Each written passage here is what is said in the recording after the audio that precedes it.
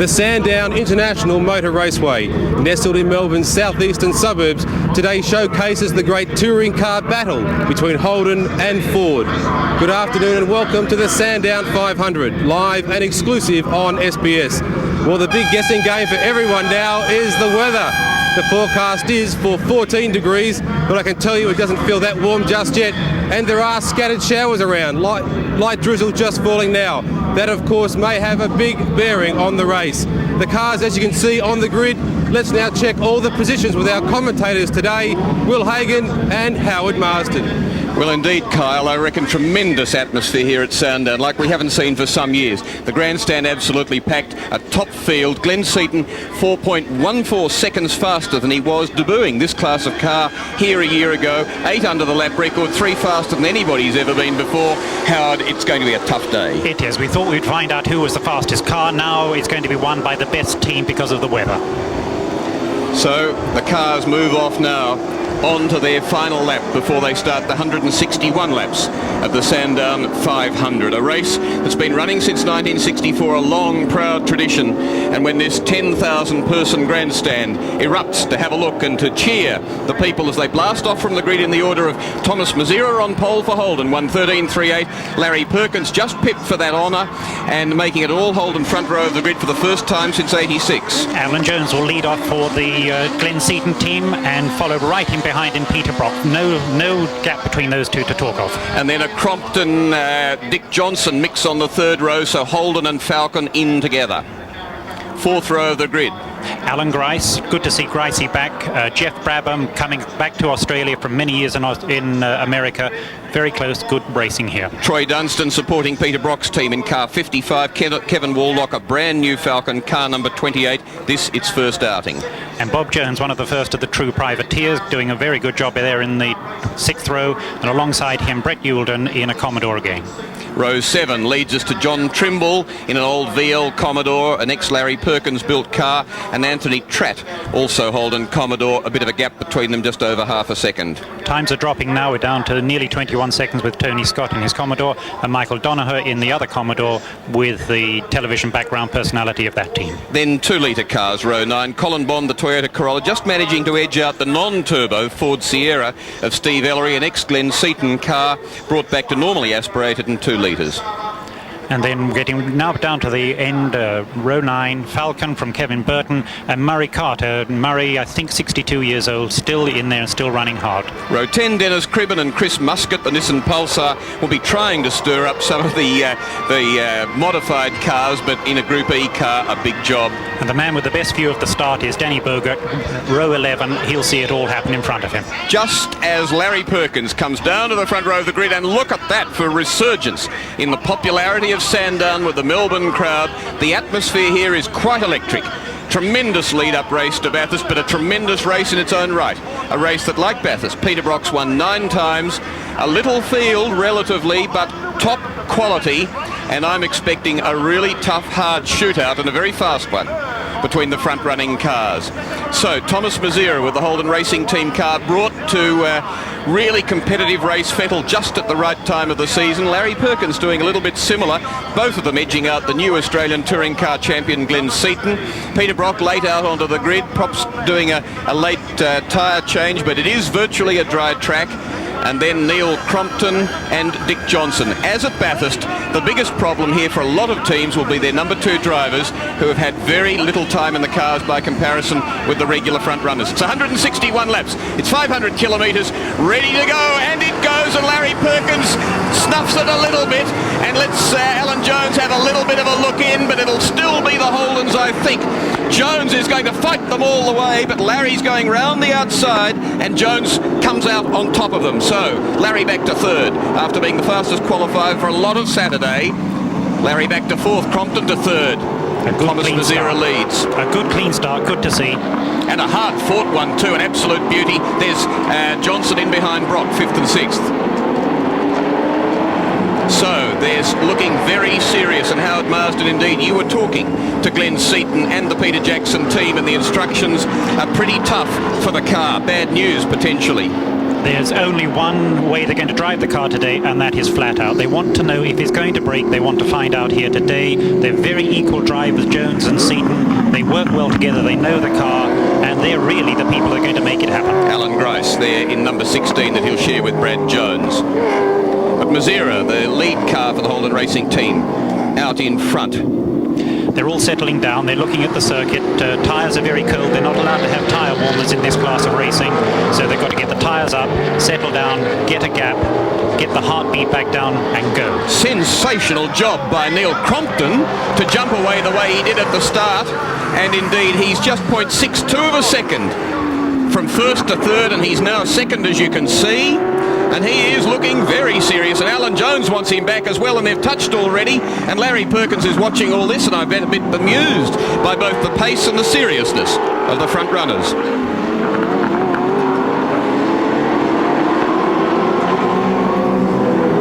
Great little gaggle in there, making the second group Larry Perkins, and heading some hard men.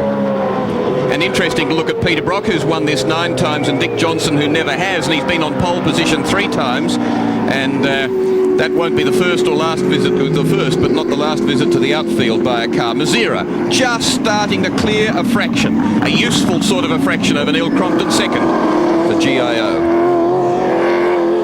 Crompton's running a lot of fuel through his car. The lift-off flame is really quite marked. Generally that happens when they're running either a very rich fuel or a cam timing that gets a little bit of overrun on the liftoff. Very spectacular. So coming up to complete lap 2. 159 remain. And back to Crompton from the race leaders, 0.37 of a second. Then it's Alan Jones, Larry Perkins, Peter Brock, Dick Johnson, Alan Grice, Jeffrey Brabham, Troy Dunstan, Bob Jones, Kevin Waldock, Smurden, Tratt in the car that he'll share with Jansen, the Donahers, Trimble. That GIO car is really working very hard. He's even locking the brakes at this stage. Very early in the race, he's decided to get out there and get the television.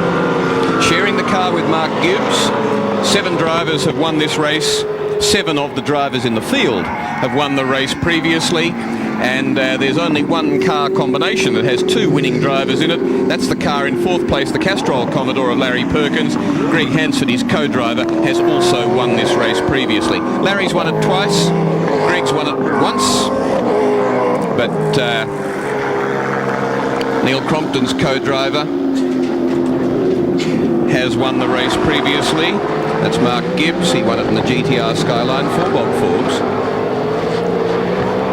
And they're already on race time. They said they were going to race in the middle 15 seconds a lap, and they're doing that 15.7, 15.8. They can all do it. They can all do it for a long time. 1.6 seconds over the leading 4 from the leader to Larry Perkins.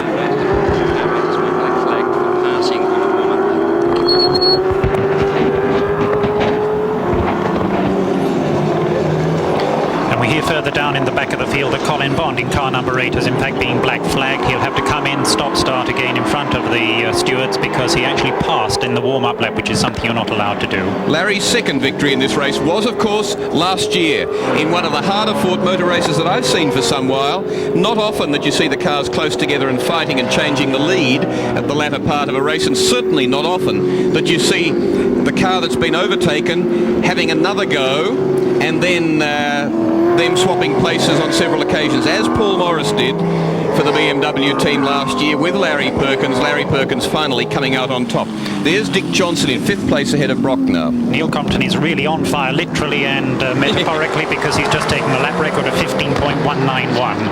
Fastest lap ever recorded here with this class of racing. A very determined young man. Somebody's slowing down there in the television. The lap record in Sierra days, Group A, 14.81 to John Bowe. And the fastest previous qualifying times here, 13.91 done by Jim Richards for the touring car round in 91, and John Bowe, the touring car round in 92 in a Sierra. So 2 cars identical to a 100th of a second. And here's Alan Jones now saying, well, I've got to work the car hard. That's what they told me. Let's get into it.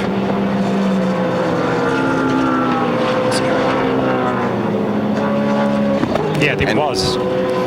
So car 15, Thomas Mazera, the guy who's gone so well for Holden in recent times. And this just a heartbreaking moment for the man who's not only the lead driver, but also the team manager in the absence of Neil Lowe these days, the ex-Dick Johnson team manager. He stopped slowly, he's rolled to a stop, there's no smoke. First guess would be transmission.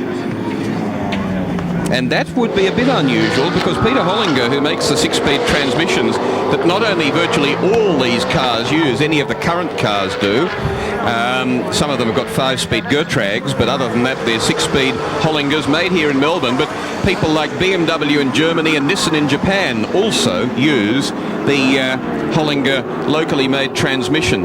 But certainly they get some punishment. So here now is the race leader coming up to lap Kevin Burton in his car that he'll share with the production car champion Melrose, and Alan Jones saying get out of the way, or something like that. Yes. And in fact, he at the driver meeting this morning said, please keep over to the right as you go through there.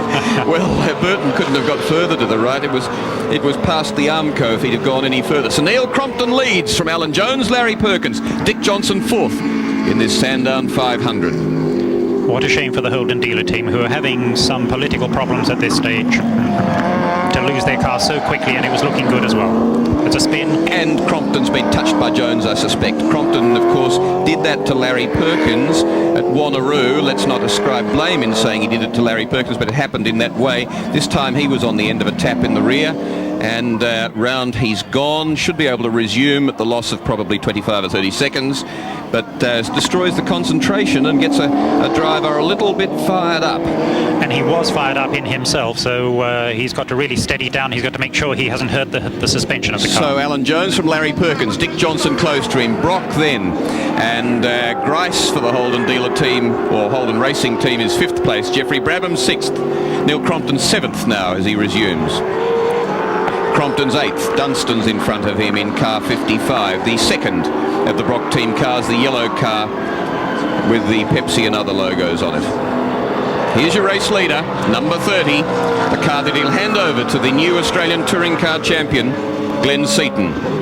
And probably that car in the hands of Glenn Seaton about the quickest combination. In some ways it seems silly to say that when they're beaten by 2 cars in qualifying, but over a season Alan Jones is in big bother, locks up on the gluey inside of the corner there right on the apex, has to let it run a little bit wide and swing it and straighten it out, but he had enough roadway left to do it, so it was and very smart. He came off the brake, so he should not have spotted that inside tyre too badly, and it shouldn't affect him too much.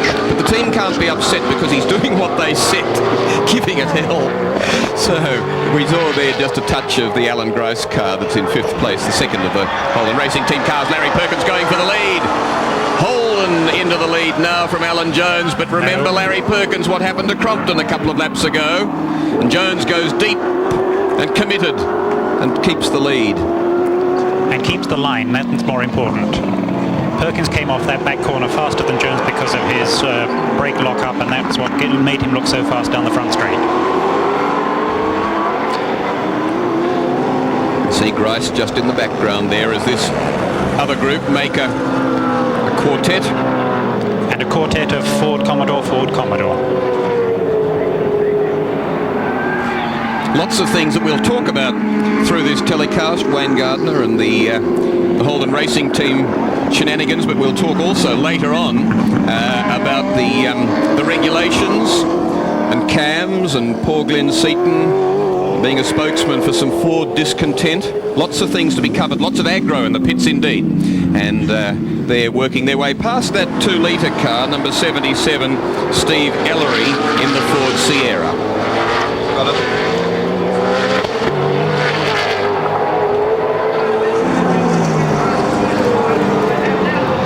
Is an integral part of the race here today at Sandown. Interestingly enough, Melrose has reported he expected that 6 laps of the circuit here will see a Group A pass him. The whole field, in fact.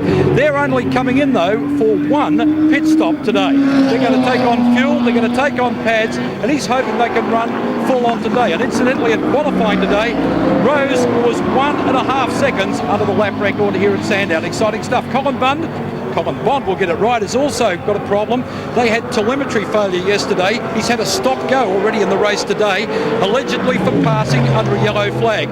Lots of excitement in the 2 litres and the Group E. And Bond, in fact, has had to come back on his spark timing in his car to go conservative because they weren't too sure about the possibility of pre-ignition, and so he's dropped a few horsepower. I think we should just explain that Melrose drive in the Falcon is a Group E, the series production-based vehicle, and they're very fast in their own area, but not against the Group A boys. And pace car coming out to move Thomas Mazira's car, so they will come around under pace car instructions. Won't make any difference to the leading 4, but you'll see that it'll help people like Neil Crompton, who dropped some seconds. Crompton at the moment's 13.689 seconds. Now, I'm not being pedantic, that's a superb scoring system that we have that tells us last time across the finishing line, that was the gap to Crompton, and he will gain most of that back. 16.846 now, the last time across the line, and here you see part of the scoring system, the split between first and second pre-pace car. So unlike at February when the pace car didn't take the lead car as the first car behind him, here we've got it exactly as it should be, and we've got lots of in-car cameras for you too today. And Brad Jones, sorry, this is the view from Alan Jones's car. Alan Jones, Howard Marsden, can you hear me? There's Alan Jones looking very concentrated indeed, and I think back to the days of Formula One, where one of the hardest, hottest men in Grand Prix cars in 80, 81 and indeed 79 too was this man that we're looking at here, the world champion driver in 1980, and a guy who's much happier now than ever. I think he's been in touring car racing in Australia. He hasn't had a lot of happy moments back in Australia. He did when he drove the Porsche for Alan Hamilton, but in recent times, I mean, I've never seen such democracy as for the team owner, the lead driver, as in the case of Glenn Seaton of car number 30, to say to his employed driver, well, you take the first stint here, and by that do twice as much race time as I'll do, because I'll start the race at Bathurst. A democracy like that, Howard Marsden, is almost unknown. It is, and such a nice young lad is young Glenn. We do have communication with Alan Jones. I'll just see if I can get him on the other telephone system. So, Thomas Mazira's car is moved away. Howard Marsden, can you hear me? And awfully bad luck for him. We might be good luck for us. We might be able to hear from Thomas Mazira. Michael Preston was to be his co-driver. It looks like Michael Preston can go back to playing with his $7,500 mountain bikes from the United States. He's got these sprung mountain bikes with aircraft aluminium frames, 24 gears, 3 on the front sprocket, 8 on the rear, 24 in all, but sprung front and rear. And he's been telling me how a bike is faster if it's sprung, because an unsprung bike actually hits an obstacle and tends to go back a fraction before the tyre can ride over and absorb the impact. And he sold a couple to Kerry Packer and one to Bob Forbes and other people with plenty of spare money for the ultimate in mountain bikes, but certainly fresh out of a drive at the moment. Down in the pits, though, in what will be a very busy area today, is John Smailes. And Will, the top end of the pits are full of tension today. The drivers are most concerned about this rain. All sorts of tyres hanging about the pits at the moment. There's been more special cuts done to the tyres to try and get intermediates of all sorts to squeegee the water away than I've ever seen at a motor race before. But one man who's most disappointed at the moment, having his first run with the Holden Racing team, Michael Preston. Michael, do you know what's gone wrong? All we know at the moment is the engine won't start. It's cut out along the straight and refuses to fire. Hopefully if we can get it back to the pits, remedy the situation as quickly as possible and get back out there, we might be in with a show. Like, it's still a 500 kilometre race, not a sprint race, so let's hope we can salvage something from it. Mazzara was telling Rob Benson, your engine man, over the radio that the power's okay, but he's just not getting fuel to the engine. It's an intermittent sort of problem, it seems, when the engine refuses to fire, so let's hope that things come back for us at the end of the day. How do you feel about sitting here knowing that you might not get a drive? It's a disappointing situation, but it's a co-driver's job. Sometimes you have the good stuff, sometimes the bad. So, while car 15 that led for the first 4 laps in a race that's now done 11 and 3 under the pace car, 2, Mr. Greenway tells me. Boy, we've got some lap scoring and timekeeping systems available here today. And, as I say, led for the first 4 laps. The race has done 11. 150 remain. That's the sad sight. And the teams have been warned that the pace car is going to go away. They're starting to warm the tyres up. This has hurt, in fact, the calculation on fuel, so the cars will, in fact, be allowed to run, I think, until they get their first indication of fuel run out, which is around about lap 55, 56, so the calculations are a little bit up in the air at the moment. So it probably helped them just make sure of the 2 stops, 3 section race. Yes. And there you see the situation. So Larry Perkins in second place in 11 will be relieved by Greg Hansford for the middle stint. The Dick Johnson team's interesting. John Bowe will do the 3rd stint, Dick the 1st. In between will be Cameron McConville, the 19-year-old who's deferred his first year out of school at university. I mean, what sort of a dream is that, to get a drive of a race car of the potential of this one? Then Brock, Charlie O'Brien, Grice Jones, as they start racing again with Alan Jones in the lead. Jones got a good break there, and just that half a second he's got will be a nice little comfort to set the pace, settle back down again. Oh, look at the thing wanting to jump sideways and lurch there. Jonesy's driving the car very hard indeed, as we were told they were going to, but he's having to because he's not losing those Commodores at all. So their second team car, you can see further back there, 6th place. That's Jeffrey Brabham, the Le Mans 24-hour winner this year. He'll share it with that marvellous dairy farmer from Tasmania, David Parsons. And I marvel every time when he comes back what a job he does and how good he'd be if he got regular drives of a car. David Parsons, jockey size, big heart, and great skill, great sympathy with the car too. A tremendous co-driver. They reef him off the dairy farm once a year. There he is. He will be later on in the second bright blue-yellow car as we watch the top 3, then 4, Brock, then 5, Grice. Talking of Neil Lowe leaving the Holden Racing team, I remember Grice, or Lowe, passing and fastest lap there from our time scoring system. That is a rocket time of 14.958. From Alan Jones. It's not yet actually under the lap record though of a Group A car, Sierra 14.81, but very quick with full tanks and more information, more news from the pits. Stop and go penalty, and now an unscheduled pit stop for Colin Bond. What's the problem? The clutch is slipping, and I think it's one of those problems that unless there's something hydraulically wrong now, it's going to be difficult to fix actually, but it's just one of those funny things. I mean, there's brand new clutch and everything else, and now it's slipping, so I'm not sure what's going wrong. Colin Bond in the pits and waiting for service, hoping to get back into today's race. Having a wretched weekend actually. He discovered a problem earlier, which he said, I'm glad we discovered that before Bathurst. Well, he can throw the slipping clutch into the same book of discoveries as we see the top 4 now. And funnily, do you feel, Howard, they're just taking a while to get as sort of chewingly frantic at each other as they were in the opening laps? They just seem to have come off the boil a tad on this lap. 14 completed to start 15. Yes, they're running in the low 115s, which is really quite quick. This is race speed. They think they can keep their tyres, but the thing that they're worried about, tyres is not a problem, fuel consumption is not a problem because they all have to make 2 stops. The one thing they're all a little bit uncertain about are brake pads. And so they're a bit concerned as to how hard they can push in that area. Neil Crompton's in car 7s, back in 7th place, behind the Jeffrey Brabham, David Parsons, Peter Jackson car, and behind him's Troy Dunstan in the second Brock team car, and then Kevin Waldock in 9th place, and then Bob Jones in the Ampol car number 10 that he shares with the Australian Sports Sedan champion Greg Crick. If we watch closely, we can see the cars really bouncing and jumping. Oh. Whoa, Larry, hang on to it, boy. Well done, Larry. Gee.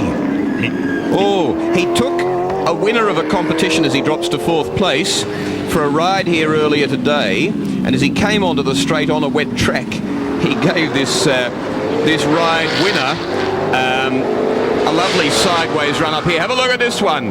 Well caught, Larry P. Locked up, got off it, got the steering right, and dropped 2 places. And I was just thinking, actually, having said they were a tad off the boil, and I was thinking this was a fairly serious bit of racing between Alan Jones and Larry Perkins, and they were going to start sorting some things out.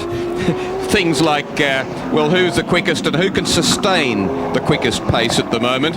But Larry back in 4th, and I don't think he'll be happy there for very long. But once again, pit news. Well, Hagon, I think it may be since 1980 that a driver has won the Sandown 500 from pole position. Well, Thomas Mazera, you are on pole and you're not winning. What's happened? If I would have known that, I would have been 2nd yesterday. But yeah, well, anyway, you look at it, it was a very short race for us. We had problems, like we must have picked up some debris on the road, and that knocked the crankshaft sensor off it, and it cannot be fixed. Car 15 is out of the race, then, but we've got out there car 16 and it's running very strongly, and I believe we can win with that car. Thomas, you knocked the sensor off, and what does it do to the engine? Well, basically knocks all the electrics going into the engine, and then that's it. It just cannot be fixed. Well, at least you learned something new for Bathurst, I guess. Well, we have to look into that, and yeah, we make sure it won't happen at Bathurst. Right, back with the commentary, and looking in the background of the television, it looks as though Brock's car's got smoke coming from the back of it, and we'll just try and pick that up on television and see if we're right or wrong. The race leader since lap 6, Alan Jones in 30. The first 4 laps, Thomas Mazera that we were hearing from down in the pits for Holden, then for Holden and GIO on lap 5, Neil Crompton, then Alan Jones.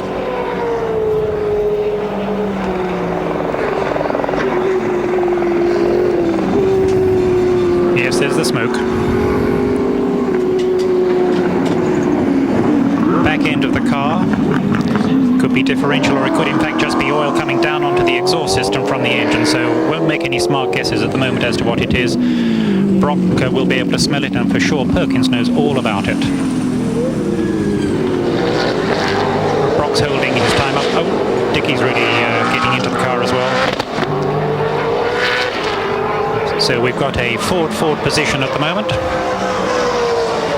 With Brock smoking and maybe in trouble, Perkins, having had a mild heart attack, is now recovering and will recoup and come back onto it. Think about what pace he can and wishes to run. Larry's been an old stager for a long period of time, and he may decide the pace is a little bit warm and stay where he is at this stage. 3.5 seconds back to Brock from the race leader, Jones. 3.5 seconds come over the first 3. And Larry Perkins, I think, would like to get away from this. You don't like sitting in behind something that may be dropping oil, that may be about to drop some metallic components somewhere, may be about to get crossed up or into some sort of trouble. And also you'll get oil smear. And, yeah, dirty your screen. Not a good thing. Back through the area where Larry nearly lost it.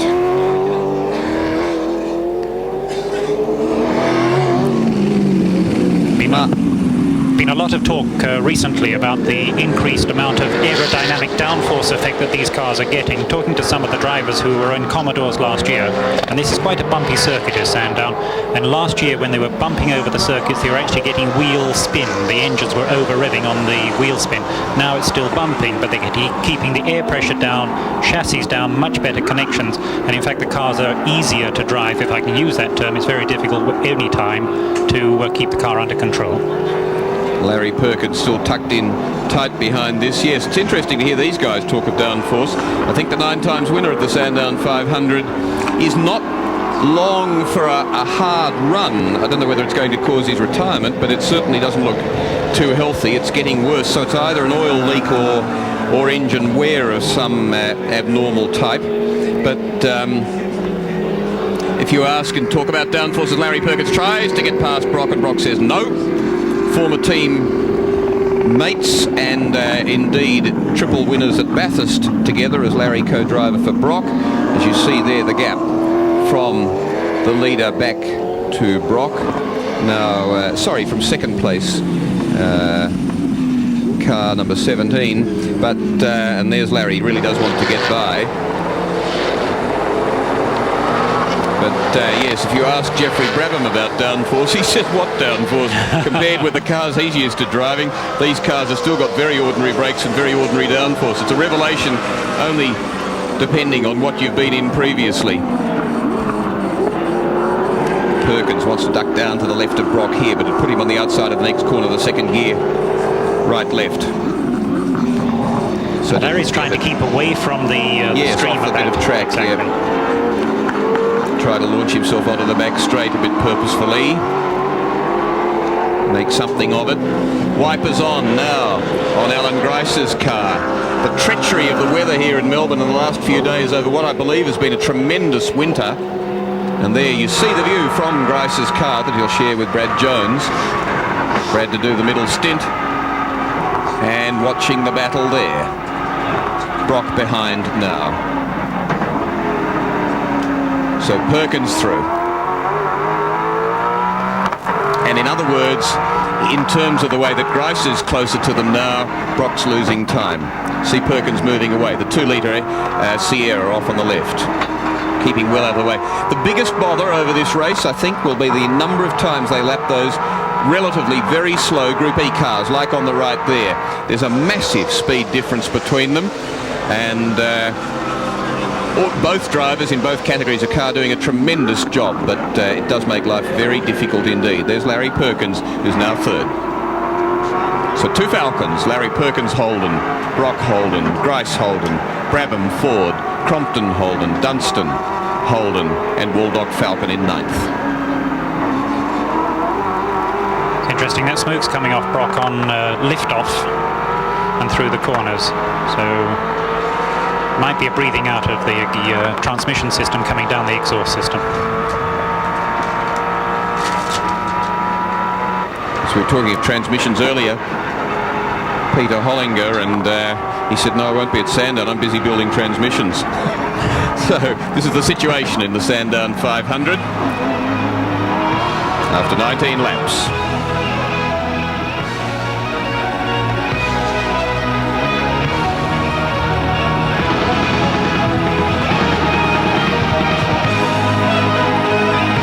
.30 Monday on Masterpiece.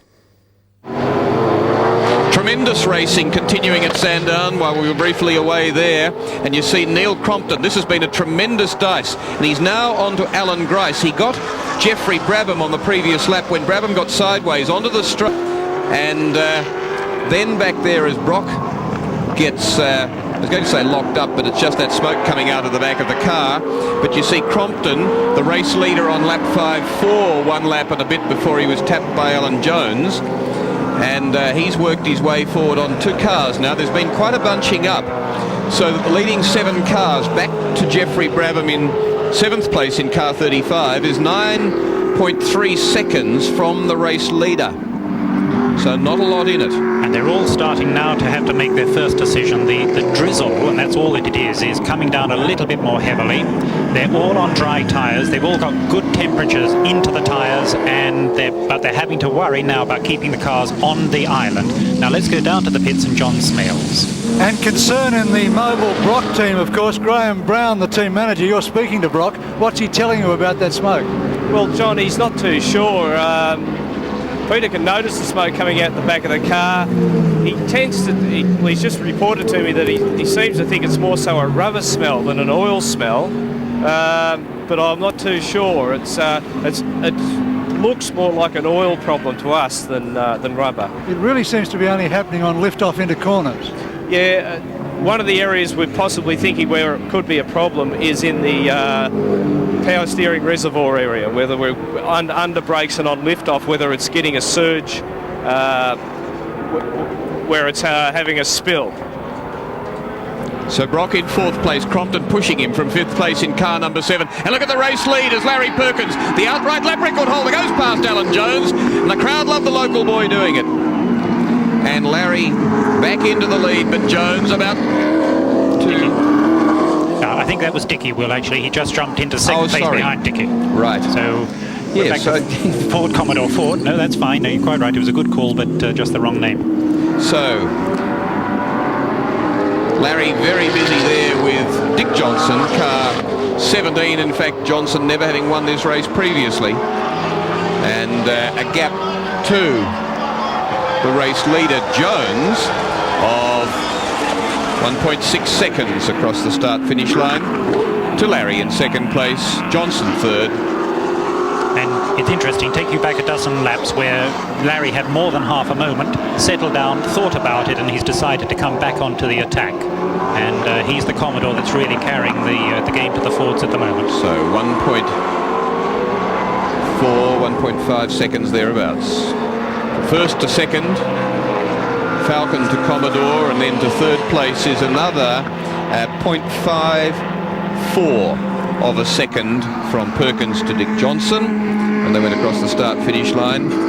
Those gaps that you saw on our super of the race position and results are instant. They're coming off a marvellous computer system. They are unofficial, but they are instant. It's a Formula One type timing system. So there's not the usual time lag where they have to be typed in. Very sophisticated system that we're using here. Second time we've seen them come past Steve Ellery in that 2-litre Blue Sierra. He's doing a very good job really watching his mirrors and really keeping out of the way of the big boys. Well, he's completed 24 laps, and the race leader, Alan Jones, has now just completed 28. So Ellery will complete 25 as he comes by. And Crompton's 4th. Crompton is really pushing the car, and it really brings us to consideration of what happens when these lead drivers swap over. Looking at Dick Johnson, well, he's got Cameron McConville doing the middle stint, the hard-charging John Bowe doing the final stint, so that car will really fly in the 3rd stint. And they just want McConville, who will be running their 2nd team car at Bathurst, to get up as many miles as possible. It's a little bit of a sacrifice, a second or two a lap. Interesting to see Larry really coming back, and he's pulling Dickie with him. Now, both those cars, both Larry and Dickie, are on the Dunlop tyres, whereas Jones ahead of them is on a Bridgestone tyre. With these road surfaces, that could be a factor. And Larry goes out wide there to take his own desired entry to the corner, as now he gets on to Alan Jones. And he's come onto the straight a little bit quicker than Jones. And he's got the right inside. Crowd's willing him on. No, not this time. But he can't do it. Under brakes. He can, he's gone deep, and he's done it. He got off the brakes, you could see him lurch down there, and he's very busy hanging on to it through the corner, but Larry's done it. So Holden goes back into the lead, and the man that set the new lap record on lap 11 again on lap 30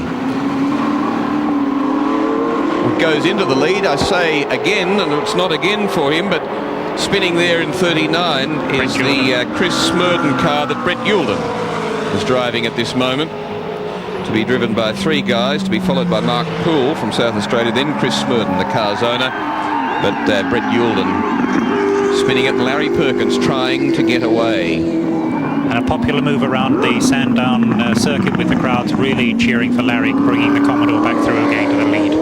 Larry owns a lot of the engines that are in cars here. He leases them for about $15,000 a year, either for the year or 2,000 kilometres, whichever comes up sooner.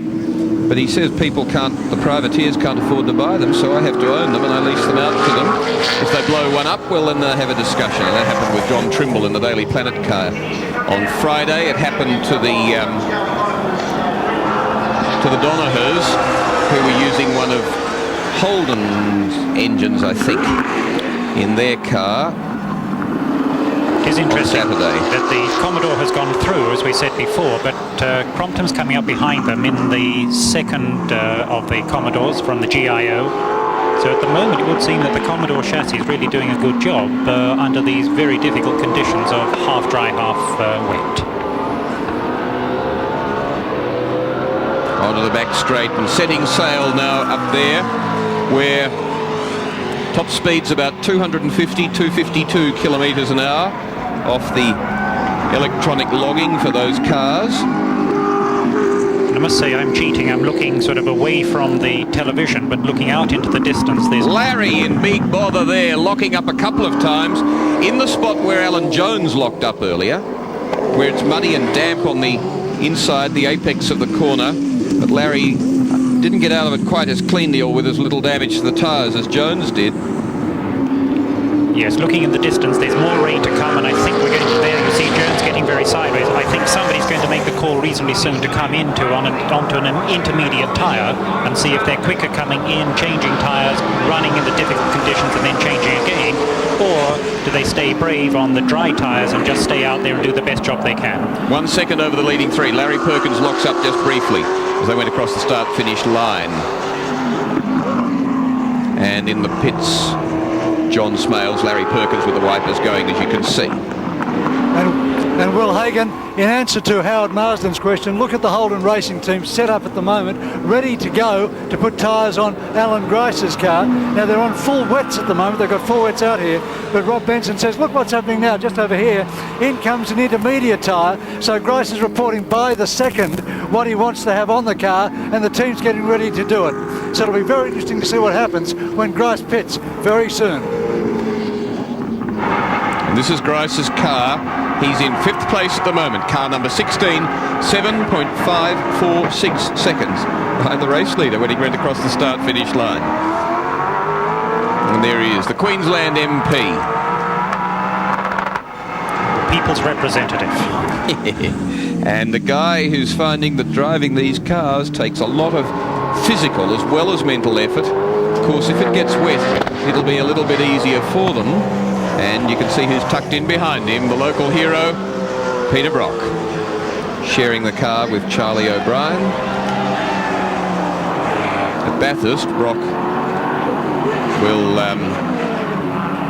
have O'Brien in a second car, and Brock will have Cleland from England, British touring car driver who, like Paul Radicic, who's coming along too, has won a round of that furiously fought British Touring Car Championship this year. Neil Crompton, who's moving his car forward, number 7 forward, and in 4th place at the moment, has come down from a 4.9 second deficit to 3.8 and now to 3 seconds. So 4th place is just 3 seconds behind the race leaders. And in behind him, in 5th place is Grice, 6th place is Brock. That's the battle that you see there, Grice, Brock. So 5 is in 6th place. Oh, and he's gone. He is gone. Cannot hang it. And Dick, who's never won the race, he's taken pole position 3 times. Got to spin it round and try and keep off the grass because it's pretty soggy out there. And he does that okay. Remember that Larry Perkins, although he had a near spin and lost 2 places, had a spin last year, yet won the race down the bottom at Dandenong Road corner there. And in the meantime, Grice in 4th place now. Brock's 5th, Johnson's 6th, Geoff Brabham's 7th. You can see how well these blokes are driving. Dickie was just forced a little bit offline in trying to come round Jones at that stage, and that was just enough to put him off. These cars are not only fast, they're also very heavy at 1,300 kilograms. And there's just one line, you must stay on it or you're in a lot of trouble. So car 7 that had been round earlier in the day, back to 3rd place, that's Neil Crompton, and 2.846 seconds only in arrears to the race leader. Grice here's 7.2 seconds behind. Brock hot on his tail. Very hot on his tail. I don't think Grice is very happy out there. When a man's talking to you at the pits about wanting to change tyres, then generally it's difficult for him to hold his place. And there's a big hold-up. This car 31, Kartmania's entry of Andrew Harris, Tony Scott in the VL Commodore. Gets in the way, but up at the lead, things are pretty furious. Still hasn't beaten the lap record that he did earlier. Well, you wouldn't expect it on a track that's just a little bit greasy now for Larry Perkins in car number 11. They're doing remarkably well. They're only 2 seconds off that sort of timing, and under these conditions it's excellent driving. And Crompton's come down to a 2.7 second deficit in third place. Look at the 3 lead cars after 34 laps.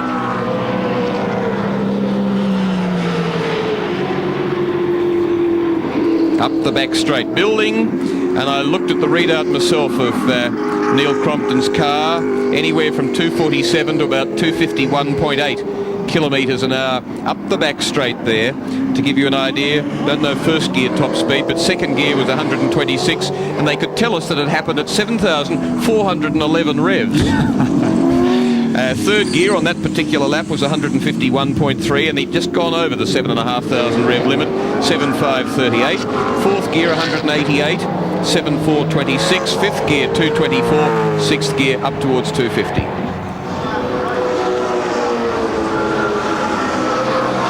So this is Crompton. 1.6 seconds now. No. Saw that briefly, 2.6 first to third. Try and get up and press Alan Jones. So now the sandwich is, the bread and the sandwich is Holden, and the filling is Ford. Crompton's drive at the moment looks like one of the better comebacks since Dame Nelly, and most impressed. A man who so far people don't really see as a hero driver, but more and more this year his driving skills are really coming to the top, and a man who does a great job on commentary. There we go. Ellery's, Steve Ellery, yes, the 2-litre ex-Seaton Sierra. No turbo these days. And no engine either at the moment, I think. No, there's engine. It's just not clear track. Good. Sensibly done.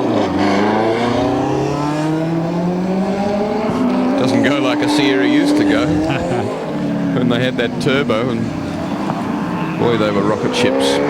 Not very nicely behaved ones or easy to drive ones, but the gap first to second 1.3. It's going out just a little bit, nearly 1.4, and a second from there to Crompton in third, and 6.6 seconds from there to Grice in fourth.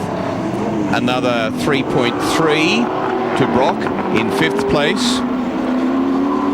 Johnson then is 7.5 seconds further back in sixth, and Brabham 6.4 seconds back in seventh place,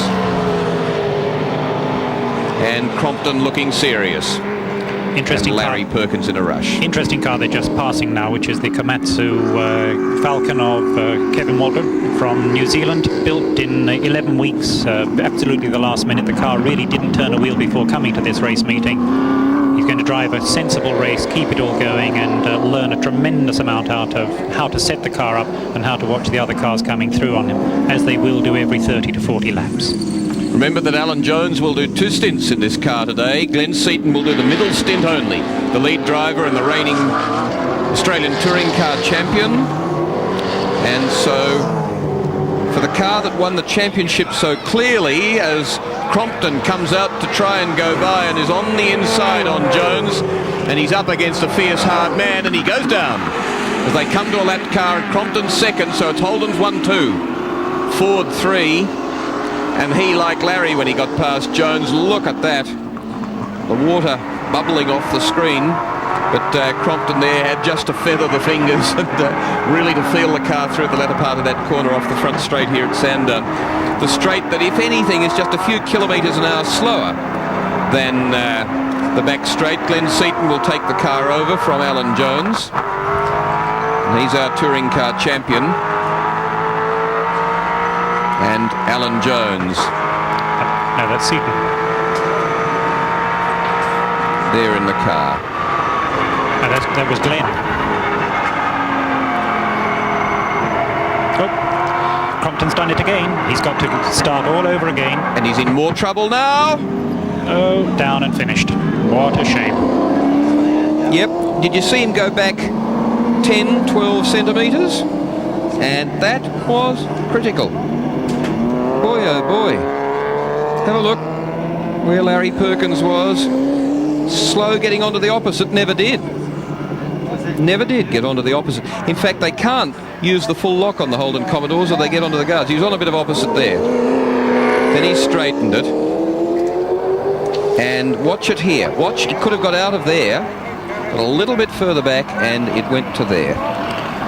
And what a valiant, great effort, battling on in these treacherous conditions. And Neil Crompton now must feel like a man with an enormous weight off his shoulders. I was just about to say, Howard, and you were saying how he has come on as a driver and really does rank himself up there with the top runners, partially because of commitment. And of course, he was third at Bathurst last year with Anders Olofsson, and probably pretty shattered because he's trying to run that team with Bob Forbes, but he's made this enormous commitment. He's gone back away from his Channel 7 opportunities to concentrate on driving, because that's what he passionately wants to do, and he makes a damn good job of it.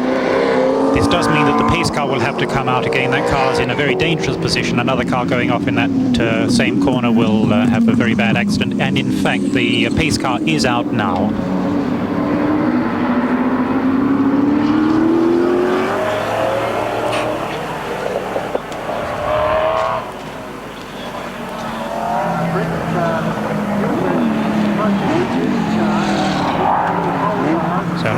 For the drivers to relax a little bit, to think about where they are, consider whether they're doing the right thing staying out on these tyres, and I think certainly they are. One shouldn't say this, Howard, but I'm jubilant because I just learned that my young son's won his grand final. Nobody else is interested in that, but I'm jubilant. It was only a penalty goal. 3-0. Terrific. North's Colts, the thirds.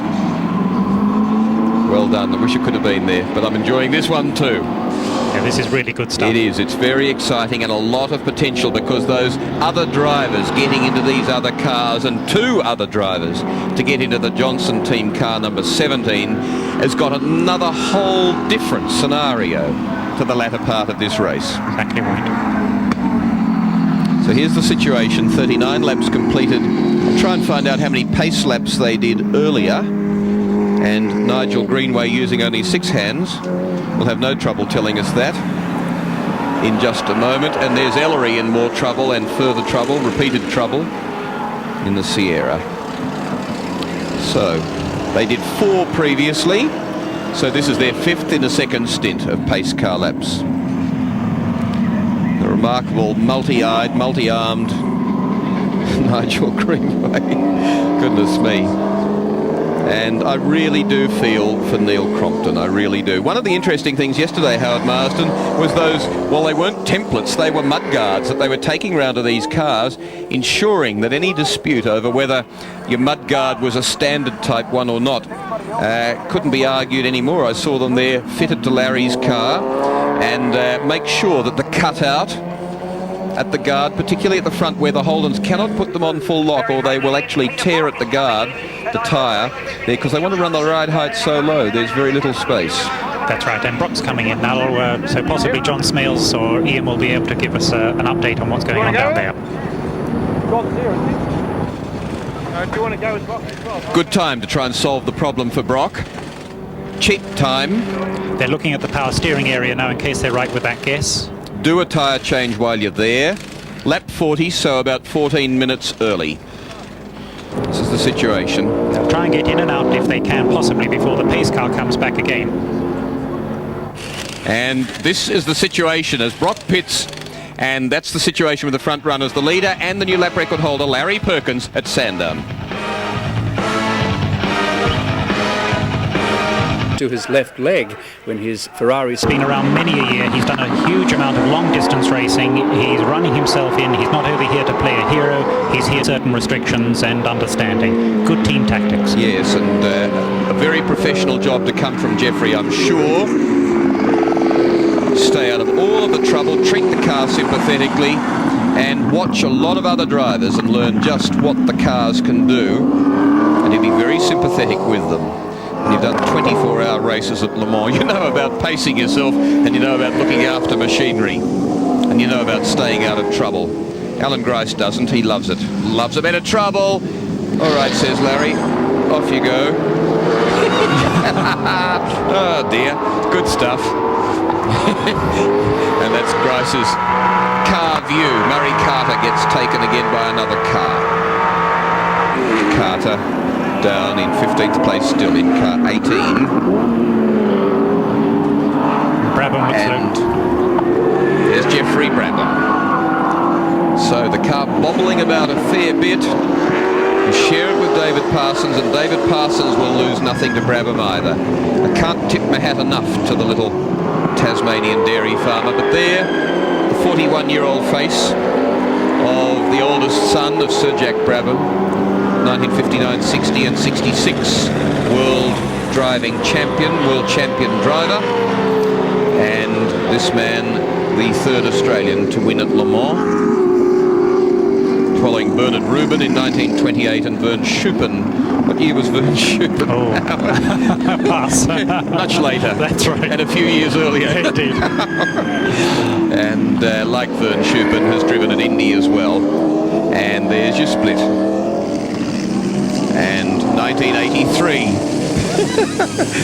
Says the man with a mercurial memory. Thank you. Nigel Greenway, 1983. Vern Schuppen, so 10 years between Schuppen at Le Mans, victorious for Australia and for themselves, and Geoffrey Brabham. David Brabham, of course, won the Grand Touring class for Jaguar XJ220, but the last I heard had been disqualified for the cars not meeting regulations with catalytic converters. That doesn't sound like Mr. Walkinshaw. And there's 4th place. Brabham, and, you know, very unspectacular, and there, 17, big trouble, 6th place. John Bowe in car number 17, and he's on the starter motor. And how much bother can this team get into at Sandown? As Dick Johnson said when the 15th or the umpteenth bout of rain came yesterday, how much do they pay people to live down here? Do they give them a big grant at birth or pay them monthly? He said it was 27 degrees back home yesterday. So Dick doesn't love the place. It's certainly not enhanced when you're watching your car at considerable expenditure parked on the back straight at Sandown. So car 17 goes out of it. As I was saying, Geoffrey Brabham, nothing spectacular as we look at car 17. It's already dropped to 7th. And Geoffrey Will, Brabham, nothing spectacular, but only 9.3 seconds behind the leader. And Will, if I can remind you, last year that's exactly where Dickie stopped last year. So he's got his own little stand. The photographer was over there ready, a single photographer, and obviously that's car 17's place. What a shame. Grand effort, looking fine. And the lead car from this team heads the race. And here, Geoffrey Brabham, David Parsons in 4th place. Sandwiched between them, the two Holdens, Alan Grice, 16 is second. Larry Perkins, who decided safety was the better part of being argumentative, is in 3rd place in car 11. Still, his lap record stands, set on lap. John Bowes just found the engine. In fact, he might have had instructions from the pit to look at something. He was looking down on the floor before, but a forlorn hope, I think, John. And also missing is Kevin Waldock from 11th place, car number 28. That's the car that he'll share with Brett Peters. Now that is a car just debuted, and you can tell and in the pits, the other man from car 17, Dick Johnson. Exactly 6 minutes ago, I was going to walk up to Dick Johnson and congratulate him for getting past the first stint in the race. Now, Dick, what's happened? Well, it's something fairly simple. It's just the fact that it's broken our throttle cable. Simple as that. Now, Cameron McConville's in the car, yes? No, Bowie's in the car at the moment. What's he had to say to you? I don't know. I didn't get on the thingo, otherwise it might have hurt my ears, I think. Dick, you try so hard. You put in so much effort. It's hard in a way not to start laughing about it because it's so ludicrous, isn't it? Oh, it's just part and parcel of the game we're in, I suppose. You've got to take these things and And I can assure you it won't happen at Bathurst, simple as that. Dick, what is winning the Sandown 500 media? It's a question I've saved up for about 3 hours from now, incidentally. Well, it's sort of becoming a bit of a thing that I'd really like to win this event, and one day, I suppose, hopefully in the next few years, we might be able to do it, otherwise it'll be too late, won't it? Look forward to talking to JB when he gets back. Well, I don't think he'd be very approachable right away, but it might take some time, but we'll get him down to it. Dick, thanks for your time. I really appreciate it. No problem. Get it in under a bit of shell care at a service station, Dick, and everything will be solved. And here comes the pace car. Third stint. How many laps last time? 3 laps last time. 4, then 3. And the third stint now. So, hook up with the leader again. Alan Jones from Alan Grice. 30 from 16 from Larry Perkins. 11 from Jeffrey Brabham. 35 from Troy Dunstan. Steve Harrington. The second Brock team car, 55, heads the lead Brock team car. Brock in car 05. Then Rod Jones in 12, Smurden in 39, Trimble in 41 from the Daily Planet, and Peter Jansen, actually the car that he share with Tratt's in it at the moment. His car number 44's in 10th, and Waldock Peters are 11th in car 28. Dick Johnson's 12th classified at the moment in car number 17, Crompton's 13th in car number 7, and then Burton in car 10. Right, we're now close enough to this first third of the race where some of the boys will take the opportunity to come in and change pit, tyre, drivers and what have you under the yellow flag and see if they can't get out without losing a lap. And that's what Grice is doing now. So he's just getting himself nice and ready. Unfortunately, cams will be watching this, Mr. Grice, and you're not really supposed to do that. But we won't tell them. You are driving slowly. He doesn't remember, or he hasn't brought to mind the picture of Zanardi in the Formula One Lotus going into the barriers at Eau Rouge at the Belgian Grand Prix recently, when despite being strapped in as hard and tight as anybody could possibly force the straps down, his head hit the steering wheel in a 6-point harness. Mr. Grice would be out through the windscreen if he ran into something now. Skill driver, there they are. So Alan Jones in 30, the race leader, the second place car number 16. And it'll be interesting to have that standoff view to see who gets out first and who, both of them being able to get out before the pace lap comes back again. The Bedlam in the pits at the moment. 2 Peter Jackson team cars. It's a brave move, but a smart move. Mazira into Grice's car, so excuse me, Brad Jones. Few last minute instructions as to any problems there might be in the car. Now we'll get serious, says Thomas Mazira.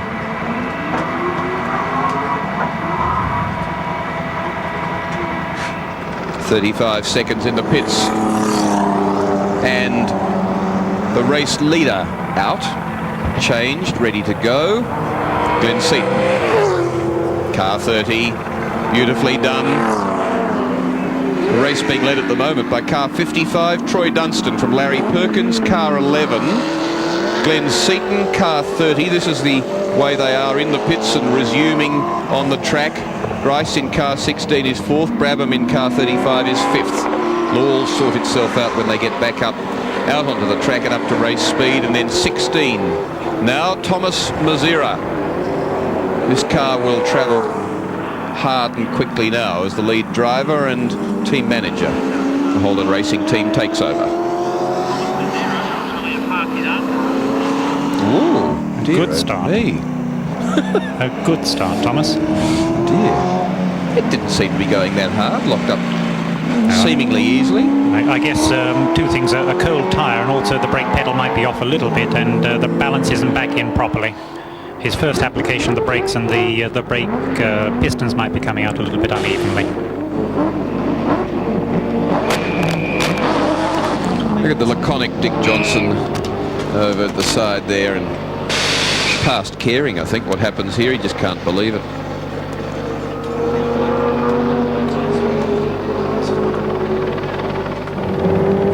And that's the race leader, car number 55. It's the second Brock team car. Brabham Parsons, as we have it on our scoreboard, is 6th It is a confused business at the moment. Yes, you see, it's off sprinting, trying to get round to the tail of that group. So the racing's actually started now. So they're all in and running.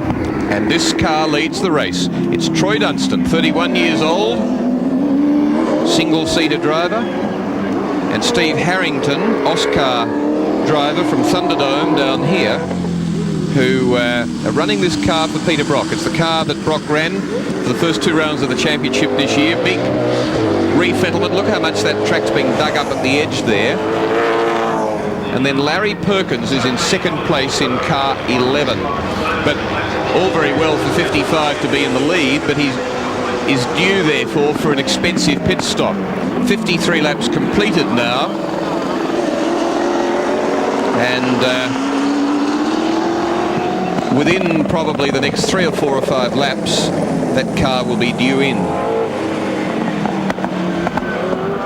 Now the scoring machine sorts it and says that Glenn Seaton in 30 is in second place. Larry Perkins in 11 is third.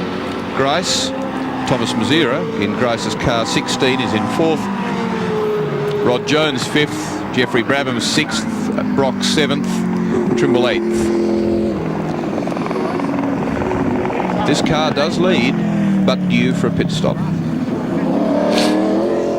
Interesting battle, Howard Marsden, coming up, I suspect, between Seaton in 30, Larry Perkins should have handed over to Greg Hansford in 11, Mazira in 16. Mazira and Seaton will be the real pace setters there. Hansford will run fairly conservatively. Yes, and I think so. I think Mazira really is going to be quite aggressive in the way that he tries to pull this car back and get up there and really give the boys up front a good going over.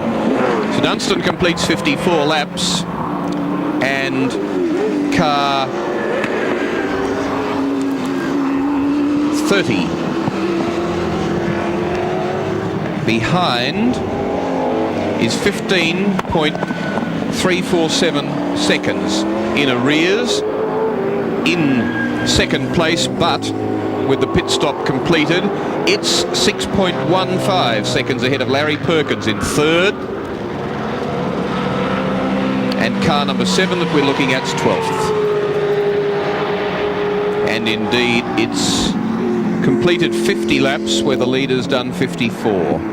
So, wretched time for Neil Crompton and now Mark Gibbs in car number 7. And really, for people that put in the effort that they do, you've got to sympathise. Mark Gibbs, Crompton in the pits, trying to resort himself and to gather himself together. A tap, and then his own lose, and then the pace car period. The third pace car period of the Sandown 500. The track nicely clear now of any obstacles as car 30. And we'll get an interesting gap this time between Dunstan and Seaton, the sort of lap times they're doing. It was 15 odd seconds, as you saw on the screen. It's 13.18.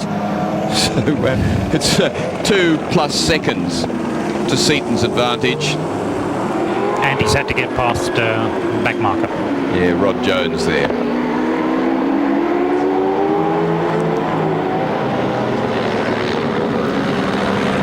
So the lake in the background there, and the Sandown back straight that's so quick despite being uphill, and cars can go lengths further, Howard Marsden, with the downforce this year before they hit the brakes up at the top. Yeah, and the cars are more under control. However, when they do go, as we've seen a couple of times, they really do spin terribly quickly. So they're under control until they let go, because when you lose downforce, then you lose not only the normal traction, but the downforce effect as well. And working his way through some lapped cars, the Toll Transport, one of their 2-team cars, was Mark Gibbs, as Glenn Seaton continues to rein in time on Dunstan Harrington car number 55.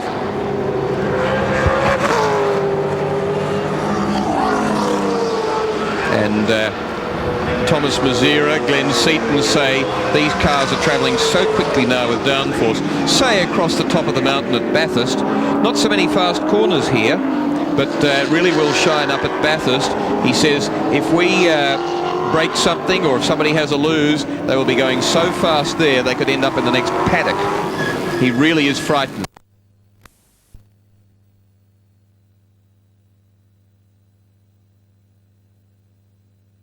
Travelling too fast. Now for some of the surroundings, and co-driver to Glenn Seaton, Alan Jones, down in the pits. And Alan Jones, can you believe the pace of this race and the weather you're driving in? Well, it's like a sprint race. It's like a round 10 of the Australian Touring Car Championship. I mean, I'm just giving the car everything. In these wet conditions, the Holdens have got more downforce, and that GIO car of Neil's has got some grunt up the straight, but our car's running absolutely beautifully. Opening laps, did you hit Crompton? Yeah, I did, but I mean, he came down and went a bit wide, and I tapped him. It was, you know, I mean, it was just one of those things. And then the second time he did it all to himself. But we gave each other a wave. I think we're okay. Well, what about this weather? What's going to happen to it this afternoon? Oh, good question. I mean, it's really terrible because going over the brow of the hill at the back straight, you're a bit tentative because every single lap it's a little bit wetter, a little bit drier, and it's not a pleasant corner to scream up to and find it very wet. So what's the outcome likely to be this afternoon? Well, I don't know. I mean, before I got out of the car, the boys said, you're okay, the weather forecast looks like it's drying, but now it's sleet again, so who knows? You enjoying it? Oh, I don't know. I'll tell you that in about an hour and a half, I think. So Glenn Seaton doing it masterfully here. It was 10 odd seconds the gap to first place, car 55. It's now 8.8. And Seaton soars onwards. He's really working the body, isn't he, Howard Marsden? Yes, he is. He's also doing, or the team's doing, what we spoke about earlier on at the start of the race. It's not just the fastest car. They weren't always leading the race, but the team's come together well. Alan's driven very well. Glenn's in there doing a super job. They picked their pit stop time exactly correctly, got out there very quickly, and suddenly they got a dominant position for this part of the race. It's lovely to watch Glenn. Just look at the way he works, and he's actually quite busy in the car, but the car itself looks very settled. Yes, and for a race driver, he actually tips his head an enormous amount. I've never seen a race driver as good as he does, quite lean his head over into a corner, as young Glenn did. We were down at Phillip Island doing some testing the other day, and he took me round, and really a remarkable young driver. He can be sliding through a corner, having a chat about the time of day, and great young lad. Well, I went round Bathurst with him, and I must say my eyes were sort of out. You can see there some bunting, which is doing no particular damage and cannot do anything significant. But my eyes were popping on a couple of quick laps around Bathurst with him, and then around Phillip Island, he took me around in a road car, one of those XR8 Falcon Sprints, and impressive on both occasions, very impressive. That bunting's got clear. Now you see Seaton 5.2 seconds at the start of this lap behind Dunstan, and Geoffrey Brabham in 5th place, and down in the pits for more news. We've got everything happening down here for Dick Johnson. First of all, he loves the weather here today in Melbourne. Secondly, a big spin.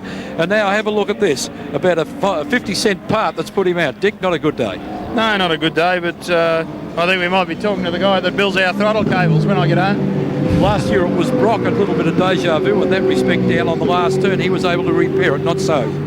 Well, I suppose these sort of things happen, but, you know, they shouldn't. Those type of things really shouldn't happen. You know, it's something that really should be prevented. So it's going to be a tough day for the Shell team now to make up time? I think it's a very tough day for the Shell team to make up time. But good experience for Bathurst, obviously. Well, you know, we've got young Cameron out there now, basically just to give him a few miles so he can get some more racing miles up and feel how the car is. Shell team down, but certainly not out at the moment. The GIO car number 7 is in 12th place. Dick Johnson's car 17, with Cameron McConville at the wheel, is in 16th place at this stage. Just a couple that have had really fraught times in the early parts of the Sandown 500. 161 laps scheduled, 59 of them covered. They're on their 60th, 101 and a half remain. And still Dunstan in 55 leads. Troy Dunstan in 59 without a pit stop, helped by 3 pace car periods, 4 laps, 3 laps, then 2. So 9 laps in all under pace car instructions. And Johnson's car in the hands of 19-year-old Cameron McConville in 16th place. This is Glenn Seaton's car taking Geoffrey Brabham, coming up to the race leader. So 1 1/4 seconds between them as they cross the start-finishing line. Lead to second place. Glenn Seaton won't have much of that for too long. Seaton with the pit stop done, about to resume the lead in car 30. Just watch this, look at it. How quickly the gear changes run. And they're one of the slow Group E cars on the back straight. And Seaton, 6-speed Australian-made gearbox, bouncing it on some curbs, coming up to the race leader. And again, the professionalism of Geoffrey Brabham, saw his team leader coming up, moved over, popped in behind him, protecting that position, not challenging at all. And there goes young Glenn into the lead of the race again. Perkins, 23.5 seconds behind him, crossed up in the pits. Not exactly the way you're meant to be for Troy Dunstan in car 55. So the moment of glory is past. Car 51, they hit the lead. Lap 51, they hit the lead and they held it until the end of lap 60, really through most of 61. And I wonder if, like Mazira, Peter Brock might get itchy for the most forward-placed car or the best running one of those available, in this case for the Brock team, car 55. That Quicks backing and the extra car for the team coming about through the Mobile connection of those stores, and then Pepsi brought in as one of the big suppliers to Quicks. Good quick changeover. Yes, a very good one indeed. Goes out in 4th place. Comes up now to complete 61 laps, like Seaton in 30, Perkins in 11, Mazira in 16, and the one we should be watching, the gap, is really that Mazira gap in 3rd place, 31.26 seconds on Seaton, but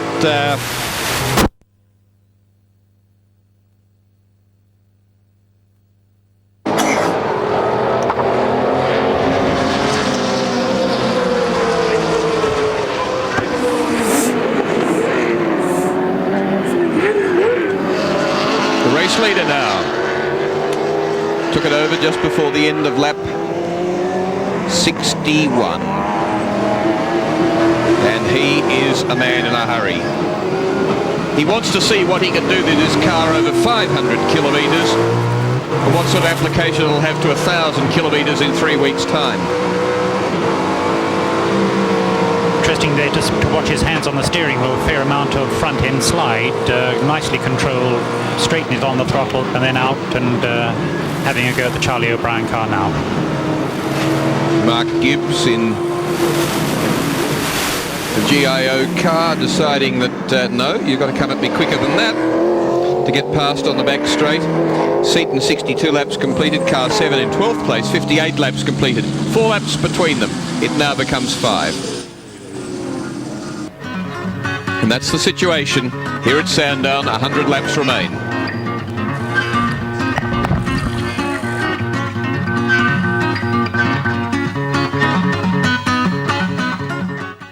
Good afternoon once again. In this update, a capacity crowd is enduring dismal conditions at the Melbourne Cricket Ground across from Sandown for today's elimination semi-final in the AFL between the West Coast Eagles and Essendon. Today's match is sudden death for one of these teams, the winner going on to meet Adelaide in next week's preliminary final. Essendon on Friday received a significant boost for the game when youngsters James Hird, Joe Masiti and Dustin Fletcher all passed fitness tests. Carlton's through to the grand final by beating the Adelaide Crows yesterday. To golf, and a lacklustre Ian Baker Finch has surrendered any faint chance of winning the Canadian Open after he slipped 10 strokes behind leader Brad Bryant after the 3rd round. Bryant, who's not won on the PGA Tour for 16 years, will take an 8-under 208 total into tonight's final round in the chase for the first prize cheque of $215,000. Bryant took advantage of Steve Stricker's early laps and moved into a one-stroke lead at the Oakville course at Ontario. Stricker, the surprise leader through the first 2 rounds, has 3 consecutive bogeys in his 74, and Bryant needed only around 2 under par 70 to take the lead.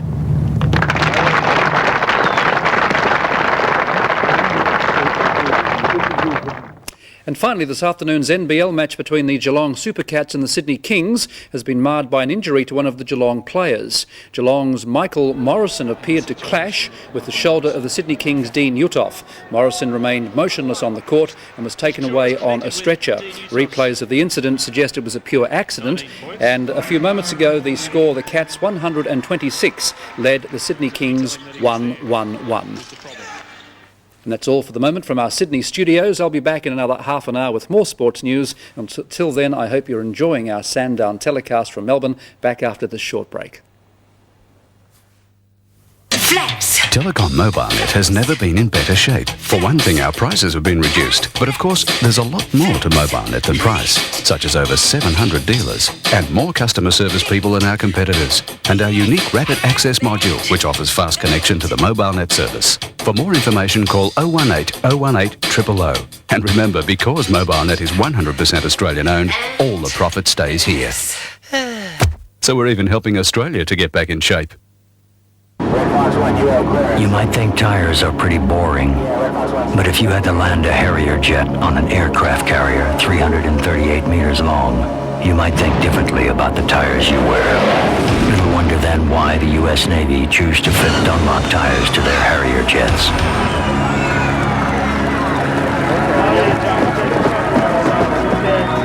So keep your family safe. Stick with Dunlop, the world's best road-holding tires. At BP, our fuels are tested, refined, proven, and guaranteed. So by the time they get to you, we guarantee no fuel system problems. Ask for details about the BP fuel guarantee at your local station. BP, on the move. If the Kellogg's cornflakes are going to be eaten to the last flake, that's the one I want to buy. And I have to buy a big box. A small box lasts one meal. Joe can come home of an afternoon and have 5 bowls of cereal. Kellogg's cornflakes are fresh. They're crunchy and fresh, and it's just nice. The kids wake up all fresh of a morning, and it's just really lovely to start the day with something that looks and is healthy. So, you know, they're sitting down to a really yummy breakfast and they eat it all. Kellogg's cornflakes, because the simple things in life are often the best. And I can't ask for more than that. On Wednesday, Australia's most respected matchmaker Yvonne Allen talks about human relationships in the 90s. So many people are out there feeling that there's something wrong with them because they haven't met that special person, rather than recognising that it is indeed very difficult to just chance across that person out there. Yvonne Allen on Face the Press, 8 o'clock Wednesday. When things go wrong, they go wrong in a big way. This is 12th place, and Neil Crompton's car number 7 that Mark Gibbs is driving, as you can see in the pits, and we'll show you the reason for it in a moment. And as I say, when things start to go wrong, they magnify. The man who was 3rd at Bathurst last year, suddenly with a very different role to play, Neil Crompton. Look at that. There is. The thing's still driving strongly, as you can see. There's smoke from the front wheel as well. So it's from the front end of the engine and being fed back through the exhaust system. So it's too white to be oil smoke, isn't it? Yes. I don't know what it is, but anyway, if the crew don't know, they're trying to find out. And he wasn't far from the pits there. It seemed a bit hard to be driving around the track, but he was that tempting distance from the pits, where now they try and sort out the problem. Oil on the bottom. I wonder if one of the... Oh dear. Well, car number 6 is the Chris Muscat car, Kent Youlden. We saw Brett spinning earlier in that VL Blue Commodore, and this is Kent, his bearded brother, the Nissan Pulsar. And Chris Chris Muscat, who does a reasonably good job in a Group E Nissan Pulsar, but there's sort of an element of fake farce about this. You're trying to average 100 odd kilometres an hour in a motor race and you can't get it out of the kitty litter. Not too much grip on those tyres. The fierce face of Chris Muscat, and I bet it's a bit fierce at the moment. Underneath the car there, just a little whisk of flame. Nobody seemingly aware of it. Car 77, Ellery Gassati's Sierra, that's in 17th place, is there. He's been out in the boonies and resumed. And what it says is the tow cars around the area as we come past Kevin Burton's Falcon. You wouldn't believe that those two cars had the same parentage, would you? The Falcon that was just lapped and this car that leads the race on 67 laps. There you see the situation. Seaton in 30, Hansford in 11, Mazira in 16, sharing with Grice and possibly Brad Jones. Jeffrey Brabham in 35, is it David Parsons now? Dunstan Harrington in the Brock car that led the race, and Brock O'Brien 05. And this Larry Hansford in second place, being hard pressed by Thomas Mazira in 16. Look at this, the battle for second. And Hansford has actually wound 11 up to fending off Thomas Mazira. Now, on practice times, a 13.38 for Mazira, and Hansford tells me, I think he was comfortably doing sort of mid-15s, he reckons. He reckoned that'd be about the race pace. So imagine amazing what a quick one-lap dash time, how that can be brought back. That's right, and Greg doesn't do a lot of driving, and this will do great things for him, get him really sharp again, a little bit of adrenaline, got something to go for, and doing a fine job. Larry Perkins will be very pleased with this. 7/10 of a second between the two of them. Second and third place, the race being led, though, quite clearly and comfortably at the moment, very aggressively, by Glenn Seaton in car number 30. And that situation continues with Muscat's car, and indeed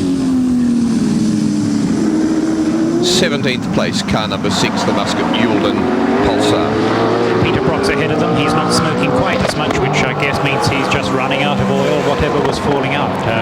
Again, I suppose it was that power steering that was nominated. If so, Peter's just earning his money with large biceps.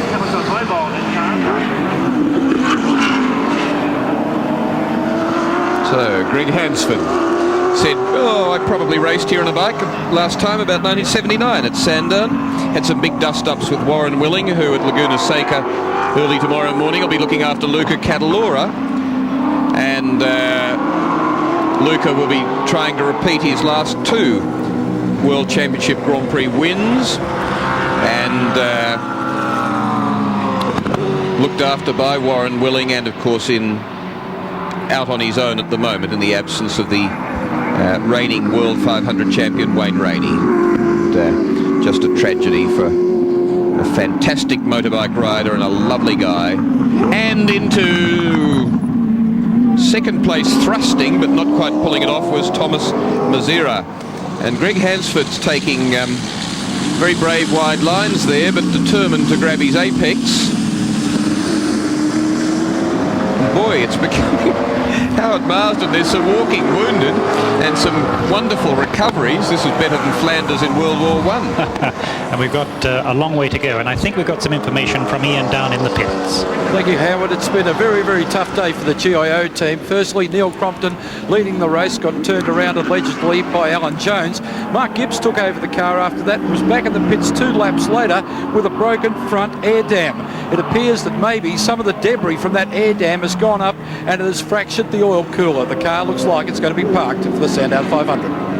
Aha, well, we thought it was a bit white for oil smoke, but indeed it was, and if it had been steam, which was the only other possible thing, I'd think. And there we see second place changes. So Thomas Mazira 16 is second, Greg Hansford car 11 shares with Larry Perkins is third, and P. Brock in car 05 is actually in 6th place, so that he's several laps down. the lead car. Seaton's completed 71. Brock has completed 69. And a further deficit, the one lap on Brabham, Geoffrey Brabham and Dunstan, and 19 seconds. I think if Mazira can get past Brock, he will clear out from both of those Commodores. He's the man in form, and it is the lead car, so in the Commodore grouping. I think he will get away and run hard from them. Something I didn't know about Thomas Mazira. I knew he'd started his motor racing hill climbing a Skoda in his homeland Czechoslovakia, but what I didn't know was he was a downhill skier. And he actually left Czechoslovakia for some downhill skiing and discovered that there was a brighter world outside, and there was some harder, faster motor racing than he'd experienced in the Skoda, up some long, windy hills. And blow me down, it's been a long journey from there to being the team manager and lead driver. So it's been the Holden racing team. Uphill all the way. He's done a great job. Very much liked and respected, and one of those campaigners from Australia who was hungry for world honours, got into the Formula Ford category and carted himself off to England and did it hard in digs and found out big budget competition over there, but wasn't afraid to give it a go. And as I say, one of a number of Australians who've done it and who don't get nearly enough recognition from home for what they really do take on. There you are, Brock, Mazira and Hansford. And Hansford is losing nothing and sticking to him. This might have been, I don't think it was an intended one by Hansford to drop the position, but now he's using it well, and he's trying to stick with Mazira. And providing he doesn't get too close and overheat the car, very comfortable, just staying out of there, the slipstream.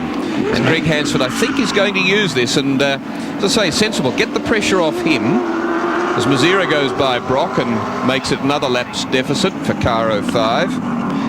I think that now Thomas is through, he will clear away from both of these cars. Brock is a little bit off the pace at the moment. Whatever's happening to him, if it is power steering, is obviously hurting the way in which the car normally flows.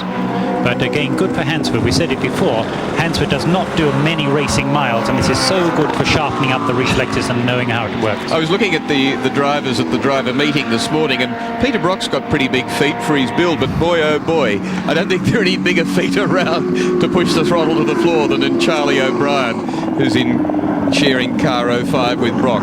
It's a very seedy looking car at the moment too.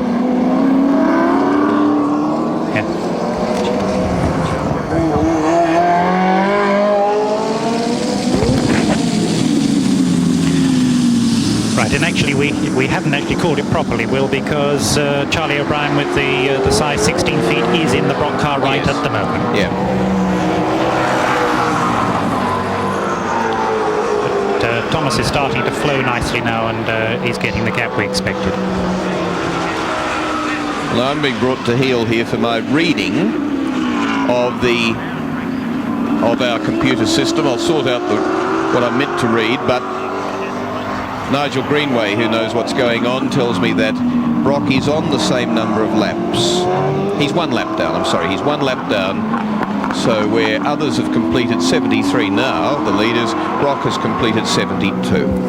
So, oh indeed, and that's the way the computer has it. So the unofficial computer agrees with the unofficial Mr. Greenway, and I'm sure the official system does as well. And the commentators, so this is a real breakthrough. All on the same page at the same time. And Greg Hansford now by Brock. So Brock 6th, Hansford in the Larry Perkins. Car 11 is in 3rd. And to summarise all of that, it's Glenn Seaton. 74 completed. Waiting for Thomas Mazira in 2nd place in car 16 to come across the start-finishing line to give us an electronically calculated gap, 1st to 2nd. 3rd place, Greg Hansford in car 11. 4th place is Geoffrey Brabham. David Parsons in car 35. As into the pits goes 05 Brock in 6th place. Brock is coming to the pits. Peter Brock is coming to the pits because he has been black flagged by the officials for the leaking oil. The officials have been very kind to Brock over the last 50 or 60 laps. There have been quite a number of discussions between the stewards, the officials and the team At one stage, the officials actually came to the team and thanked them for bringing Brock in under that first pace car.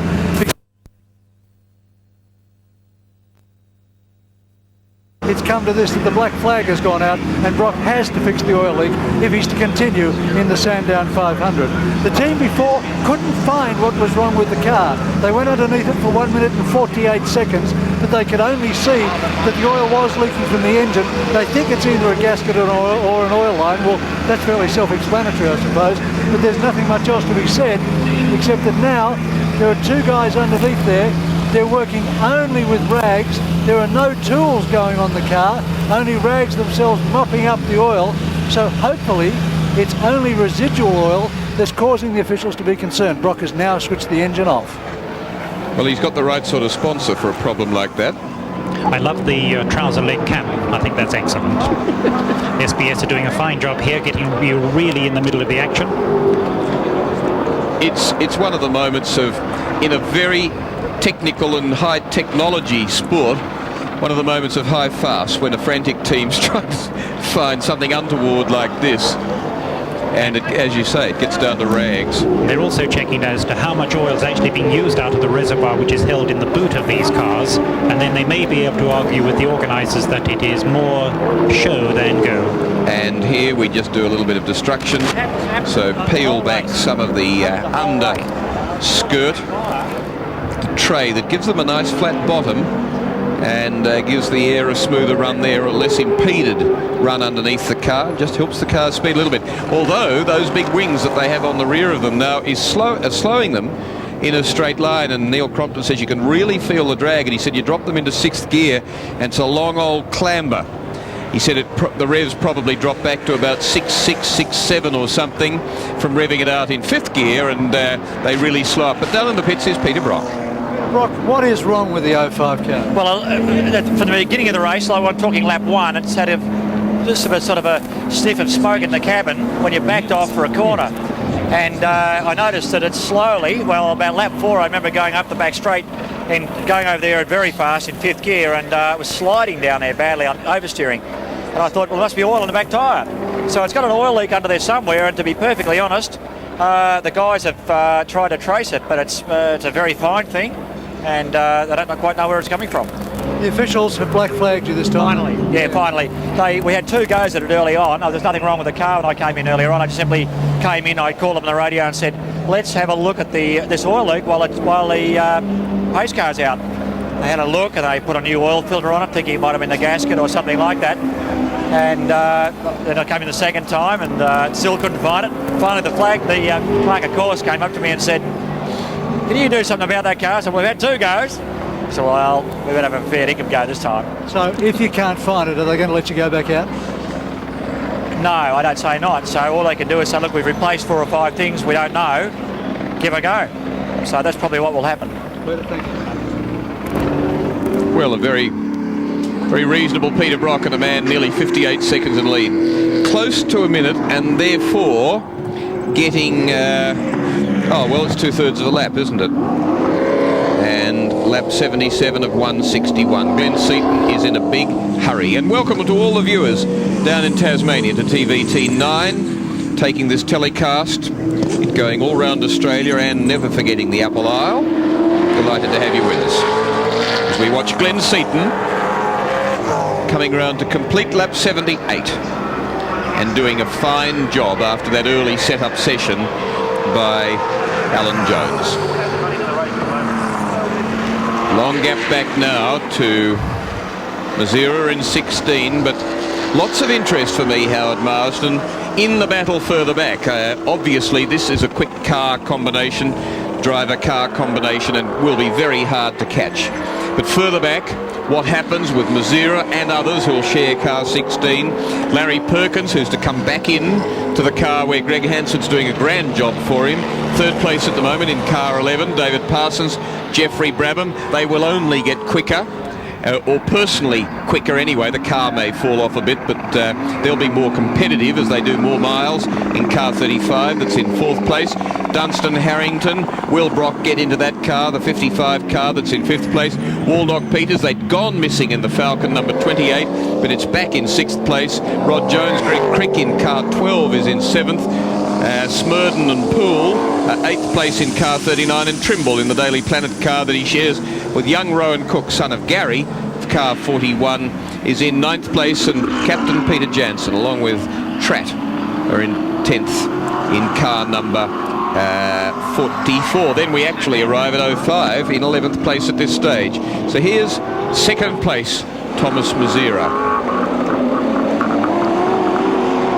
Yes, and there's a chance for those people that you've been mentioning out in the back to catch up as the race goes through. The gap between those two Commodores is really not opening up as much as I expected, and Mazira is not getting away at the moment from the Larry Perkins car. 1.87 seconds only, so considering how many kilometres Mazira has done this year and how many Greg Hansford hasn't in this style of car, in fact, Mazira has probably done... There's the face, incidentally, of one of the world's great motorcycle racers.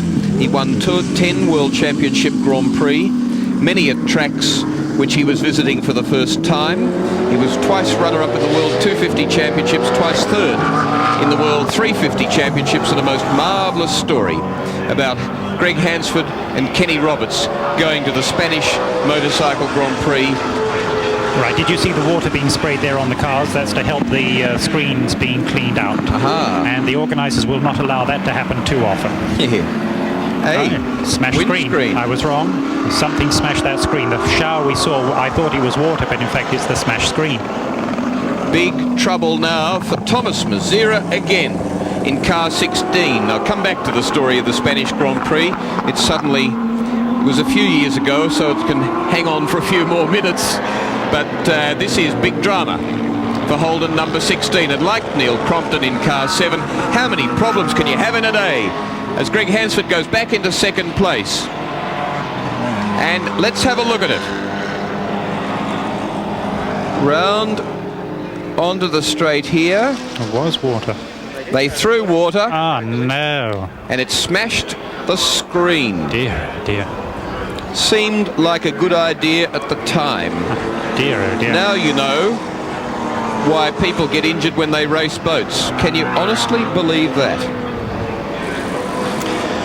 The effect there is... Dear, oh dearie me, he can see nothing. The heat... Very little. The heat from the engine flows up over the windscreen and gets it very hot. And it's a tempered, stressed piece of the glass, and the cold water has given you heat fractures. Ye gods. 2nd placed, Thomas Mazira in car number 16 now, down into the pits, and this will be a frantic time.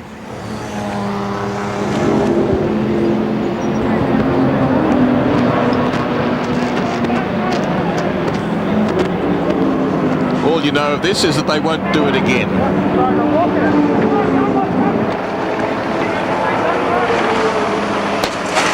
Knock out the rear one. Full face helmet, and a very cold day coming up.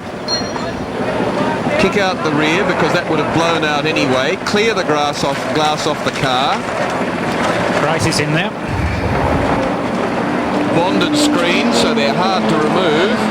Call for Windscreens O'Brien, one of the sponsors for Neil Crompton's car. We need to make sure they get all of that glass out of the way. He must not take that onto the racetrack with hot racing tyres out there.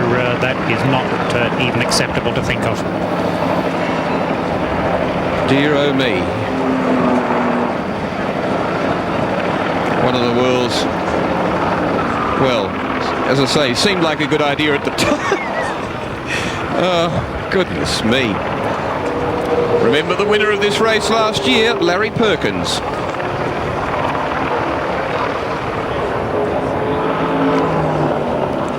I'd love to know Thomas Mazira's comment when that happened. I wonder what check for that's a nuisance is. So, Gloves on Grice, trying to get this stuff out of the corner. And there'll be stuff flailing about inside the car, but enough clear for their satisfaction. I don't know for anybody else's. And away goes car number 16 in 5th place at this stage. We'll check it across the finishing line, and very clear view through the car now. Very cold day coming up. And very hard with the light amount of rain that's coming up. It'll get up on the windscreen. And totally different aerodynamics over that rear wing. The air that's hitting the rear wing now is coming through the car. It's disturbed there. It's not the air flowing through in that pattern off the roof and down onto the wing. Totally alters everything. Will be interesting to watch his times. And down in the pits, John Smailes. And I'm with Alan Grice, and there's been glass flying everywhere, much of it from Alan Grice's hands. Have you hurt yourself? No, not at all, but the object is to get the glass out, because if we drop glass on the track, will obviously be black flag. As it is, I think we've got a stop-go penalty. I'm not sure what's that for. Maybe it's for throwing water at the car in the first place. But you've got to remember that we're talking about driver safety. If the bloke can't see out of the bloody window, you've got to clean the windscreen. 1 minute and 37 seconds lost, Alan. Yeah, well, that happens in long-distance races, but, you know, I know exactly how Thomas was feeling. I've had that same thing, most of us have. When you get that oil smear on the screen, you know, I mean, you can trace it back. Maybe the 05 car should have been black flagged for throwing the oil out in the first place. You know, where does it end? Alan Grice, a bit upset. And that car in 5th place, car number 16, and has dropped 2 laps. So that's the situation at a very eventful Sandown 500 here at the southeastern suburbs of Melbourne, just over half race distance, and plenty of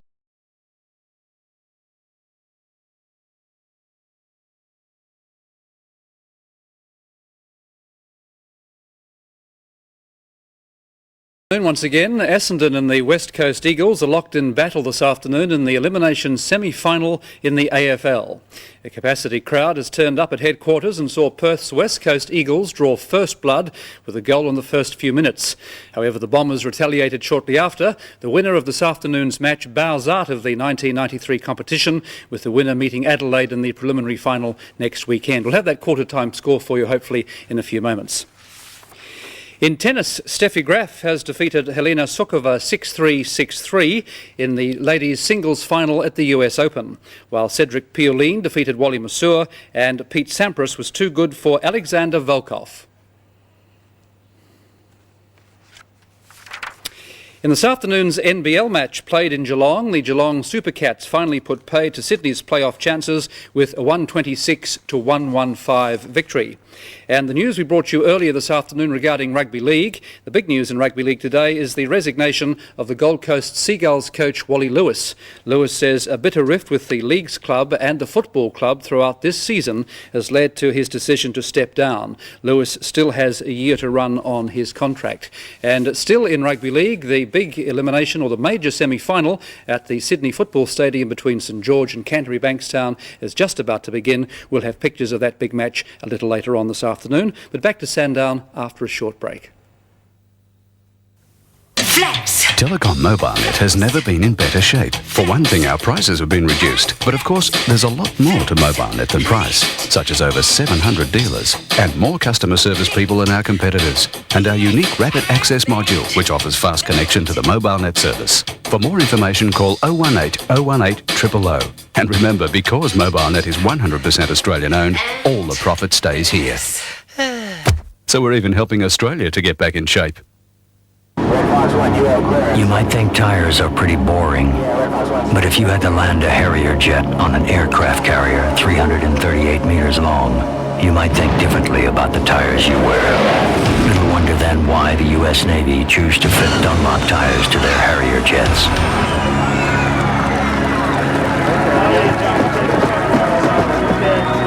So keep your family safe. Stick with Dunlop, the world's best road-holding tires.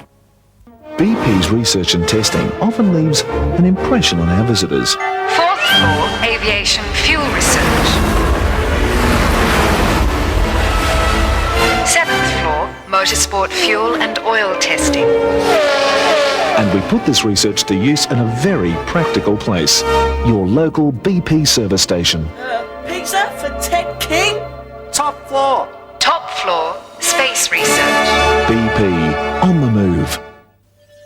Now there's an Australian car with contemporary European styling, with better performance and better fuel economy, with a smoother, quieter ride and safer handling, and with the life-saving technology of the first airbag ever offered in an Australian family car.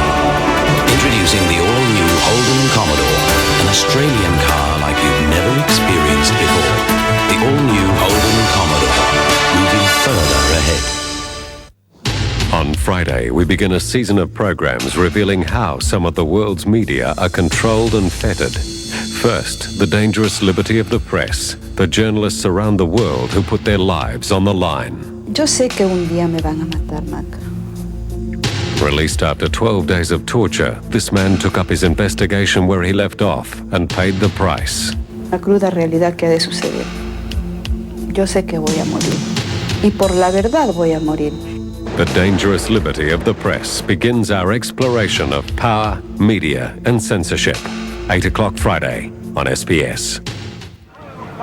Just under 2 hours ago that the Sandown 500 started. The race has been run regularly since 1964, and an all Holden front row of the grid, very nearly charged down the centre by Alan Jones, but he and then Neil Crompton did a superb job off the start. The cars now have done 87 laps in this 161 lap race, but this is what happened in the opening hectic lap of the race, just 3 weeks before the Tui's 1000 at Bathurst.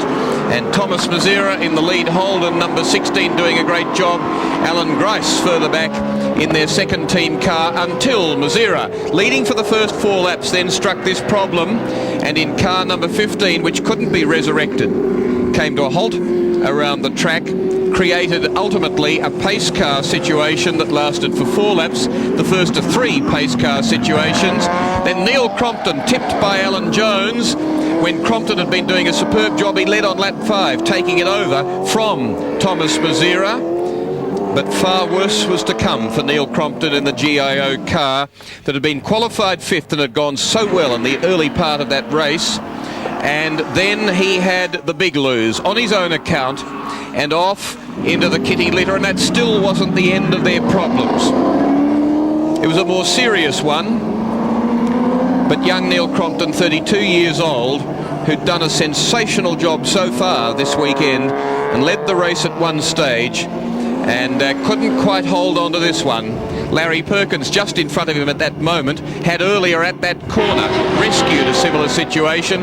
Then the throttle cable, the bit on the end of the throttle cable sweated onto the cable just after John Bowe had taken over the car, left him at the furthermost point of the track, and then things got really bad for car number 7. Shouldn't laugh, but they're probably at the laughing stage by now, along with Dick Johnson, because this one for Mark Gibbs. Crompton at this stage, having taken a rest, brought the car in, and what it was the splitter at the front hold the oil radiator, and then Peter Brock's car that had been leaking oil through the races resumed now and is in 10th place.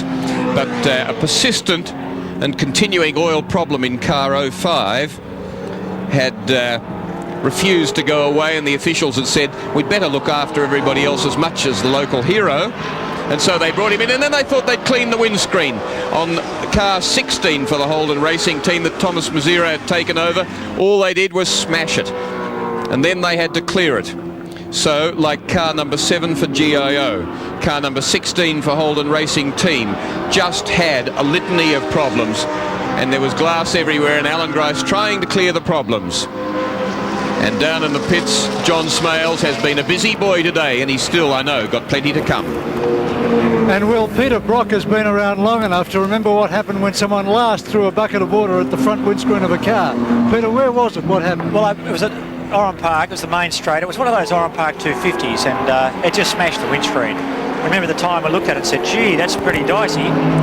It's like throwing perhaps a 5-kilogram blancmange at 160k. I mean, it's a lot of mass, a lot of weight. And we tried to stop Holden Racing Team. I mean, Larry ran down to the mechanic and to Geoff Gretsch and said, don't do it. I ran down there to their engineering group people and said, hey, never throw it. Anyway, they did it. And I said, oh, couldn't believe it. Couldn't believe my eyes.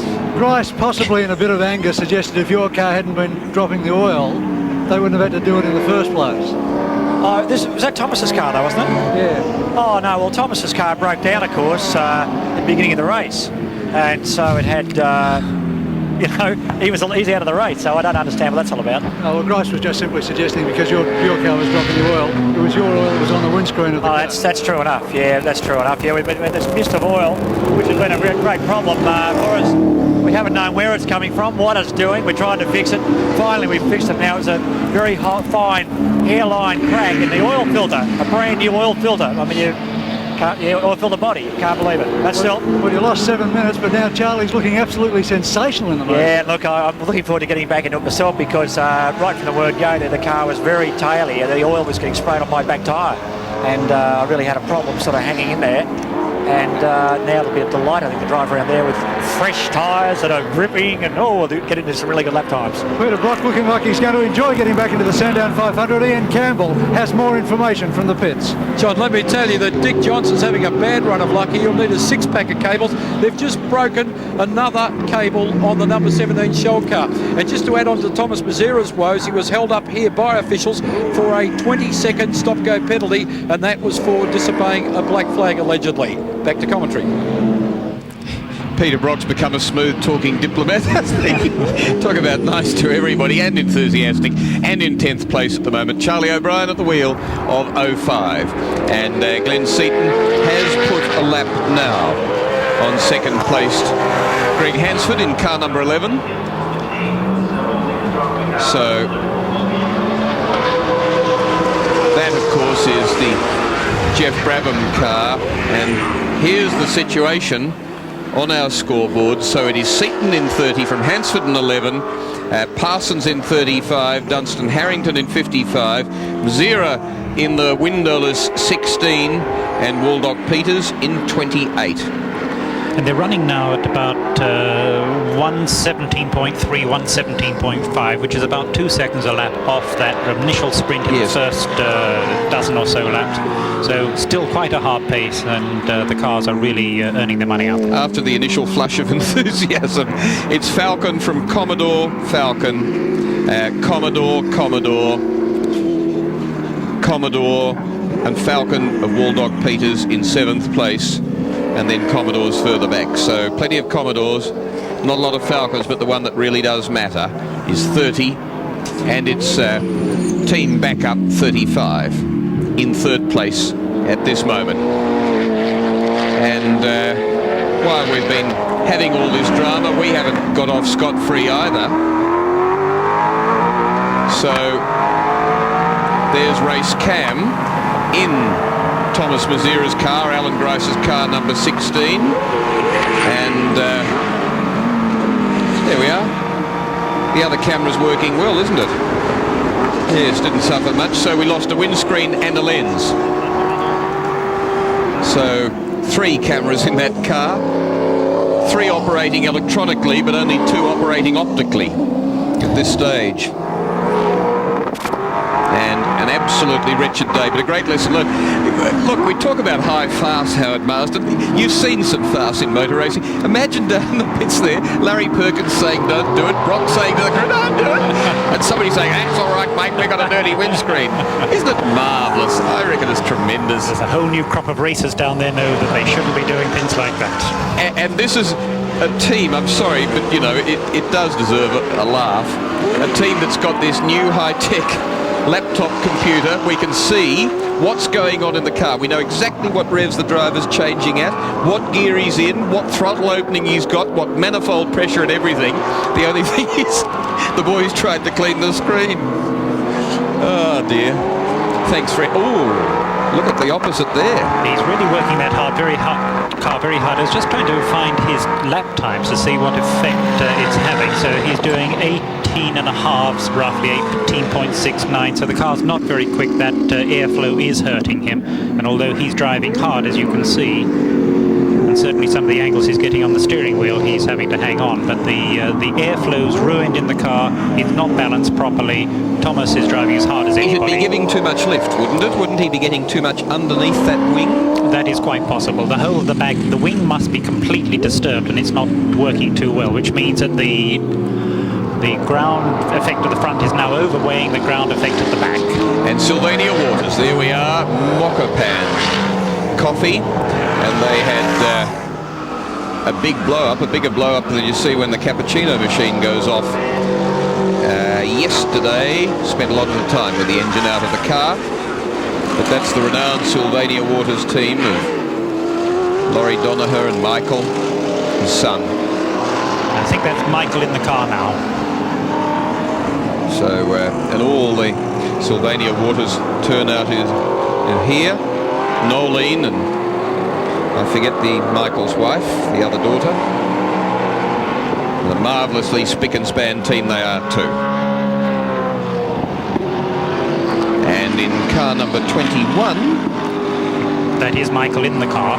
They are off the official chart, so they're in the last 2 or 3. Can that be right? They had a very long pit stop at some stage, so yes, long way back. 21st, there we are. We have it. And Colin Bond behind them, then the pace car. And they're Thomas Mazira. That's right, they're what's that, 55 odd laps behind. They're out there, they're getting experience. So Colin Bond's had a wretched time too in the Caltex little Toyota Seeker, because it's down at last place, 22nd. Donaher's just 1 forward of that, 21st. Peter Brock soldiering much better, and it's one of those cases where they've probably solved their problems and may well do a comeback from here. 10th place, a lot of laps down now, so that they've completed 88 laps where the leaders completed 95, so they're -7 laps. But nothing to do but to charge hard for Charlie O'Brien and for Peter Brock. And don't forget that their car 55, Troy Dunstan and Steve Harrington's in 4th place. So bursting onto the back straight that he knows so well. This race, which he's won 9 times,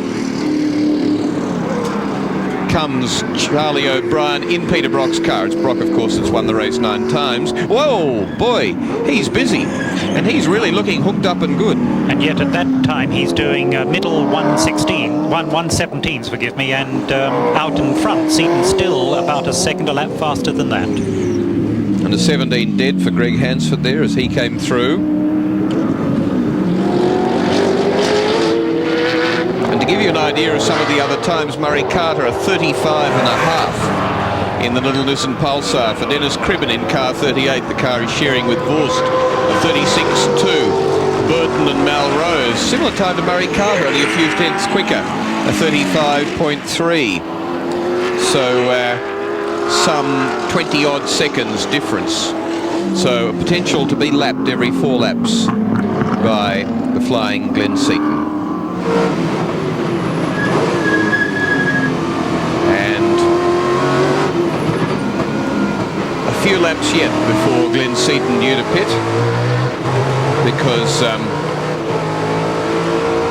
about 54, 56 laps, some pace car laps that would have used less fuel. So pace car is out though, and it's hooking up with Glenn Seaton, saying to the first car here go by, I want Glenn Seaton the race leader. So Glenn, probably about, on the normal plan of things, about 15 laps from pitting. Yes, something like 13, 15, probably take it out to as many as 20. But Seaton really should like this race, because had his first major victory here in '86 with George Fury. They were second on the grid, but won He won again in 1990 with George Fury. He drove a Skyline with John Bowe in 87, qualified 8th. Then a Skyline with Anders Olofsson in 88, and he was 3rd on the grid. Then he shared a Sierra with John Goss. The Sierra with Fury took that to victory in 1980. Sierra with Greg Hansford in 91. Pole position, one of the pole position cars not to win. Nothing has done so since 1980. Retired. And a Falcon with Alan Jones, 6th on the grid, retired last year. That, of course, was the debut of this car. We're looking there at 55. The Dunstan Harrington car, another one. With, remember what happened to Neil Crompton's car number 7. It holed the oil radiator that's in just behind there, Howard Marsden, and not far up above it. That's right, and actually deliberately designed to have air scooped up by the flapping front air dam into the oil cooler to keep it cool. Therefore, those pieces have got direct access to the oil cooler fins. And they're very lightly built oil coolers, aren't they? They're aluminium. Yes. And it doesn't take much to pierce them at the speeds these cars go. A few parked cars around the track, and nobody's really scheduled to come into the pits for no, it's stops. a little early, and particularly Brock, if you remember, he did that lap 40 stop. In fact, come to think of it, oh no, but he's been in again, of course, more recently. Okay, now I think they'll just cruise at this stage. There's no reason for many of them to come in. That quick car. Oh, having said that, here we go. 2 hours and 13 minutes of racing, 90. Checking the pad, that's very 8 laps they're on at the moment. And car number 35 that's in 3rd place. Having a good look at the pads, because that's the one thing that worries them is pad wear on that particular car. And it's the reason too that Freddie Gibson's kept his Mark Scaife, Jim Richards car away from here this weekend, that he's going for very thick pads, a very big caliper on the Winfield Commodore, because he feels pad wear could be a problem at Bathurst. Others say he'll never get it under the guards and the wheel won't fit within the Holden mudguard that doesn't have the same flare on the outside of it, Howard Marsden, as does the Ford guard. But perhaps it's time, while they're on this pace car lap, the 4th pace car period, we've had a 4, a 3 and a 2, 9 laps so far, now a 4th one. Perhaps it's time to talk about the aggravation among Ford and Holden, the 2 manufacturers behind the leading contenders in touring car racing at the moment. And Ford very upset. They put out a very long statement, or Glenn Seaton's team did, on Seaton's behalf the other day, saying that they'd been wronged and so on. And Ford, under Peter Gillitzer, their motorsport liaison man, who tells me that he was speaking on behalf of the company's managing director, John Ogden, says if we don't get better treatment, we might get out of the sport after this 1-year comeback after a 20-year absence. And they're upset because they say the regulations have gone against them. Their car's uncompetitive. Ask that of Glenn Seaton at the moment. And things should have changed. What's your opinion, Howard Marsden? Yeah, I think that it's a shame that people are actually talking about this right at the moment. To be talking about changing the regulations before we've come here to race at Sandown and before we go to the big race of the year at Bathurst, to me seems not sensible. General Motors, Ford and Cam should have decided some 3 weeks ago, look gentlemen, let's leave it until after Bathurst, let's just see what comes off those 2 races, then we'll have a full year's information.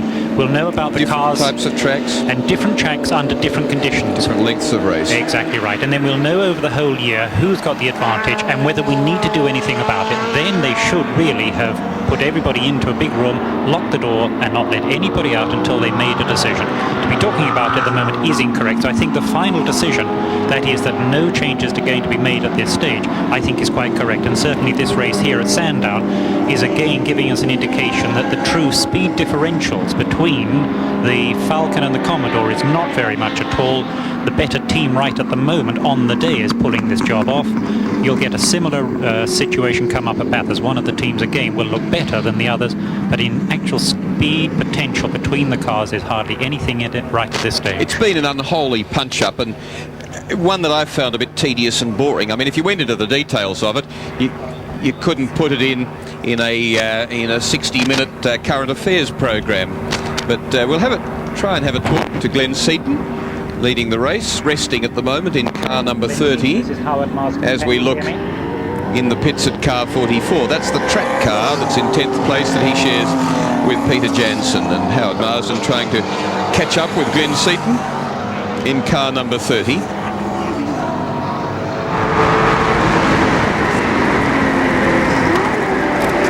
They're racing again. So Glenn likes to concentrate. He doesn't feel too free to chat, but he did hear us there. We'll catch up with him later, and he just bounds off a curb there as they resume racing. Clear track conditions, several cars recovered. Thomas Mazera in car 16 behind, and 100 laps completed now in a race that's been running just over 2¼ hours. The Sandown 500. An enthralling race in front of a very big and enthusiastic crowd, and a crowd that in the big grandstand here gets the most superb view of the racing. In fact, I think it's got to be the best general viewing area at a motor race track anywhere in Australia. And so convenient to the whole metropolitan area of Melbourne. I think it's a grand place for having a good race here today. It's good to see a good crowd, and the racers are doing their part of the job. Not far from here, in fact, there'd be a big crowd over at VFL Park. And yesterday, Melbourne people feeling a little bit relaxed. Is that right? Yeah, they're certainly MCG. At the MCG. Okay. A different sport on the same day. I'm not a native, I don't know where they're playing, but I know that the Mighty Blues won yesterday and South Australia's no longer in it. So there were some smiling faces around quite a few restaurant and shopping areas last night. The Mighty Blues means Carlton, is that right? Yes. So there we are, and we're up here this high and safe because of K&R services. And aren't those marvellous bits of hydraulics that just sort of say, well, I'd like to go up there, no matter how much the wind blows. Look at it. Ooh. I say no matter how much the wind blows, but I'm not a good man with heights. But our cameraman is, and Glenn Seaton's a good one with speed on the ground. They're really getting bounced through that left-hander there, aren't they? So, yes, Glenn Seaton victorious in this race on 2 previous occasions, and looking very much, and unless something untoward happens, as though he'll do it on this 3rd occasion. So 86 and 90, a 4-year gap between the 1st and the 2nd victory. Will it be a 3-year gap to the 3rd? It's Thomas Mazera in car 16 and now in 5th place. And look at the wind over his overalls. But then Thomas has done some open wheeler stuff, so he'll be used to a bit of wind, but not as much as he's getting at the moment. Indeed, and a big blow up for car number 11 across the start-finish line. 2nd place is out of the race. So the car that won it last year, Greg Hansford piloting the car, and unfortunately, and for one of the privateer, small budget, sort of well-organised local heroes, Larry Perkins, who did so well in the car early in the race, the car that led the race for a few laps. All the smoke coming from the centre of the... Lap 30 to 34 and then on to 44. So led for 15 laps, lap 30 to 44. And when placed in 2nd position, 1 lap down to the race leader, has gone out with a big engine blow-up.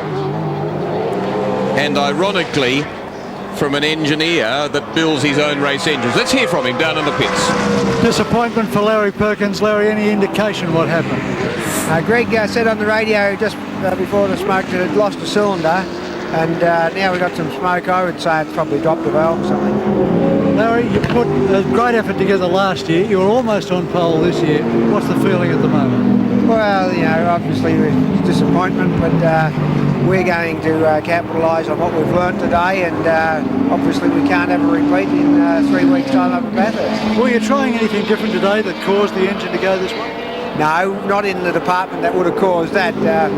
All we were trying today and throughout this weekend, we were trying real hard, but that wouldn't have been the reason it's failed. There's something that obviously we don't know yet, but it's not a result of trying hard. Something has failed for some other reason. Very badly. Thank you. great soldier, Larry Perkins. A lot of time for him. A guy who, when I arrived in England in '76 to see my first and taste and smell and hear Formula One for the first time, he was driving a Formula One BRM. It was barely a Formula One car. It was a fair horror. But he's been a lot of places, and one of 11 Australians who've driven in Grand Prix racing. Great engineer, great race driver, great character, and does this exercise with a maximum 8 guys. In his early days at Bathurst in a few weeks' time, he'll have only 3 because he'll have the other guys back in the workshop making money for him. Yeah. Private pilot too, sorry. No trouble at all. And talking of private cars, here's the Bob Jones car. Been around for a period of time as Bob, and does a good soldiering job. He's running now, where are we, in position 6. That's excellent from that viewpoint. And he's down, we can't quite see the number of laps we're down right at the moment, but he's down about 5 laps. And he's in fact come up to 5th because of the retirement there of car number 11. It's still being shown in 4th place, so even with it stopped where Greg Hansford brought it to a halt, it's got enough of a lead over Mazira in 16 for it still not to be up into 4th place. For Jones in 12, still not to be up into 5th place, as he will be shortly. But again, there's lots of news from the pits and Ian Campbell. Thanks, Will. There's been a lot of penalties handed out under the last yellow flag. First of all, the first one to get the wrath of the judges was Stephen Harrington in the 5 car. He got a stop and go for passing allegedly under the yellow. And the second one's just been and gone, the Daily Planet entry with Rowan Cook behind the wheel. So the judges are right on it today. Car 55 comes in now behind the 2 Glenn Seaton Peter Jackson team cars, lying 1 and 2, and still with this front splitter on 55. Broken as we could see it as on the GIO car. However, this is hanging together. It is so far, but then the other one also stayed for a period of time before a piece finally did get into the oil system. So they're really quite awkward to get off and get in. He's in a good position. It's a very hard call as to whether to get him in and change him or take your chances and stay out. Of course, again, it's affecting the aerodynamic effect of that particular car at the front. Make it a bit harder to drive, but the driver will know all about it, and they're making their decisions on the time. 3rd place at the moment for car 55. So Seaton and Jones in 30 have completed 105. Brabham Parsons in 35 have completed 104. Dunstan Harrington 103. Mazira 4th place on 102 completed.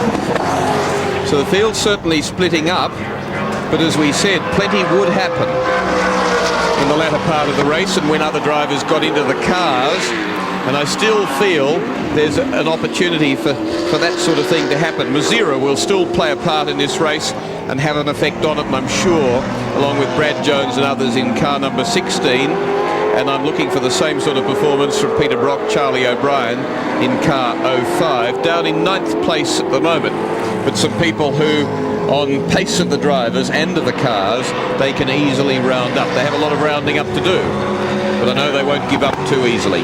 And I tell you who's travelling very quickly at the moment is the Johnson Bow car, which is doing 1 minute 15.8, and if it's young Cameron McConville still in the car, then he's really going well.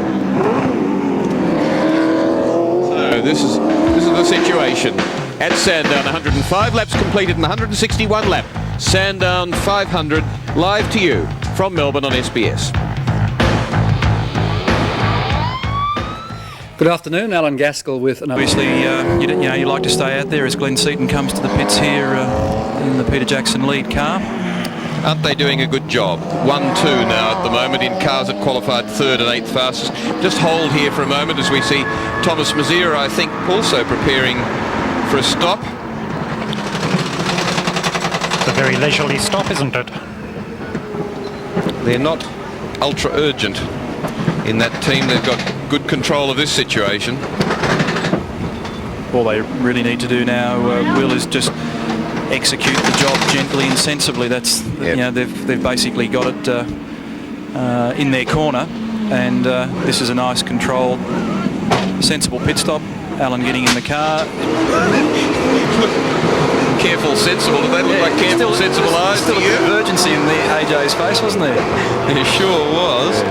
But Neil really felt for you early on as we, with car number 39, which retains its lead as it goes out after that second pit.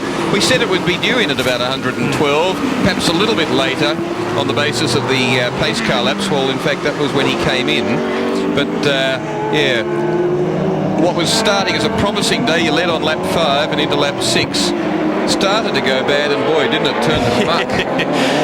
I partly contributed to my own downfall there, Will. The first time I allowed a situation where Alan could poke his nose up the inside, and Alan came up afterwards and we just had a laugh about it. It was no big deal. Fired off and got back on again. There's the man in question, and got back up through the field again, and I'd actually told myself a couple of times when the car got to about where Alan is at the moment, just be a little bit careful, because it was very shiny down there.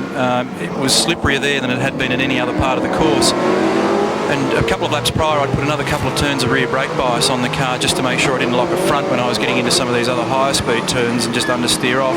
And you guys would have seen better than me what happened. I just locked up the rears and fired off, so that was just a silly mistake, sort of a C-grader's error.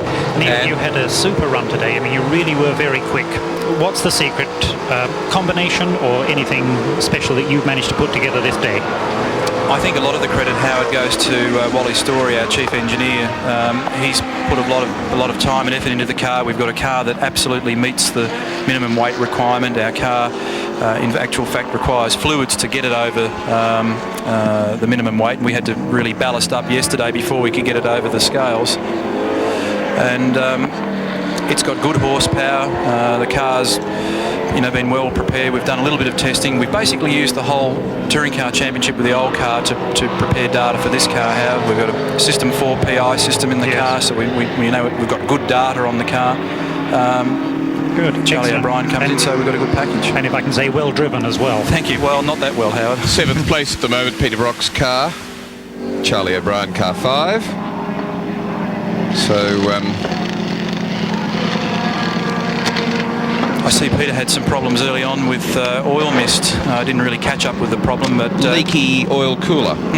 Just a film coming from it. Filter. The filter body cracked. Filter body. When I caught Peter up after my first demise, if I can say it that way. You've had a few today. Yeah, I've had a few. Managed to swing and miss a couple of times, and Peter was very gracious and allowed a little bit of room down in this part of the track, and I could see that he was in a bit of strife.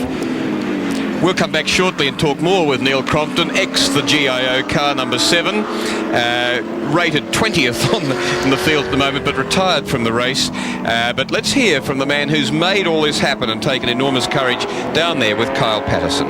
Thanks, Will, and the promoter of the Sandown 500, John Davison. You must be happy with the amount of drama out there for your paying customers.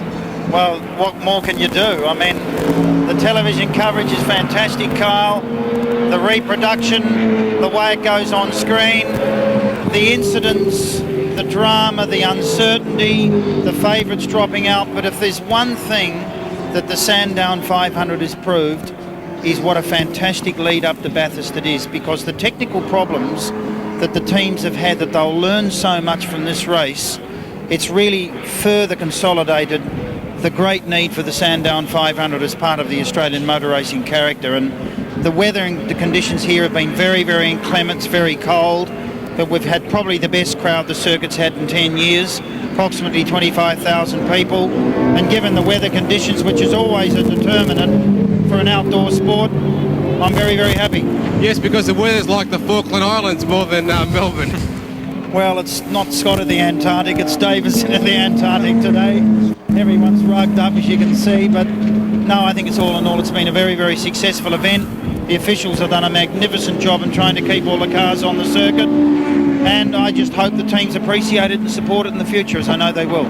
Thank you, John Davison. Great event. Back to you, Will Hagon. I certainly look forward to that happening. If it builds as much over the next year to next September as it did in this past year, it'll be an absolutely sensational race, because Neil Crompton, there is no atmosphere as good as that in this gigantic grandstand when the cars come roaring by. No, I must say that when the introductions are done at the start of the race, it's tremendous to see the crowd responding to this Holden versus Ford battle that's been created this year, and There's a lot of interest out there. Peter Brock and myself were standing down there ribbing each other when the Razzes and the Raspberries and the cheers were going up, and it was very good. So it's a tremendous venue, and it's one that we must protect. And Neil, for you, your job is very different this year. Third at Bathurst last year, a tremendous effort driving for Freddie Gibson in the GTR Skyline with Anders Olofsson, but then coming here with Bob Forbes, but in his team, and essentially you're sort of running that exercise, and you're the lead driver. Much more weight on your shoulders. There's certainly plenty of reasons to grow a grey hair or two at the moment, Will, but Bob Forbes has given me an outstanding opportunity. GIO Australia and our sponsors have got right behind us, and I think we've got an A-grade effort going. We lack in very few departments. Mark Gibbs did a great job today, and really I made Mark's job difficult, which was my fault, but I think we can hold our heads pretty proud as we go to Bathurst with a competitive package. What were your emotions at various times of the day? Are you pretty happy with qualifying, presumably? A little disappointed, quite frankly, because I did 14.8 on an old set of tyres on Friday, and I thought, well, and Howard would know this, you bolt a new set of tyres on, you expect to make a second and a half maybe, but it didn't translate. In fact, I had to take a few swings before I could even break into the 13s, and even then it was only a 13.99, so it was hardly a time that set the world on fire. But the thing is, a couple of the other teams around us have the opportunity of using a softer tyre. We've been using our Dunlop M4C1 for the majority of the season. It's a good, reliable tyre. It's very consistent, but it doesn't produce monumental qualifying speed. So we were concerned, but today when you go out and do the motor race, the important thing, you can see that we weren't at a deficiency. All right, well, you got a great start. You led on lap 5. What were you feeling then, lap 5, 6? I guess I was pleased. It's always, you feel good when you're at the front of the field, when you're at the sharp end of the field. I think everybody probably expected me to be a little bit flustered or to stamp my feet and spit my dummy about the Alan Jones incident, but I said to Jonesy, mate, I contributed to it, not a problem, So I was pleased with my concentration levels. I got back on with the job, but I was very disappointed with the silly mistake in the wet. Rattled by the second mistake? Yeah, it just cheeses me off. It's the sort of thing that a bloke in a Division 2 sports sedan does when he's learning his craft. And as we look at car 55, the mobile car in the pit area, getting that attention to the splitter and front spoiler, and I see a change of placings. Alan Grice, Thomas Mazier have moved up to third place.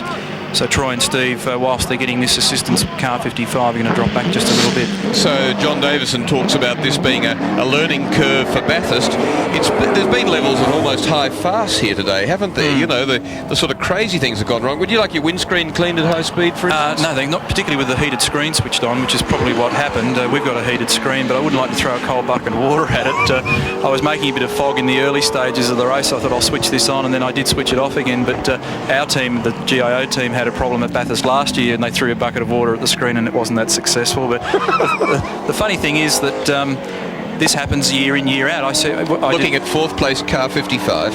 I said to some of our sponsors yesterday when I made an address to them that what you have to do here is recalibrate your brain and stop thinking about 20-minute crash and burn races. You've actually got to think about the things that have gone wrong in the past in endurance racing, and the weirdest stuff happens. And people who are successful in Daytona and Le Mans, a problem there. The 12-hour at Bathurst, the Tooheys 1000. You look at, if you go back through your books, you go back through your videotapes, you look at these events, say in the last decade, and the most bizarre things happen. You do not have to do 13s around here to win the motor race. Well, there's two guys. They qualified 8th. They won Le Mans, and Jeffrey Brabham was first to say he's nowhere near as quick as a whole pile of other guys in these cars, certainly as of yesterday. Not so much today. David Parsons, same deal. Hasn't driven a car for a long while. But look at them, where they are now, second place. It's a great... Neil, your lead up to Bathurst is now about to start. What is on for a team? Explain to the people how you're going to get to Bathurst. Looking at 6th place car number 41, John Trimble and Rowan Cook. Well, we're packing the show up at the moment, Howard, and we've got some work to do in Melbourne tomorrow with one of our sponsors, and we're going to take the opportunity to also bed some brake discs and brake pads. As you'd appreciate, you consume a lot of brake material at Bathurst in the lead up and on the race day itself, so you need to prepare for that, number one.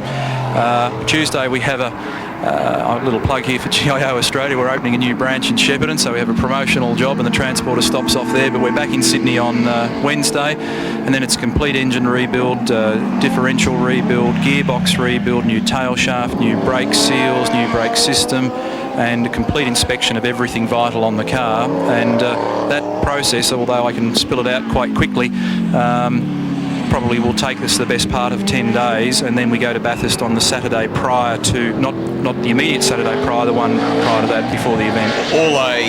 All we see at Bathurst effectively is the cars and the refuelling in pit lane.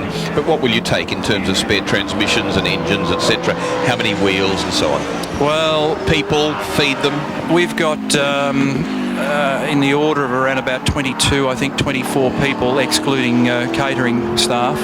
And they comprise wheel changes, wheel changing assistants, fuelers, vent bottle operators, firemen, specialist technicians on transmission related things, gearbox and differential. And then we've got engine supply in our case comes from Holden Racing Team, who've done a great job for us in giving us tremendous horsepower with the Chevrolet. And so that's one area of responsibility that we don't have, although we do have 2 engines. This is the car that's in second place at the moment, 35, Jeffrey Brabham and David Parsons.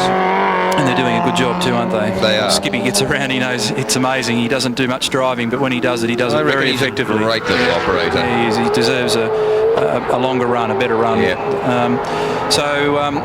There's just a massive amount of engineering preparation goes into this race, the Sandown 500 and the Tooheys 1000. You can just leave no stone unturned. It's from the tiniest, craziest, silliest little item through to the biggest of things on the agenda. You say only 1 engine spare? Well, only 1 engine spare. They are very expensive, Will. So you wear out an engine and then Friday night change? Yes, that's correct. In fact, the engine that we've run today will now be rebuilt, which was always the intention. That will be the Bathurst race engine. It seems to have good numbers, and I don't think we were deficient in any way in a straight line to our competitors today. So we know we've got a good package there, and what we'll do is put the fresh engine in now, and we'll use that for the lead up to Sunday at Bathurst. And will you use the same tyres at Bathurst as you use here, the same Dunlops, or is there a change option for you? We actually have another option up our sleeve, Howard, with a better front case construction, which I believe gives the car a little bit better turn in. As you see David here, from that point of initial turn into the apex of the turn, and for the viewers, that's the point where the car ceases to enter the corner and begins to exit the corner. Starting to open out instead of to come in tightly. So I believe it gives the car a crisper response, and Dunlop have been working very hard on their rubber this year, and there's been a real tyre battle, as I'm sure you've explained in the telecast, between Yokohama, Bridgestone and Dunlop, and we feel that we've got just a little bit better steering tyre available to us, but they weren't available to us at Sandown because all of the Dunlop contracted teams in Dick Johnson, Larry Perkins and myself have consumed a fair amount of rubber this year, and we've consumed probably more than our allocation because we've been trying to develop on the run. So we knew we had to come here with a minor deficiency, but I talk about minor deficiencies, we're only talking about a tiny fraction of time. This is tail end Charlie, Colin Bond, Terry Bosanjak in the little Toyota. We'll have the same drive tyre, Howard, so we'll have the same rear tyre on the car. It'll just be an improvement in the front, and frankly, as I'm sure both of you know from being to Bathurst in the past, it's not a real tyre sensitive circuit as it is here. Power down's vital here, and balance is really vital, but you can keep your pace up at Bathurst. Neil, have a look at this. We've got an interesting moment coming up. This is the lead car. Ooh. Number 30. Well done, Jonesy. That was the save. He was in big trouble because he was galloping off towards the fence there. He's locked up and gone off to the right. Terribly late braking. Well, it just shows, the ultimate of advanced driving. Alan realised that if he left his foot jammed on the brake pedal, the wheels wouldn't turn. When your front wheels aren't turning, the car won't steer. When he came off the brake pedal, the car steered back on the road. Gathered itself back up. It's called ABS, isn't it? That's right, yes. There's this new thing called ABS which does that. There's the man. Maybe he's got a little pedal problem. He has. He's pumping the pedal. They were very worried with the team as to how far they could go on brakes, and at the last pit stop, in fact, they did have a good check of the brake pads. It appeared to me that they've got a problem. Yeah, he's holding the car on the gearbox there. A big moment. It cost him 4 seconds on his lap time. But see him pumping the brakes there, Will. And it looks pretty slippery out there. The road temperature today is very low, and it's easy to make a mistake when you've got general lack of adhesion. Mind you, when he got to the bottom of the hydraulics, it was enough to lock the car up, so that's they're still there, but he's losing hydraulics. The Fred Gibson team going a little bit radical with new wheels to fit round the big brakes that they plan to have for Bathurst. It's a risk, Neil, isn't it? Yes, but I know Fred and Mark and Jim very well. I drove for them last year, and I have the utmost respect for their team. I believe they're a dynamite combination, and if Freddie's decided to do it, then it's for a damn good reason. So they know what they're doing. It's a shame in some ways for the fans they're not here today, but they've got an engineering agenda and they're sticking to it, and it's their prerogative. And quite a few drops of water on screen here too, Will, and I noticed that John Bowe had the wiper going, and that could also be the reason for Alan pumping. He may in fact be sort of locking brakes rather than having a real low pedal, and because he's locking brakes he's actually having to pump to release the front tyres to get them turning again. So there might be more to it than meets the eye. Always hard to make engineering comment from a kilometre away. Yes, indeed. See there, car 17, the Cameron McConville, Dick Johnson, John Bowe, Falcon, that's in 9th place at the moment. And thanks for joining us, Neil Crompton. It was nice that you had the spare time, albeit that it meant disaster for you. Thank you for having me. I'd just come back from explaining to our sponsors in their VIP suite up here what had gone wrong, so I needed to be cheered up a bit, Will. Have a better run at Bathurst. We did tape up these wrists. We did enjoy your cut and thrust, very seriously, a great effort, and pity it went like that, but it's a learning curve. Oh, that's right, and I made some mistakes that I learned from today, so we'll go from there. Thank you for your best wishes. Thanks, well done. Jones is actually looking at the brake adjuster, and the brakes are not well balanced on that car at the moment. He's trying to sort it out. So, however, his only rival is his number 2 car, Brabham, which is catching around about 2 seconds a lap. And there's an interesting thing for young Glenn to have to make his first serious management decision as a fleet leader. Who's going to do the winning? Yes, so, and Greg Crick, Australian Sports Sedan champion, and Rod Jones in that Ampol car number 12 are 4th. So what an excellent effort. And when you look at who's where, you say, well, that car qualified 12th, and the car that's leading qualified 3rd, and 2nd place Brabham Parsons qualified in 8th place. Grice Mazira were on pole, doing extremely well. Mazira was on pole. Grice wasn't, at 16 wasn't. They in fact qualified back on 7th place. And Dunstan Harrington, who are in 5th place, had qualified in 9th position. But don't forget that as we have the lead car in. And now to have a look at the brakes. And they're going for the brake change. They were in only 13 laps ago on lap 112. It's now lap 125 completed. And Alan Jones has said they aren't doing the job. They might also be doing this as what we call a hot change, so that again the team can learn to do that very quickly. They did a lot of tyre stops the other day, both cars. Glenn really was working his crew very hard. Jones has got a bit of a sweat on there. The team which, when trying out for co-drivers and drivers for car number 35, lost a car at Phillip Island only a few weeks ago, just before the final round of the Touring Car Championship. So back in August, and a flushed Alan Jones out, and a young, lithe Glenn Seaton about to get in, and probably we'll hear from John Smailes with Alan Jones. And Glenn Seaton is not about to get in, Will. There's a problem at the rear of the car. Alan, what's wrong?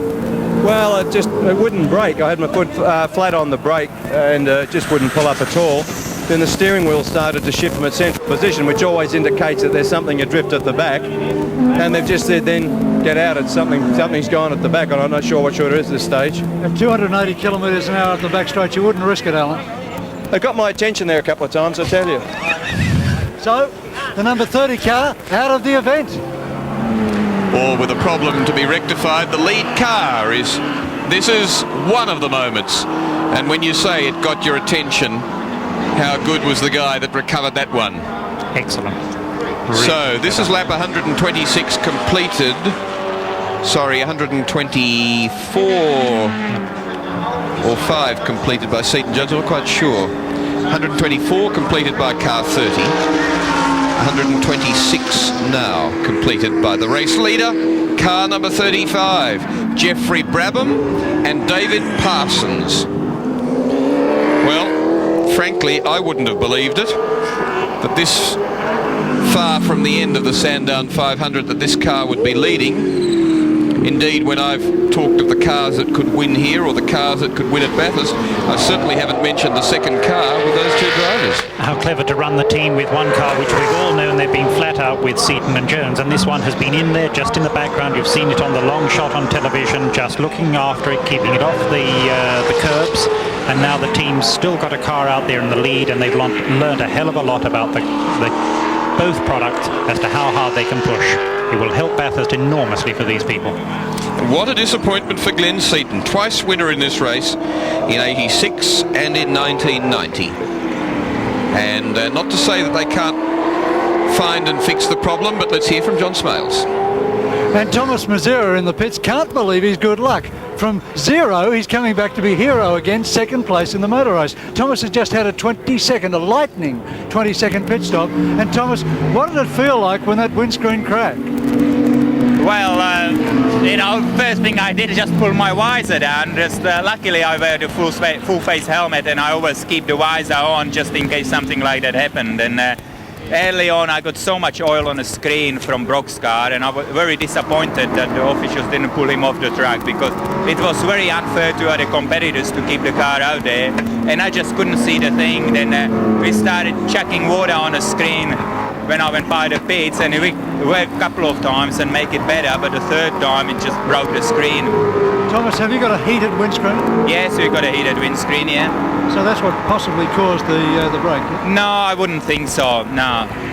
It's just basically the pressure of the water, the impact of the water on the screen. What's the car like to drive with a 280 km/h breeze going straight through you? I'm not doing 200 km/h an hour, because I'm down about 400 revs down the straights, because the drag is so bad.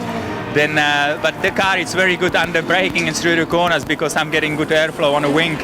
You were shivering when you got out of the car. As an ex-ski instructor, how are you handling the cold? Well, the worst thing was because I sweat a bit when I was there on the first few laps. Then we pushed the windscreen out and all the cold air at me. Then, I was quite cold there. There's only one Falcon to go. You're still in the race with a big chance. Well, I think we're about half a lap down, or maybe the lap, I don't know exactly, but we're still not out there yet. Keep the fingers crossed we can finish on the podium. Thomas Mazera and Brad Jones is now in the car. Sure is. Seesawing away, working very hard. And the guy that does so well at Oscar races down at called the Thunderdome, now very busy in this car, and delighted finally to get a drive on race day. Alan Grice initially, then Thomas Mazera, and waiting patiently in the pits has been Brad Jones, who's second in the motor race at the moment, a motor race that's far from over.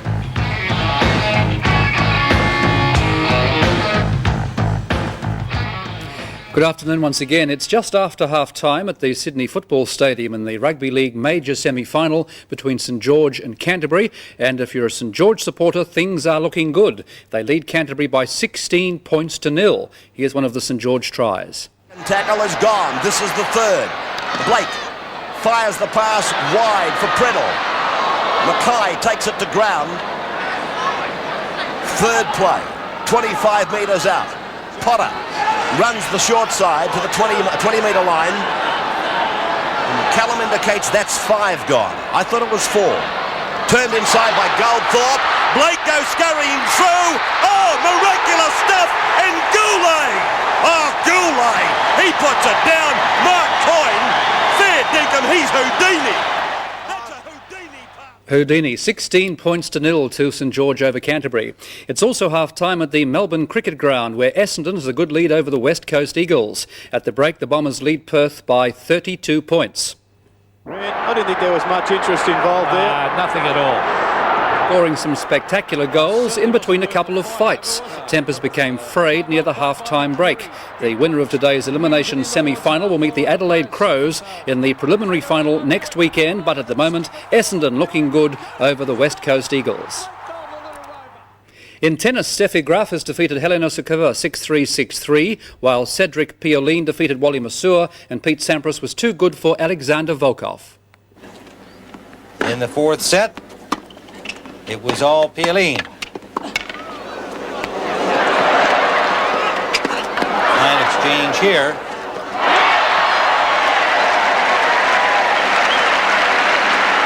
A 5-2 lead.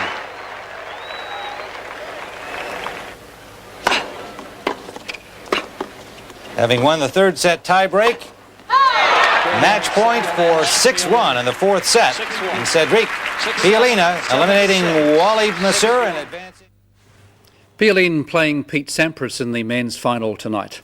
I'll be back in half an hour with more sports news. Until then, I hope you're enjoying our live telecast of the Sandown 500, which will be back after this short break. Now there's an Australian car with contemporary European styling, with better performance and better fuel economy, with a smoother, quieter ride and safer handling, and with the life-saving technology of the first airbag ever offered in an Australian family car. Introducing the all-new Holden Commodore, an Australian car like you've never experienced before. The all-new Holden Commodore, moving further ahead. Unlike most forms of cow's milk, Sanitarium So Good contains absolutely no animal fat and absolutely no cholesterol. So Good is also free of lactose and free of the things which can cause dairy intolerance and allergies.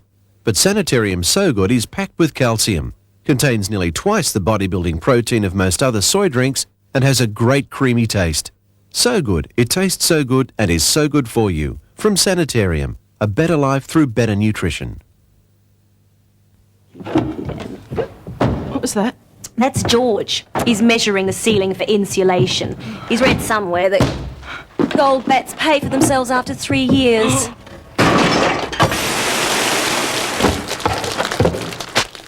Oh, yes, hello. I'd like to arrange a quote for someone to supply and fix some Bradford Gold Bats insulation. Rather quickly, if possible. Make a difference. Sure will. Thanks ever so. How's hubby? Oh, he's fine now. Okay then. Bye-bye. I don't think anyone in the world could get people as excited as she did. She changed her name. She became Nina Simone because she didn't want her mom to know that she was playing and singing devil's music. Nina Simone, magnificent diva, intense, inspiring. She became the protest singer of America's civil rights movement. America is full of prejudice and discrimination, and the black people are never going to get their rights unless they have their own separate state. Her life a splintered mosaic of perfection and catastrophe. I think people would say I've got a hot temper. I think so. A complex portrait of one of the greatest female singers of our time, Nina Simone, the legend. 8:30 Monday on Masterpiece.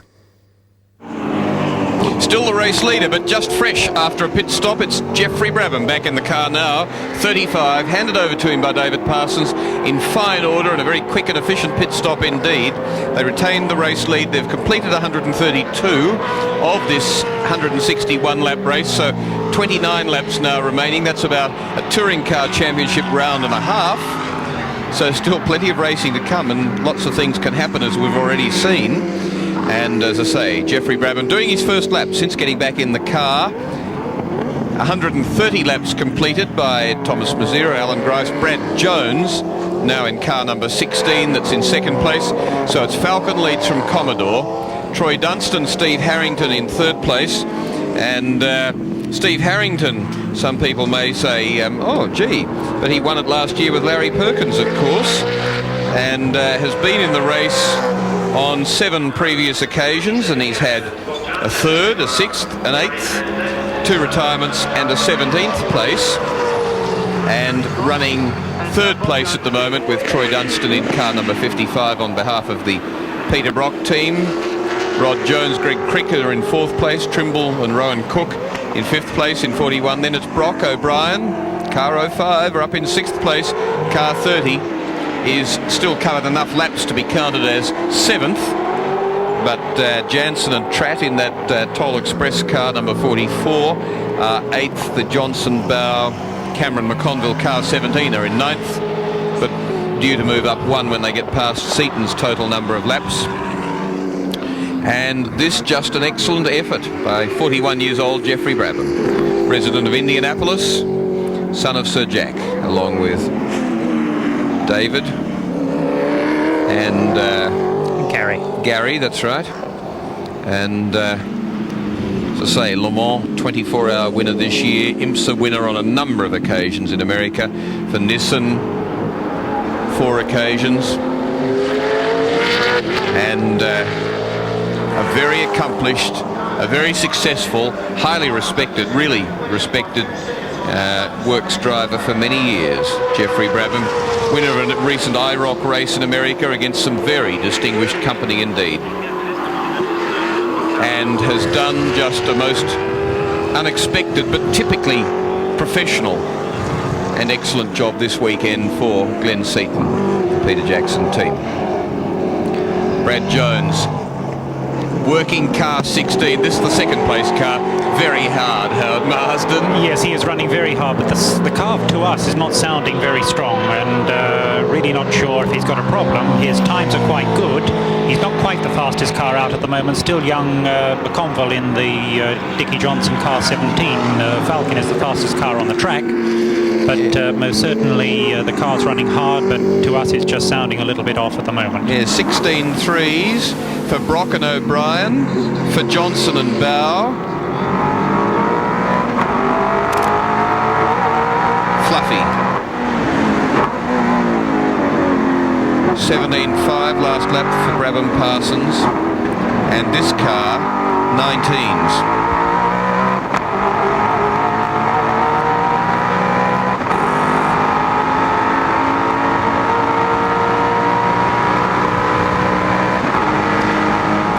An experience for Brad, who's spent most of his time inside touring cars. This one time he's half in and half out. Oh, it gets crossed up. You have to work and work very quickly. And again, he's obviously been told to get into the car and get as much learning out of it as possible. Remember, part of the reasons for being here is for its own glory. To win Sandown 500, a tremendous thing to do. And that car, in fact, was smoking, by the way. Car 28 that's been... all ends of the field. Had been up much better than this, but 15th at the moment. Waldock and Peters come to rest in the Falcon that was debuted here just this weekend. And a great effort, a great character is Kevin Waldock, and I know he's going to go Bathurst and run a good, long, hard race. The driver's still attached by the radio. But yes, Waldock's business is explosives, and friend and sort of team supporter is the opposition leader, Dr. John Hewson. But here's Brad Jones doing two things. One, trying out the car. Two, sharpening up Brad Jones. And I don't mean that in any critical sense of him. He wants as many hard racing kilometres as he can do. Listen to the gear change on those dog boxes on the... That car is smoking. It's definitely going off. Probably making him a bit frantic because he knows how hard he's driving it, yet he knows the times he's doing and in a sense not doing. Great camera shots, because here's a man really earning his money. Slap on a bit of opposite, straighten it up. The press button there for the radio communication with the pits, which is that bit of coiled wire to the centre of the steering wheel, the spoke. That car's being thrown around. It weighs 1,300 kilograms. It's a bit tired in itself, as we can see from the trailing smoke. It's got some 560 odd horsepower, and he's throwing it around like a go-kart. Really good. So the car that stayed really healthy and out of trouble and looks to have been very kindly treated by its two drivers, been very incident-free all day, is that 35 car. This 16 one, well, we know its litany of woes. The clean the windscreen job is... I still think it's marvellous. But car 55 has been treated kindly too and is running healthily.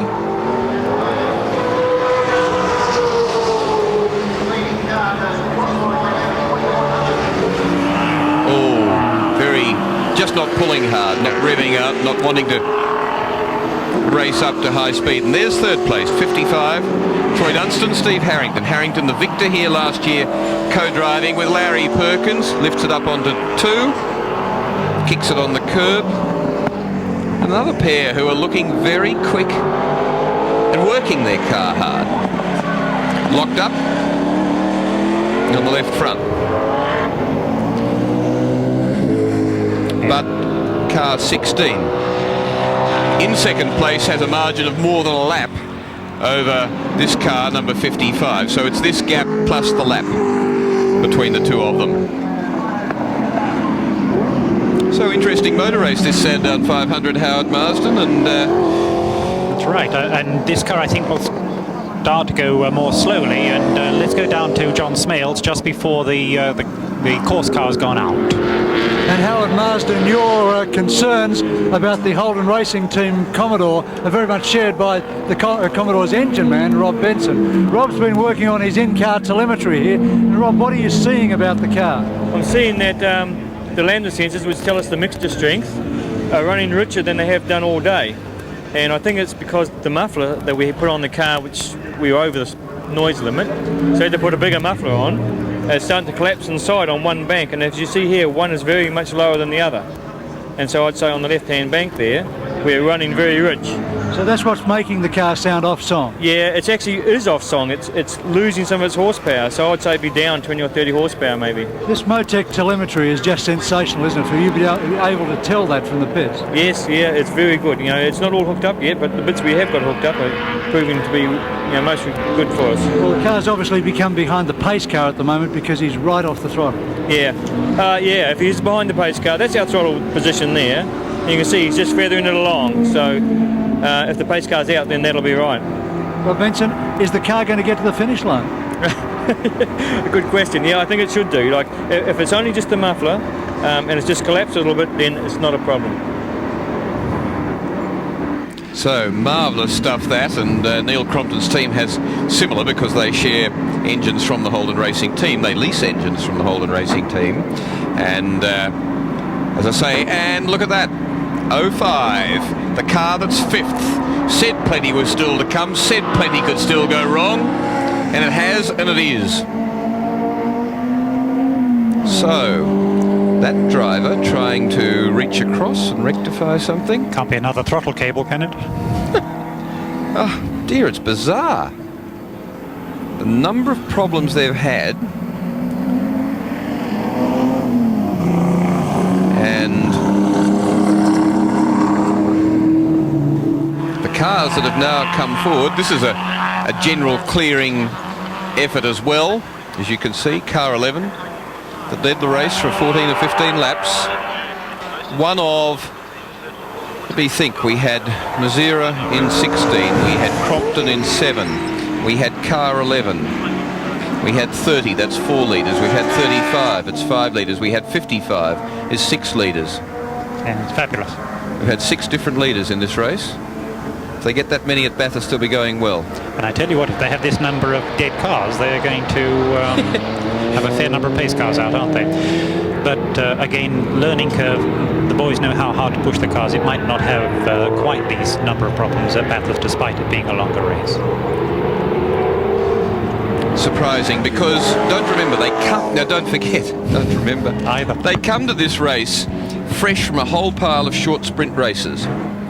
And the mindset is totally different to do this. And this is why it is so valuable. And Howard Marsden, when you think of it, even for Freddie Gibson's team, good though they are, it's valuable long-distance practice missed for such as Alan Moffat, yet to finish building a motor car. It is a massive task to go to Bathurst and to be practiced as well as being competitive in the car actual setting up and so on. Yes, and the infrastructure that goes with it, everything from making sure the bloke's running the barbecue properly down to the blokes who are changing the wheels and tyres. A team wins Bathurst, and a team learns a hell of a lot of how to do that here at Sandown. Glenn Seaton's done it, seemed to be cruising to victory. And rather like the Mazda team here last February when they discovered a minor problem in their car about camber adjustment, and they made sure it never happened again. They went on from a defeat here to a glorious 1-2 victory at Bathurst just a month or so later at Easter in the James Hardy 12-hour.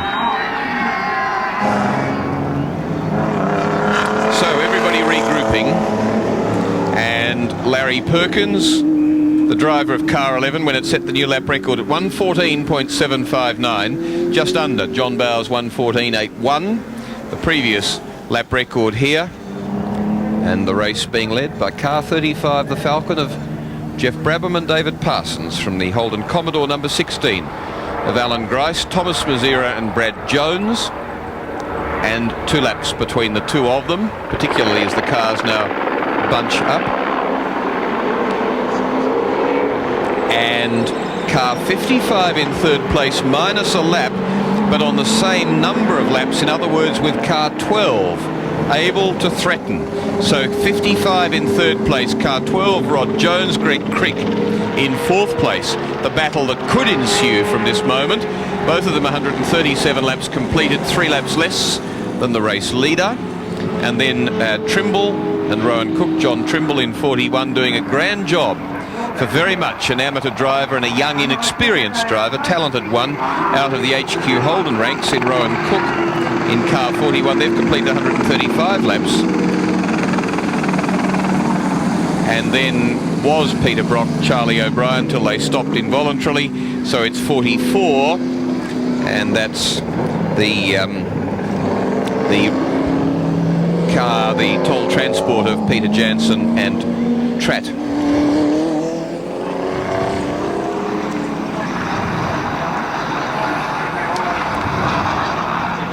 So Anthony Tratt it is in the Holden Commodore VL number 44. So we have VL Commodores lying 5th, 6th, and that's a pretty good performance for people with a car. We've had VN, VP and VR since then. They have a 4-model old car.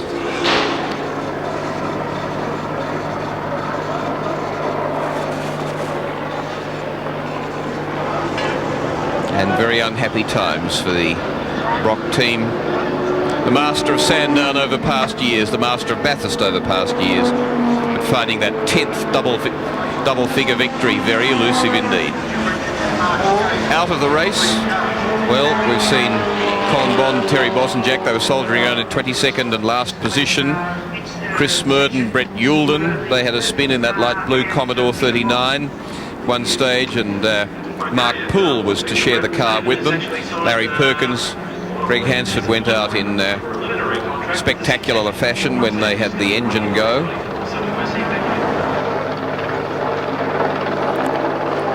I think the racing will start again after this lap. They seem to have cleared the course of all of the dead cars.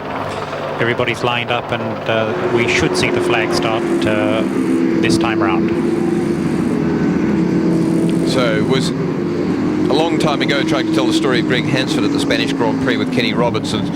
He's gone now, but just so you're not left on tenterhooks not hearing the punchline of the joke. But Roberts to ride a 500, Hansford to ride a 250 have arrived at the Spanish Grand Prix, and the organisers have both refused their entry. They said you don't have enough experience. They've argued for a day. They've lost 1 of 2 days of practice and qualifying. They've finally convinced them that they won't get in other people's way. They'll behave themselves. Please, could we have a run? They've said go on, then get out of our hair. Roberts has won the 500 race. Hansford's won the 250, which was a pretty fair effort for people who'd lost half of their practice and qualifying, and that was the talent of Greg Hansford as they race away again.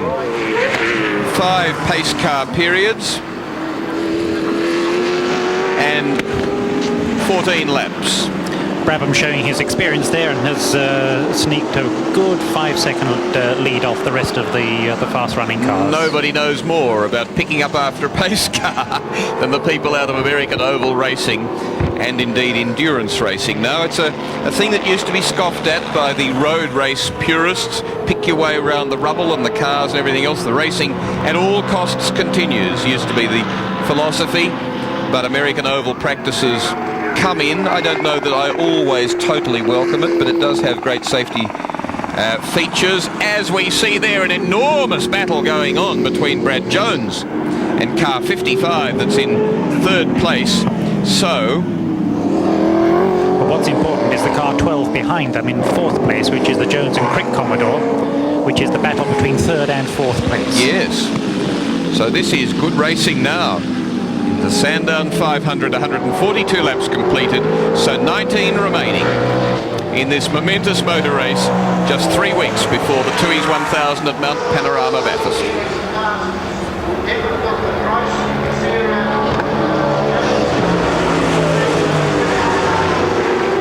And probably about 5 seconds. Let's have a look at it.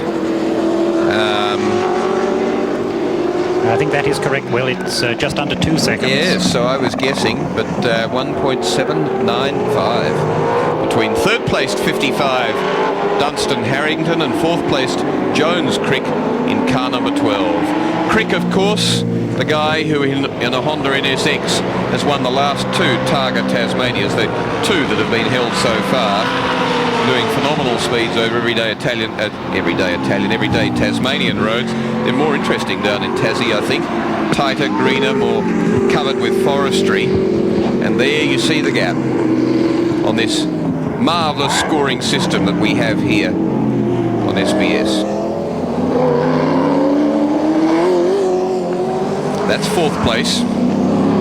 There's third, the yellow car in front. Having a lot of trouble getting past that Donahoe car. Managed it now, should clear out.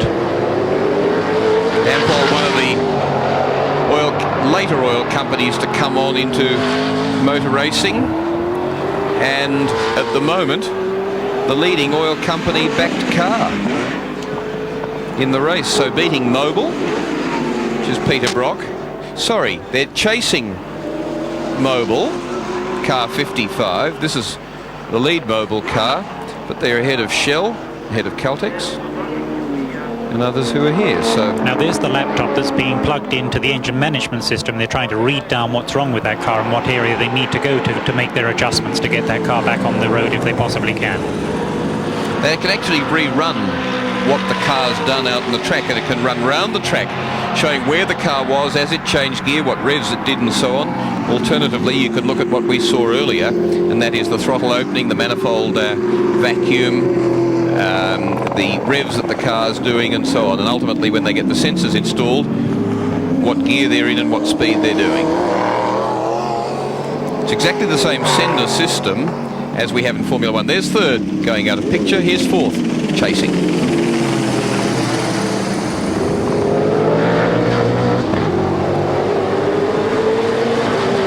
So good motor racing and everybody trying hard, and that's what it's all about. And the race leader, 35, Geoffrey Brabham, at the wheel, is 16 laps from victory. 16 laps from the scheduled race end time.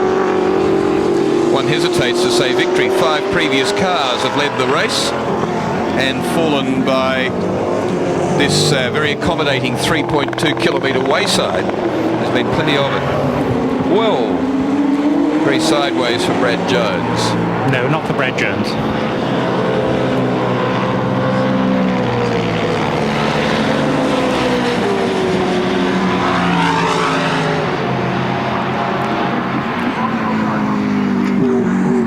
So there's Brad Jones and then Rod Jones and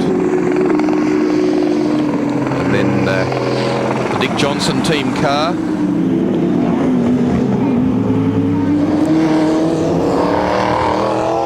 Yes, and let's get our Joneses right. It's Bob Jones in 12. Well said. Bob Jones in that car that's in fourth place with Greg Crick, number 12. And 15 laps remaining now. 146 completed.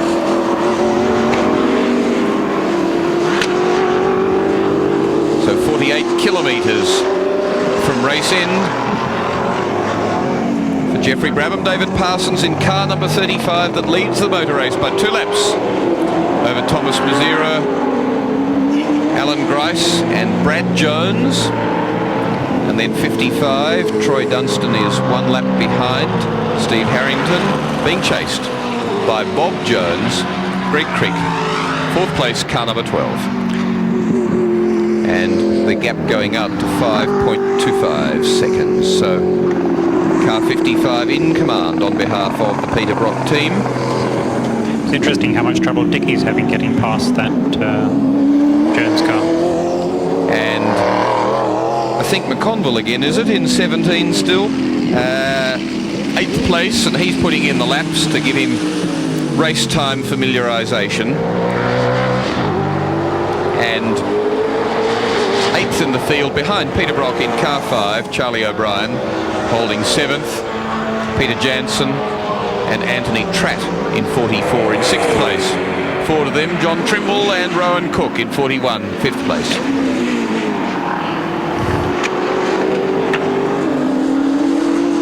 And forward of 5th place is this car, 4th.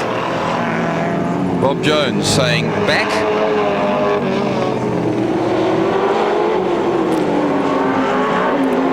Not able to pin back. I think it must be Bob Jones in 12. He's been around a long time. He's done stints at Speedway. He's been in sports sedans, all sorts of categories. And Cameron McConville says, pardon me, but I insist. Grand tracking shot there. Tremendous.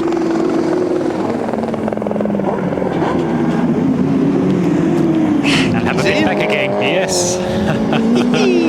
Good stuff. The boy wanted experience and he's getting it. Very nice too. Good stuff. It's a lovely flowing track, this outside Sandown track.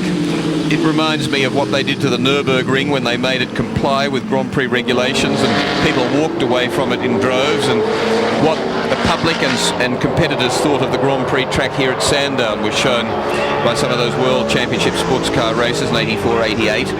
The outright lap record holder still John Louis Schlesser here at Sandown in that Mercedes-Benz. But this is the good Sandown track around the outside. It's a good, fast-flowing track. It's a track where you have to be able to drive and you have to be brave if you're to go over the top there at proper race speed. And the crowd love it. They can see it too well from the stand. And the competitors like it too. That infield is Mickey Mouse. So this great battle continues. McConville goes the other side this time, and a little bit more determined. But he didn't close the door. Oh dear me, that's a big moment. He's going to go. Gone. It's gone. It's a big crash coming up. Ah, dear. Ah, good. Not hurt. Boy, oh boy, that was on for a long time. And in 4th place, car number 12, and in very brave situation, 7th place, car number 17. And well done, Bob Jones. Well, not in sense of that they collided, but the way he gathered it up. And look at this, he suddenly said, hang on a moment, there's a spot down the other way here. Boy, that was great thinking.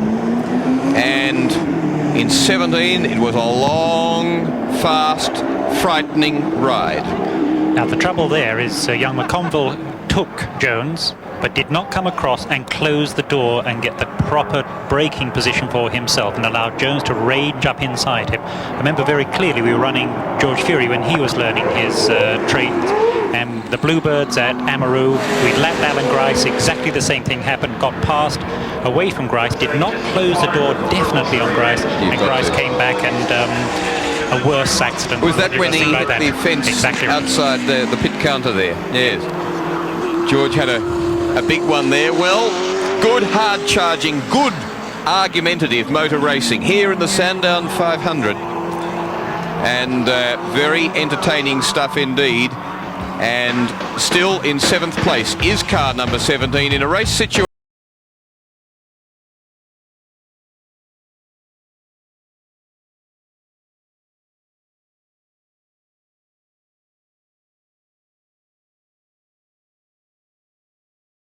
Everyone, in this update to Rugby League first, and in the Sydney Premiership, St George are looking good for a berth in this year's grand final. In the major semi-final this afternoon, they lead Canterbury Bankstown by 27 points to 6. Here's one of the St George second half tries. Decision. Now Coyne, Peter, puts his foot down, runs to the winger, draws him and puts Walford on a saloon passage in to score another try. Oh. And here it goes. Oh, have a look at it. Perfect kick. Ian Heron, Bella's head goes down. 23 points to nil, 52 gone. Now about 5 minutes remaining in that match and Canterbury have scored again. It's now St George 27 and Canterbury 10 with the kick to come. Meanwhile at the Melbourne Cricket Ground, Essendon maintain a comfortable lead over the West Coast Eagles in the Elimination AFL semi-final. Here's some of the third quarter action. In front, good spoil. Oh, Lewis and Long both went at it pretty solidly. McIntosh and Kemp in there for West Coast. Well, it could have been a free kick down the field here. Yes, he's probably paid a 50-metre penalty down the field. Grenville kicks the goal. Essendon looking as if they just might hold on there, and in the Rugby League, 27 points to 12 now, St George over Canterbury. Don't forget, if you're enjoying our coverage of the Sandown 500, to be watching SBS television on Sunday, November the 21st for our exclusive coverage of the big NASCAR Classic from Sydney's Eastern Creek. The extravaganza called Thunder at the Creek roars into action from 2 o'clock that afternoon, and you can be assured of a great afternoon's entertainment. That's NASCAR action on SBS TV live from Sydney's Eastern Creek, Sunday afternoon, November the 21st. We'll have another sports update in half an hour, but back to Sandown shortly after this break. I'm interested in fossil mammals and looking at the rise of the mammals with the demise of the dinosaurs. The Gobi Desert, 80 million years later, the world's largest dinosaur graveyard. Fossils from these rocks are as relevant to those questions about how life exists and changed as things that we see today. An expedition by the American Museum of Natural History to one of the harshest places on Earth. Ghosts in the Dinosaur Graveyard, 7:30, Monday. Telecom MobileNet has never been in better shape. For one thing, our prices have been reduced. But of course, there's a lot more to MobileNet than price, such as over 700 dealers and more customer service people than our competitors. And our unique Rapid Access module, which offers fast connection to the MobileNet service. For more information, call 018 018 000. And remember, because MobileNet is 100% Australian owned, all the profit stays here. So we're even helping Australia to get back in shape. You might think tires are pretty boring, but if you had to land a Harrier jet on an aircraft carrier 338 meters long, you might think differently about the tires you wear. Little wonder then why the U.S. Navy chose to fit Dunlop tires to their Harrier jets.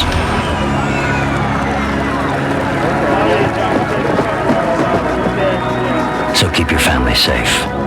Stick with Dunlop, the world's best road-holding tires. BP's research and testing often leaves an impression on our visitors. Fourth floor, aviation fuel research. Sixth floor, marine oil testing. And we put this research to use in a very practical place. Your local BP service station. Pizza for Ted King? Top floor. Top floor, space research. BP, on the move.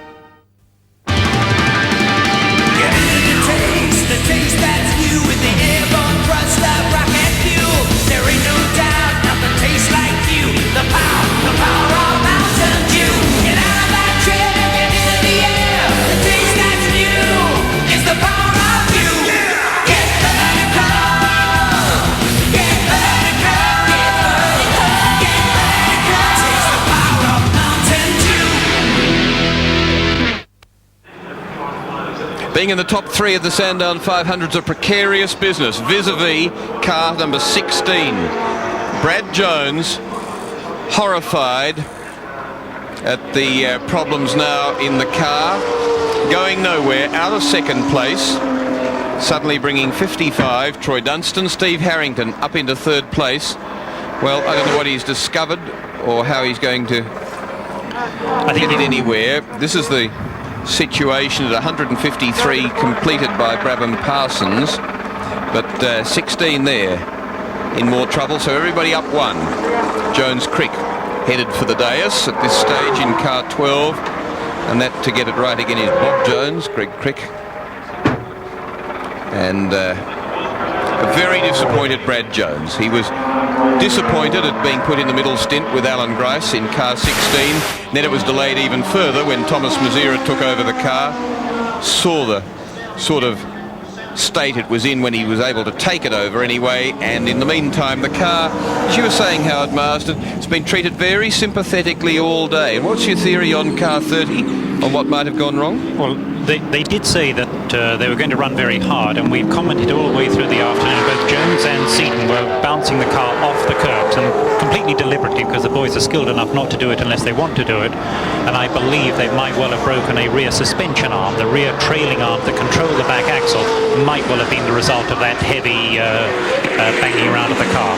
So what they've learned from today is how hard they can run the car off the curbs at Bathurst. This particular car has been run, obviously, again, according to the rules of the team. Keep it clean, keep it going, and that is the type of winning program that's going to get them here today, it looks, and it may well be the sort of winning program to get them there at Bathurst. Well, here's one for Nigel Greenway, and I think I already know the answer. How many Le Mans winning drivers have won the Sandown 500? And this is the first one. Jeffrey Brabham. Because he hasn't done it yet. He hasn't done it yet. And boy, there is a hex on anybody that's up front in this race. 6 different race leaders, and only one has survived in any sort of healthy state at all. And Troy Dunstan, Steve Harrington. Now there's Brad Jones, and lovely guy, very successful in Oscars, very disappointed. The Holland Racing team car today. Down in the pits, John Smailes. And for the second time today, regrettably, someone's thrown cold water all over Thomas Mazira's plans. Thomas, what's gone wrong this time? I'm not exactly sure. The car stopped on a back straight, then we don't know. I can't comment on that at the moment. How do you feel after a day like today? Oh, well, what can you do? You know, it's motor racing. Then we'll see what went wrong, and we make sure it won't happen 3 weeks' time at Bathurst. All the telemetry won't tell you what occurred at this time? No, nothing on the telemetry now. What about Brad Jones through the radio? He talked to Geoff, and he said it just stops, and he lifted the bonnet up and is looking into it. I don't know what it is. Thomas, look forward to seeing you at Bathurst. Okay, thanks. Bye-bye. Been brought to my attention that one that has led the race, one of the 6, is surviving in very healthy form and is back in second place for no reason other than that car 35's been a tad quicker, and that's of course 55 Dunstan and Harrington. They were one of the 6 leaders, but for the other 4 it's been an unhappy time. It has. In fact, it's interesting now to look at the top 10, and just getting into the top 10 is Kevin Burton and Mal Rose in the first of the series production Group E Ford Falcons. And they've done exactly what they said they would do all day long, is to run round, keep out of trouble, keep the car going, and they're going to be rewarded at the moment with a top 10 position. That's car number 10, the black Falcon that Kevin Burton runs regularly in long-distance Group E races. As 4 laps remain now, 157 laps completed, and it's got quite a bit of, there it is, Melrose gear on it. But Kevin Burton, his wife Helen, very enthusiastic runners of the car, and Melrose, who's a very hard charger in Group E cars. And as I say, he's brought some of his expertise, some of his bits to that car today, and blow me down. Into 10th place goes a virtually road-going Falcon. And car 55 now. We said all the cars that have led the race have failed to survive. I was corrected by Nigel Greenway, and can you honestly believe it? There's the 5th of the 6 leaders. And in second place, and Bob Jones, Greg Crick in car 12, John Trimble from the Daily Planet, a relaxation place for men in Melbourne, and Rowan Cook will be into 3rd place. And Trimble is a very amateur driver indeed, who's been shown the way around a little bit by Alan Grice, but this is just unbelievable. 158 laps completed by Brabham Parsons, so 3 only remaining. And here is 31 Castle Hill, and that car a long way down. It's in 20th place, Monday and Scott. But here we go. I think that was another piece of a piston has just gone out. A bit of a flame, a bit of smoke. Dear oh dearie me. Well, there's a lot of very serious rebuilding and a very serious analysis of what's gone wrong with a lot of cars to be done in the next 3 weeks, because there really has been absolute decimation of cars here today. Hello? Can't believe he's gone out again. Kidding. I don't know what that's all about. So he can be a finisher. So he can be, well, 100 and...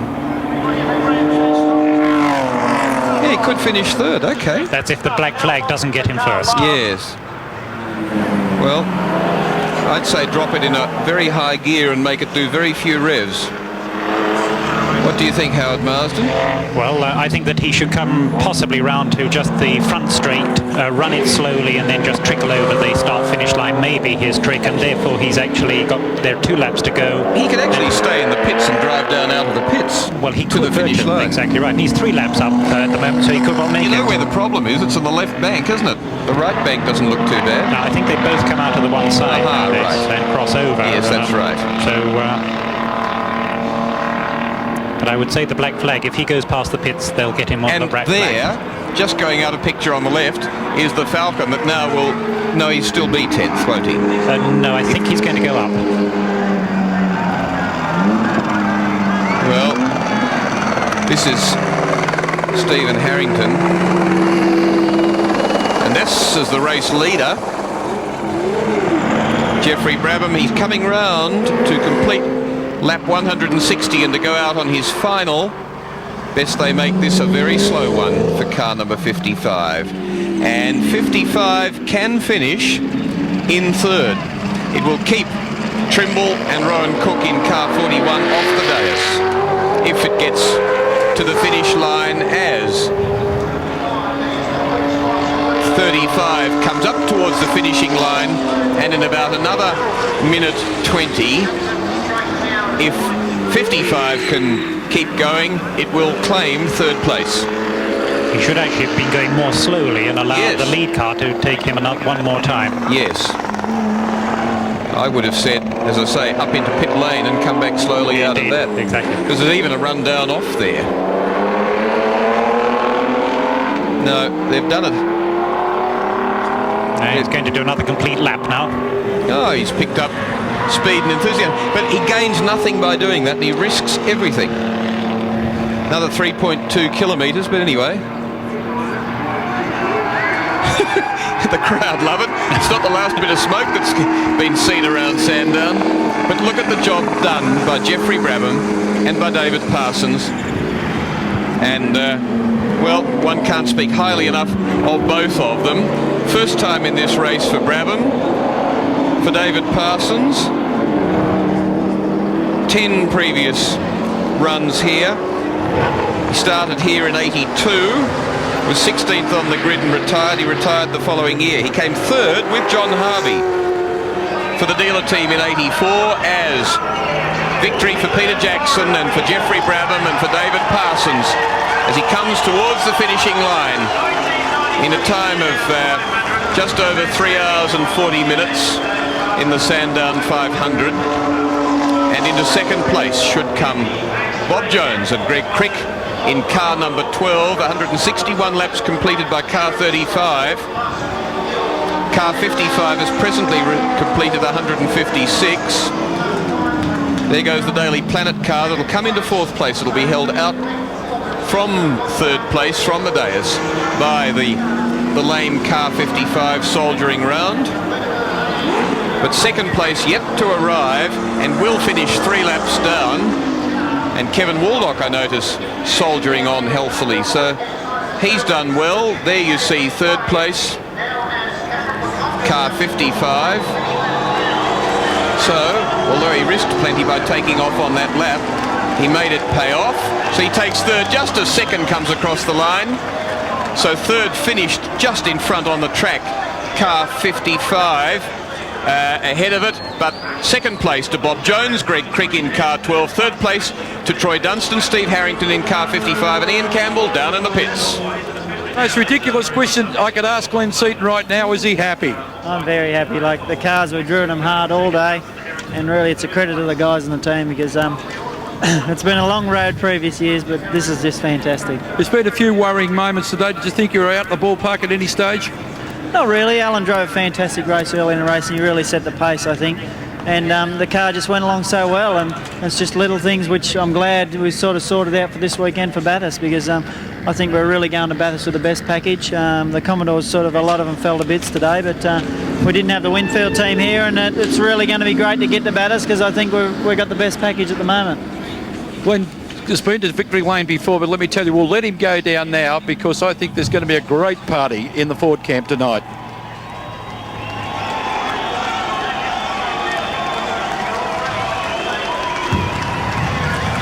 Well, that's the effort of great team preparation and planning, and it seems much more to me, Howard Marsden, than 12 months ago that this formula started and that Glenn Seaton debuted that car, struggled through with qualifying at 1:17.8 here, went 4 odd seconds faster now, and finally 12 months later, with an enormous amount of preparation, testing and professional driving and great team backup, has come out victorious after winning, of course, the Touring Car Championship. It's a great example of how to run a team and how to keep the whole thing running properly. What a clever thing to actually put together a man of experience of Brabham together with, as you were saying, Parsons from a Tasmanian dairy farming, and get them together, make them work together and give the team a win. It's fantastic. And to survive, when you look at it another way, that in the selection of the drivers for those two cars the four drivers needed, they wrote off a car at Phillip Island back in August. Right. They had to rebuild, well, they were building another car anyway, but they had to hasten the build of that. They had to run it at Oran Park, and then they got here, selected Geoffrey Brabham, and he has done a superb job, and so has David Parsons, and I commend them both. I reckon it's sensational. So it's been a great effort. They did it in a time slower than Seaton and Fury, the fastest race on this track back in 1990. That was in a time of 3 hours 32 minutes and 42 seconds. The race time today, 3 hours 41 minutes, 26.21, with 57.1 seconds back to second place, plus 3 laps. The deficit between car 12, second placed Bob Jones, Greg Crick, first place Geoffrey Brabham, David Parsons in car 35, and 1 lap further back to Troy Dunstan in third place in car 55 with Steve Harrington. And so victory to Ford Falcon here, a big comeback. And although Holden and Ford have had 12 pole positions each in the Sandown 500, Ford comes up, I think, to 7 victories, by comparison with Holden, that's had something like 12. So 7 victories and indeed 12 to Holden. So, but I think what's interesting is you can see that one Falcon up at the front and the number of Commodores that are coming up behind. So the Falcons just hung in on this occasion. Will they do it in 3 weeks' time? Do you still stick to your verdict earlier that the regulations shouldn't be changed until after Bathurst? Exactly right. We've had a good balanced race here. Nobody had an advantage from a product viewpoint, but one team had an advantage from their own abilities. Howard, you've been in team manager role before with Alan Moffat many times. If you were a team manager and you were looking over the chaos that's been run today, how would you be feeling with your major race 3 weeks away? If I was one of the people with the problems, I would be a very worried man, and I have been there before and have been a worried man before. But I think the message is there that they will, I think, really look at the Seaton team at Bathurst and decide that's the pace at which we are going to run, and they're going to have to run around the Seaton car. The Gibson car is yet to arrive, so Bathurst is going to be very exciting because we're expecting great things out of that team as well, because they're doing a lot of testing despite not being here today. So you've got those teams out in the front. You can't pull out the Johnson team because they're there as well. Brock it's going to be just a wonderful race, just as we've had a super race to here and today. some top drivers still to come, people like Paul Radisich and John Cleland out of the British Touring Car Championship, both victors in that championship this year in one of the closest, hardest run championships. We think we've seen a lot of biffo this year in Australia. That's right. And very minor by comparison with what's been going on over in Britain. That's exactly right. So we've got a lot to come from the race, but today's just been a remarkable event in that we've had a number of leaders, we've had a number of people making driving mistakes, we've had a number of teams make mistakes, in fact, in not taking advantage on stopping when you've got the course car out. So there's a lot of team management work to be done yet. Tyres, we're hearing that there's more to come from tyres as well. So the race has stood well on its own.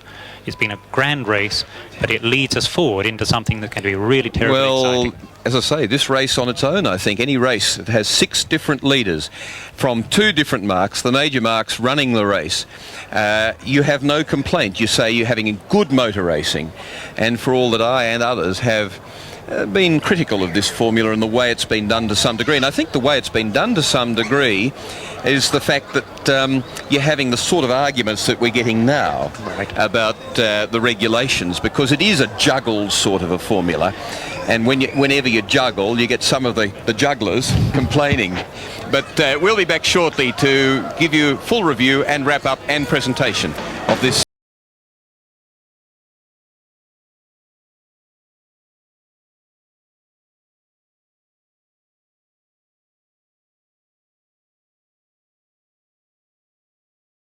Down very shortly. Meantime, to rugby league first, and in the Sydney Premiership, St George is the first team through to this year's grand final at the Sydney Football Stadium this afternoon in front of almost 42,000 fans. They defeated Canterbury Bankstown by 27 points to 12.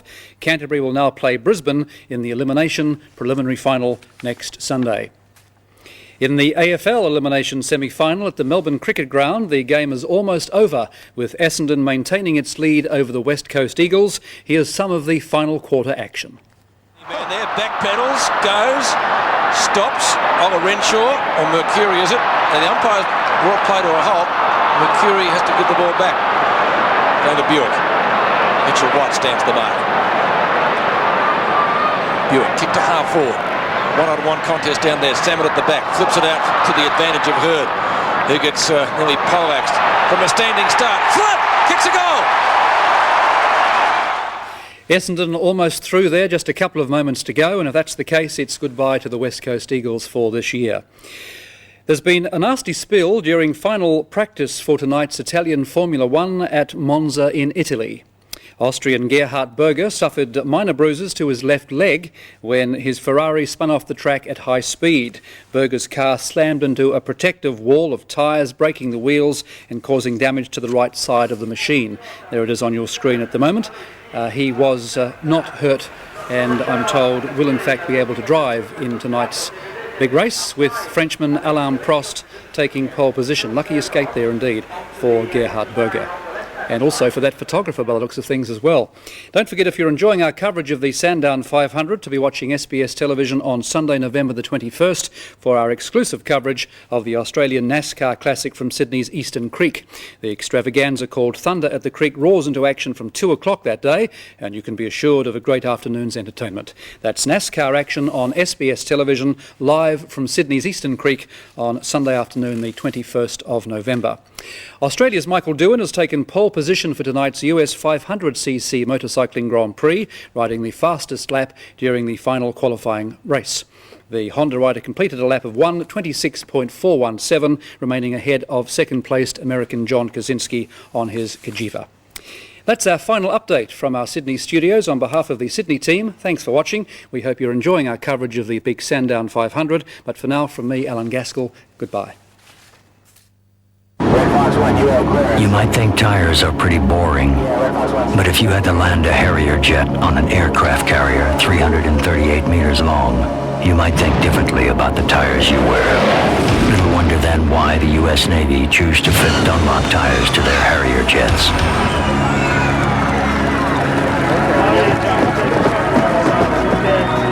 So keep your family safe. Stick with Dunlop, the world's best road-holding tires.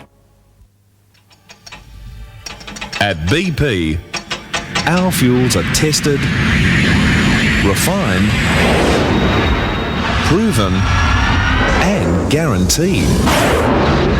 So by the time they get to you, we guarantee no fuel system problems. Ask for details about the BP fuel guarantee at your local station. BP, on the move. Telecom MobileNet has never been in better shape. For one thing, our prices have been reduced. But of course, there's a lot more to MobileNet than price, such as over 700 dealers and more customer service people than our competitors, and our unique rapid access module, which offers fast connection to the MobileNet service. For more information, call 018 018 000.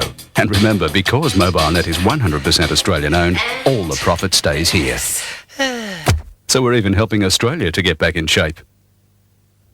Taking care of your family's nutrition needn't be a puzzle. Doctors and nutritionists recommend that our diet should be low in sugar, low in fats, and have less salt, but be high in complex carbohydrates and dietary fibre, which is everything that Weet-Bix has been for over 60 years. No wonder Weet-Bix is Australia's favourite, truly nutritious breakfast. Weet-Bix, it really is nutrition made simple. Hercules returns as the outrageously funny new Australian movie starring David Argue, Mary Custis and Bruce Spence. To win tickets to previews of Hercules Returns and prize packs containing soundtracks, posters and masks, grab a copy of Who Weekly and watch our cult movie and music program Nomad Friday nights on SBS. On Thursday, From Spirit to Spirit explores the cultural renaissance taking place in North America. In the heart of Toronto, Native culture has not only established its presence, it's staked its territory. We're gonna have one hell of a good time, just sort of bursting a few bubbles and shaking a few trees out there these next few decades. Canada's cultural renaissance, 8 o'clock Thursday on SBS. And welcome back to Sandown. What a marvellous race we saw. A fairy tale result, really. Geoff Brabham off the plane, 10 years out of the country, steps in a car and comes up with a victory. We'll talk to Geoff in a moment. First of all, let's cross to John Smailes to talk to the place getters. And a sensational race in third position. Troy Dunstan and Steve Harrington, congratulations very much. But Troy, 3 laps from the end, the car blew up. What happened?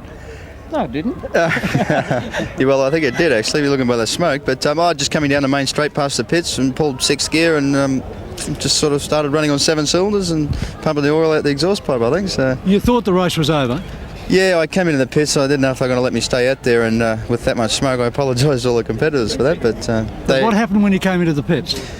Well, they said there's nothing we could do. Just go out, finish, wait till David and Geoff had gone through and we could finish the race. We'd probably hold our position, which we have, so I'm pretty happy with that. Steve, you won last year. You saw the race just falling away from you 3 laps from the end. You thought it was all over, didn't you? Yeah, I definitely did, John, but thankfully Troy called into the Quick's food store there and put a can of Mobil 1 in it and it got us home. Well done, fellas. Congratulations. Look forward to seeing you at Bathurst. No worries. Second place in the Sandown 500 today, and probably the only team that's had an absolutely faultless run, Bob Jones and Greg Crick. Congratulations. Thank you. Thank you very much. Bob, it was totally without problem. Oh, absolutely without problem. Run to schedule all day. We've got that marvellous Max 3 oil in there and it just kept on going. It didn't go bang. Well, 2 pit stops, 1 pad change. You can't ask much better than that. No, we went, as I say, we went according to the schedule all day. Cricky got in and did his bit and allowed me the glory at the end. But no, it's just absolutely faultless. The crew have done a marvellous job. And Ampol are absolutely wrapped, I can tell you now. Greg, more fun than a Tiger Tasmania? No, it's fantastic, and I think it's a great result for the privateers. It's great. Well done, fellas. Let's go now to the people who've won the race today, Jeffrey Brabham and David Parsons. With them, John Davidson, the promoter of Sandown International. Thanks, Jono. Well done, fellas. Yes. What a fantastic dream for a public relations spokesman. You've got the international well-spoken 4 times winner of the IMSA series, son of a 3 times Formula 1 world champion, an innovator, constructor of his own cars, co-driving with a boy from Tasmania who's a dairy farmer who burns stumps in his paddock. What a fantastic dream for Australia. It's absolutely perfect. Fellas, the Lex Davison Trophy for the Sandown 500 magnificently deserved by a superbly prepared team. John, thank you. Fellas, congratulations. Absolutely superb. There's a tear in David Parsons' eye right here. I can see it happening. David, how do you feel about this? Oh, look, it's absolutely fantastic. The team, the car.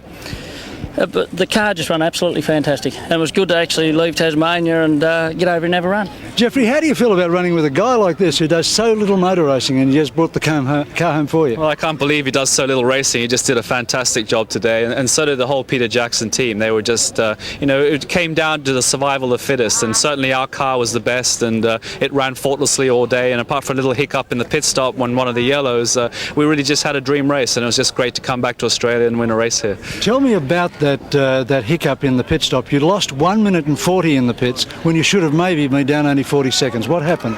Basically, it was my radios were giving me some trouble, and they said stay out, and I came in. So it was basically my fault. But we got away with it, and the team just did a great job. So to come back and drive for them and to win here at Sandown is just a great thrill for me. Jeffrey, there's been a lot of things you've wanted to do in your life. The IMSA Championship, of course, Le Mans this year, now the Sandown 500. What's left in an illustrious career? Well, in 2 weeks I've got Bathurst, so that's the one I want to win. So I'm just really happy. I haven't really got a full-time drive, but the last 3 races I've won each one, all in different continents. So I'm very proud of that. Tell me about the Bathurst desire to win that race. Why? I mean, it's Australia's greatest race, and I miss home, I miss racing here in Australia, and I don't get the opportunity to come back very often, and to come back and compete for Australia's greatest race in Australia's probably best touring car team is exciting, and I'm really looking forward to it.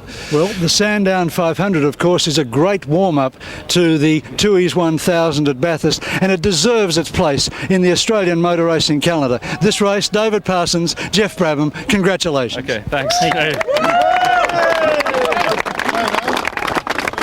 Okay, fellas, up for the Jeffrey.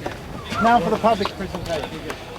Oh dear, it's a bit of a pity when you remember him having his first race, Geoffrey Brabham. Yes, it is. At Warwick Farm. I commentated on that, a 7-lapper around the 0.9 of a kilometre little track. And when he went to collect his licence from Jeff Sykes at the end of the day, Geoff said to Betty Brabham, I suppose you'd rather I didn't sign this. Right. And she said, I can't go through it all again. But she has, and Geoffrey has. And has far out-earned his father, which says a lot, because his father was one of the great negotiators of motor racing, as well as one of the shrewd engineer drivers. And it's been an excellent effort here, and he's obviously learnt plenty from old Sir Jack in the way to look after a car, to plan a race. Not that Sir Jack ever really did much long-distance racing. He did tackle a few, but he didn't have the sort of success that Geoffrey has. But this has been an excellent effort by Geoffrey in his first look at this race and this track, and greatly backed up, superbly backed up by David Parsons. Yes, I think that Geoff said it all down there. The combination of those two and that team has got the result today, and in a funny way, the lead car has got to watch itself at Bathurst, because those two boys obviously want to win together again. That's right, and they know how to look after a car. Mind you, the lead car too. The two drivers there, Alan Jones and Glenn Seaton, know what can and can't be done now. And Bathurst is a different sort of a track, isn't it? It's not one where you can throw it at the curbs quite so hard. It doesn't have the same sort of hard impact curbs as here, perhaps. No, it doesn't. It's a more wearing race mechanically, and I've been a bit surprised as to how many engines, in fact, have blown here. The engines are regulated to 7,500 RPM and only 10-to-1 compression ratio, and they should be running all day long. And you were telling me a few weeks ago when we were driving together through the countryside in the XR8 Sprints that they'll be reliable. The engines will go all day. Wrong again. And you've been wrong. Indeed, wrong again. Because the engines have been the major problem today, haven't they? And that was one of the things of this formula. They were going to be super reliable. They were going to be cheap. They're not cheap. These engines are $55, in fact, I think towards $65,000, right. aren't they? That's right. And they haven't been reliable either. So in that sense, they haven't been as good as they should be. Larry Perkins runs a Holden-based engine. A lot of the other Holden runners are running Chevrolet-based engines, and the Ford engines are also the United States. Is that right? Yes, they are, and at the moment their reliability seems to be quite reasonable on the Ford side, and obviously the Chevrolet stuff, which has been around for so long. Yes, now. and preferred engine almost, Exactly isn't right. it, of that sort of thing. The Quite sports sedan people tend to use them. So I think there's a lot of midnight oil to be spent by the engine people, particularly on the Commodore side. The cars are obviously very fast. If by any chance at Bathurst they get a bit of a wet run, they're obviously again very quick off tight corners when traction is necessary. So the Commodore Falcon race is not yet understood as to truly which is the fastest car. And the, Yet to find out. and the revival of this race, Howard, that's really a great thing for Melbourne, isn't it? And for the motor race calendar. I mean, this race has been a very big one in past years. It did fall down, Sandown Circuit did, but it was great to see it back, and great to see, in fact, the sort of race that we've had here today.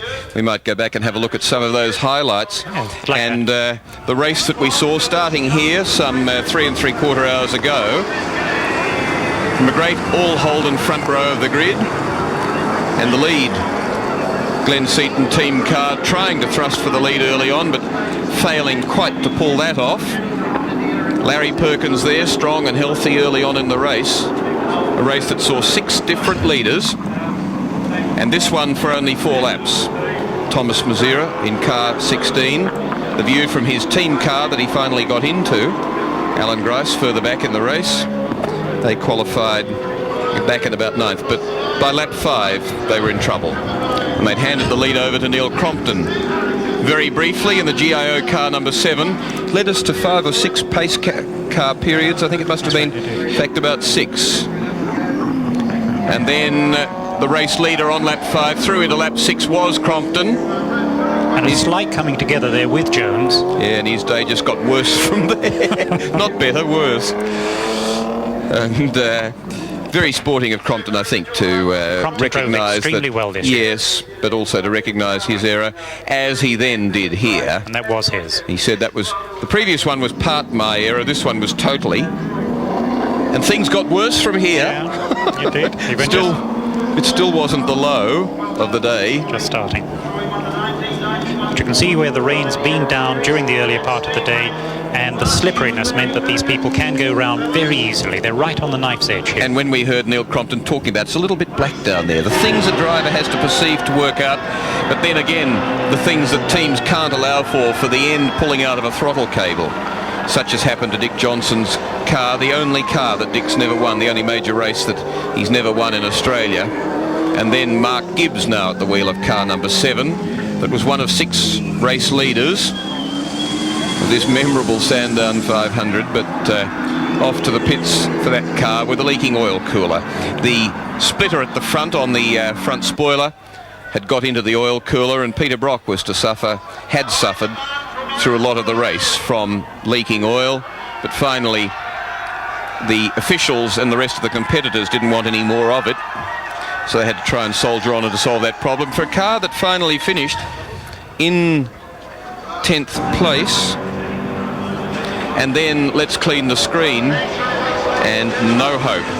That was one of the crazier episodes of the day, and one I suspect that won't recur for this reason. I was saying Peter Brock finished 10th. He didn't. He's a non-finisher when the official results. So there's a cold run coming up for the drivers of this car from now on, but they did soldier on, nearly got through, not quite. And they finally, that's Larry's classified car. As a non-finisher too, as was Larry Perkins, the new lap record holder, fastest lap of the race, and below the previous lap record. When Greg Hansford was driving, went on to 7 cylinders. They said keep going. He did for as long as he could.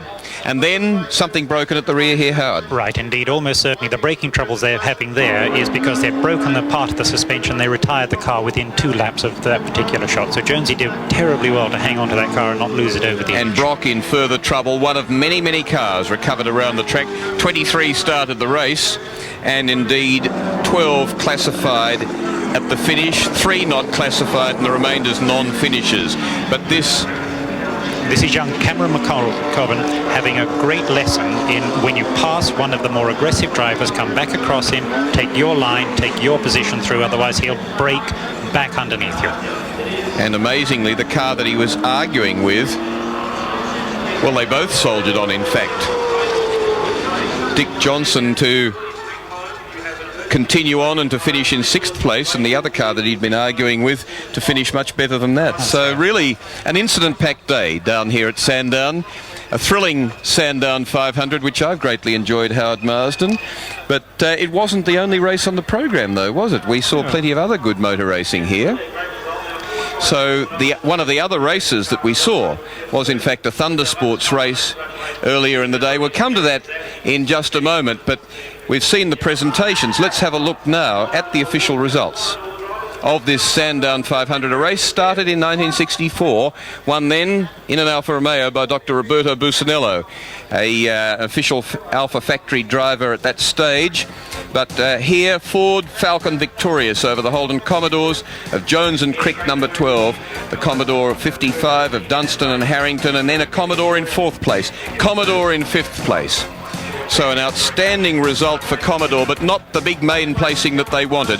6th came up Dick Johnson, 7th the Phoenix Motorsport entry, Gassati and Ellery, and then Group E, goodness gracious, Kevin Burton and Mal Rose, and indeed backed up by other Group E cars in 9th and 10th, coming in the top 10 of the race.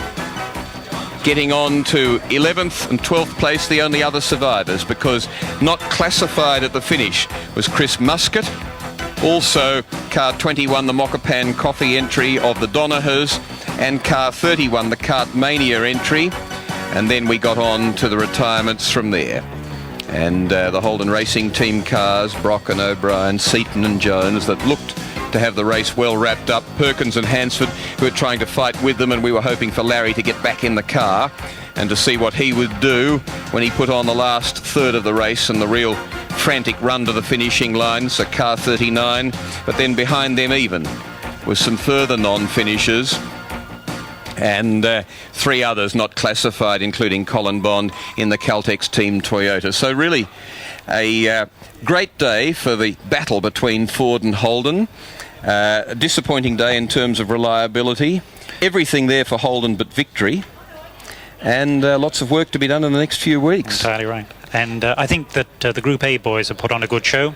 The Group E boys ran well. The 2 litres were disappointing today. Let's see how they do at Bathurst. Yes, because we saw that converted Sierra with the turbo off, running as a 2-litre car, and it had a myriad of problems and ultimately not classified at the finish. But as I was saying, we saw not only Jim Richards' son Stephen have a good result earlier in the day under very difficult conditions in the wet in Formula Ford, but we saw some very exciting, very fast racing in Thunder Sports. So let's have a look now at the highlights of that Thunder Sports race, reduced to 6 laps. 20 survivors of an aborted start in the Thunder Sports race, doing a green flag lap now to check on what have been treacherous track conditions here at Sandown. This was their attempted first start. Spiritus there, hit up the tail by Mundy in 61, the black car. Spiritus goes across the track, does the right thing though, because he takes Mundy out to slog him in the tail. And it all happened for this reason, that coming out this Falcon has blown its engine, it's dropped oil further back, and then absolutely vented the sump. And so when they hit that oil, everything went crazy. 20 survivors, there were nearly 30 on the grid a little while ago, was to be an 8-lap race. It's now 6 laps, 19.2 kilometres around Sandown. On to pole position, Brian Smith in 5. Joining him, Des Wall on the front row of the grid, 26, the big Supra. Number 1, Kerry Bailey, second row of the grid. Number 3, Bob Jolly, third row. 27's on the 4th row, Danny Osborne. And traction's the big problem for them. The tyres are cold, the circuit's not good, slippery, a little bit of rain here today, as we've all seen, and it's going to be really off the line. Beside Osborne in 27's Doherty in the pink Commodore number 19. Further back, Lee Nichols in 12. And the row behind him, 20 and 36 together, is Bill Emeny and Barry Bray in 36. Then Geoff Barnes alone on 6. And in 76, Hugh Harrison, already green and go. And it's Brian Smith from pole position. Lurching forward is Bob Jolly in 3, doing a good job. He then gets a bit slow as he hits 2nd and 3rd gear. But it's Brian Smith they're chasing, followed by Des Wall. And from further back in 19 was Robin Doherty. to the West Australian, who's been quick all weekend. Let's wall down inside him as he takes a classic line on a track that's not completely dry yet. And now they get onto the back straight where Howard Marsden, these lightweight cars with the engines put in the most ideal position in the car, really do fire as if out of a gun. And the throttle control that's so important to these people is really showing up, because this car, the Alpha's got the engine in the front, the gearbox at the back, lots of traction, very good balance in the car, but he's really looking in his first lap that he doesn't make any mistakes. He'll attack after this first lap, I believe. Brian Smith's car's a fairly well balanced one, and he uses it fairly well. It's not as avant-garde as some of them, not as powerful as some of them, but he makes very good use of it. But running away, as you can see, is the Supra, and that's 26 is Des Wall. Kerry Bailey's back in third place in 1. And Bob Jolly, as usual, doing a good job in number 3 in the Commodore, a more traditional touring car and not quite as well balanced, but a car that under these conditions might be a more drivable vehicle. Des Wall, though, the man with the enormous poke at the moment. Fourth place there is Bob Jolly.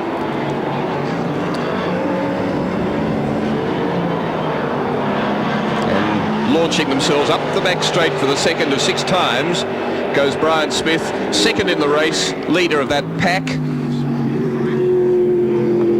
And Bailey in 1 in third place. Des Wall, though, the man in command. Busy there in car 1 is Kerry Bailey.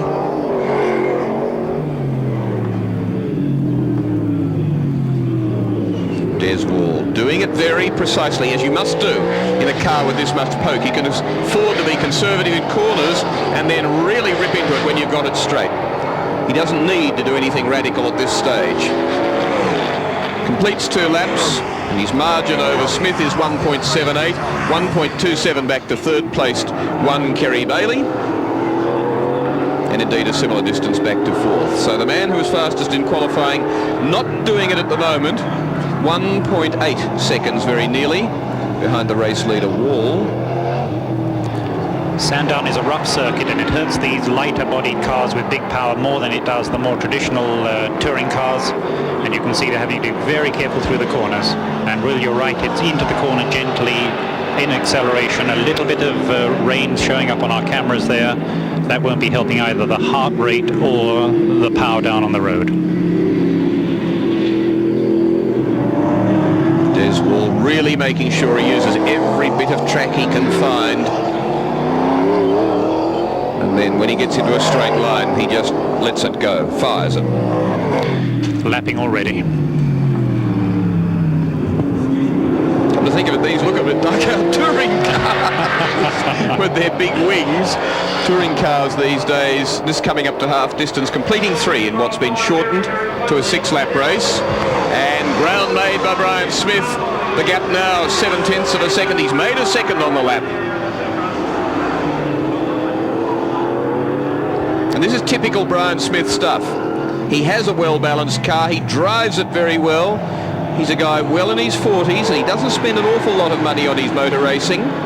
This is, in fact, very similar looking to his old Alpha sports sedan, but it is a new car, so it has had a rebuild or re-specification in the last couple of years.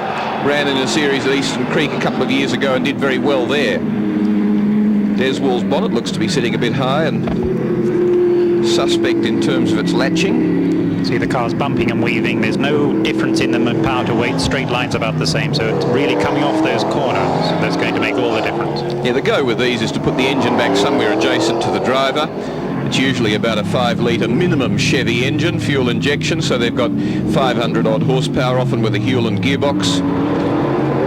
And it's very much really almost a sort of a space frame construction, fairly close to ideal weight distribution. And then they go motor racing, a very exciting motor racing too. The gap's gone back out to 1.7 seconds, and in third place 2.7, and 2 laps remain. Still in fourth place is car 3, Bob Jolly.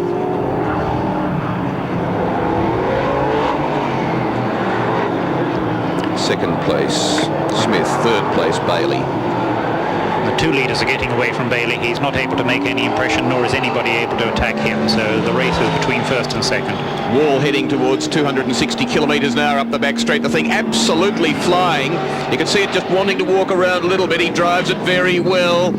Gee, nicely modulated brake pedal there as he brings the speed down. Third gear back to second here. Smith's opportunity now. Oh dear, mirrors. Oh, that's crazy.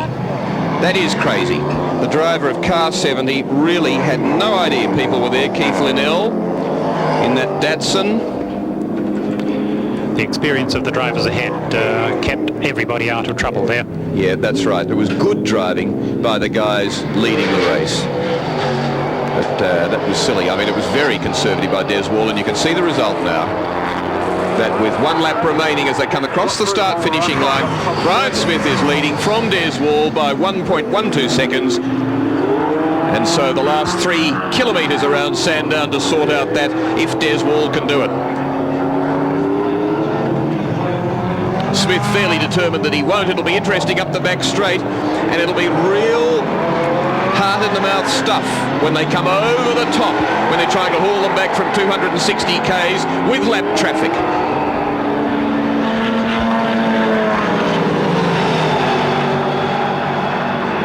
Smith keen to hang on, and if he gets down to Dandenong Road first, as he will, gee, he gives the brakes a hard workout there, or the car a hard workout under brakes, pushing it hard down through there, Howard Marsden. Yes, and they're going to catch the back marker right across the last corner into the final straight.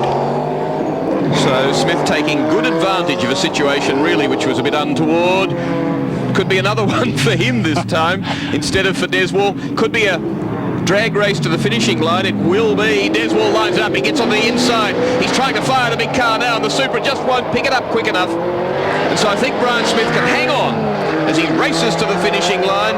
It's a fairly long way to it, but he does it with a gap of a quarter of a second. Brian Smith from Western Australia in the Alfa Romeo, dimly related to Alfa Romeo in shape and badge only.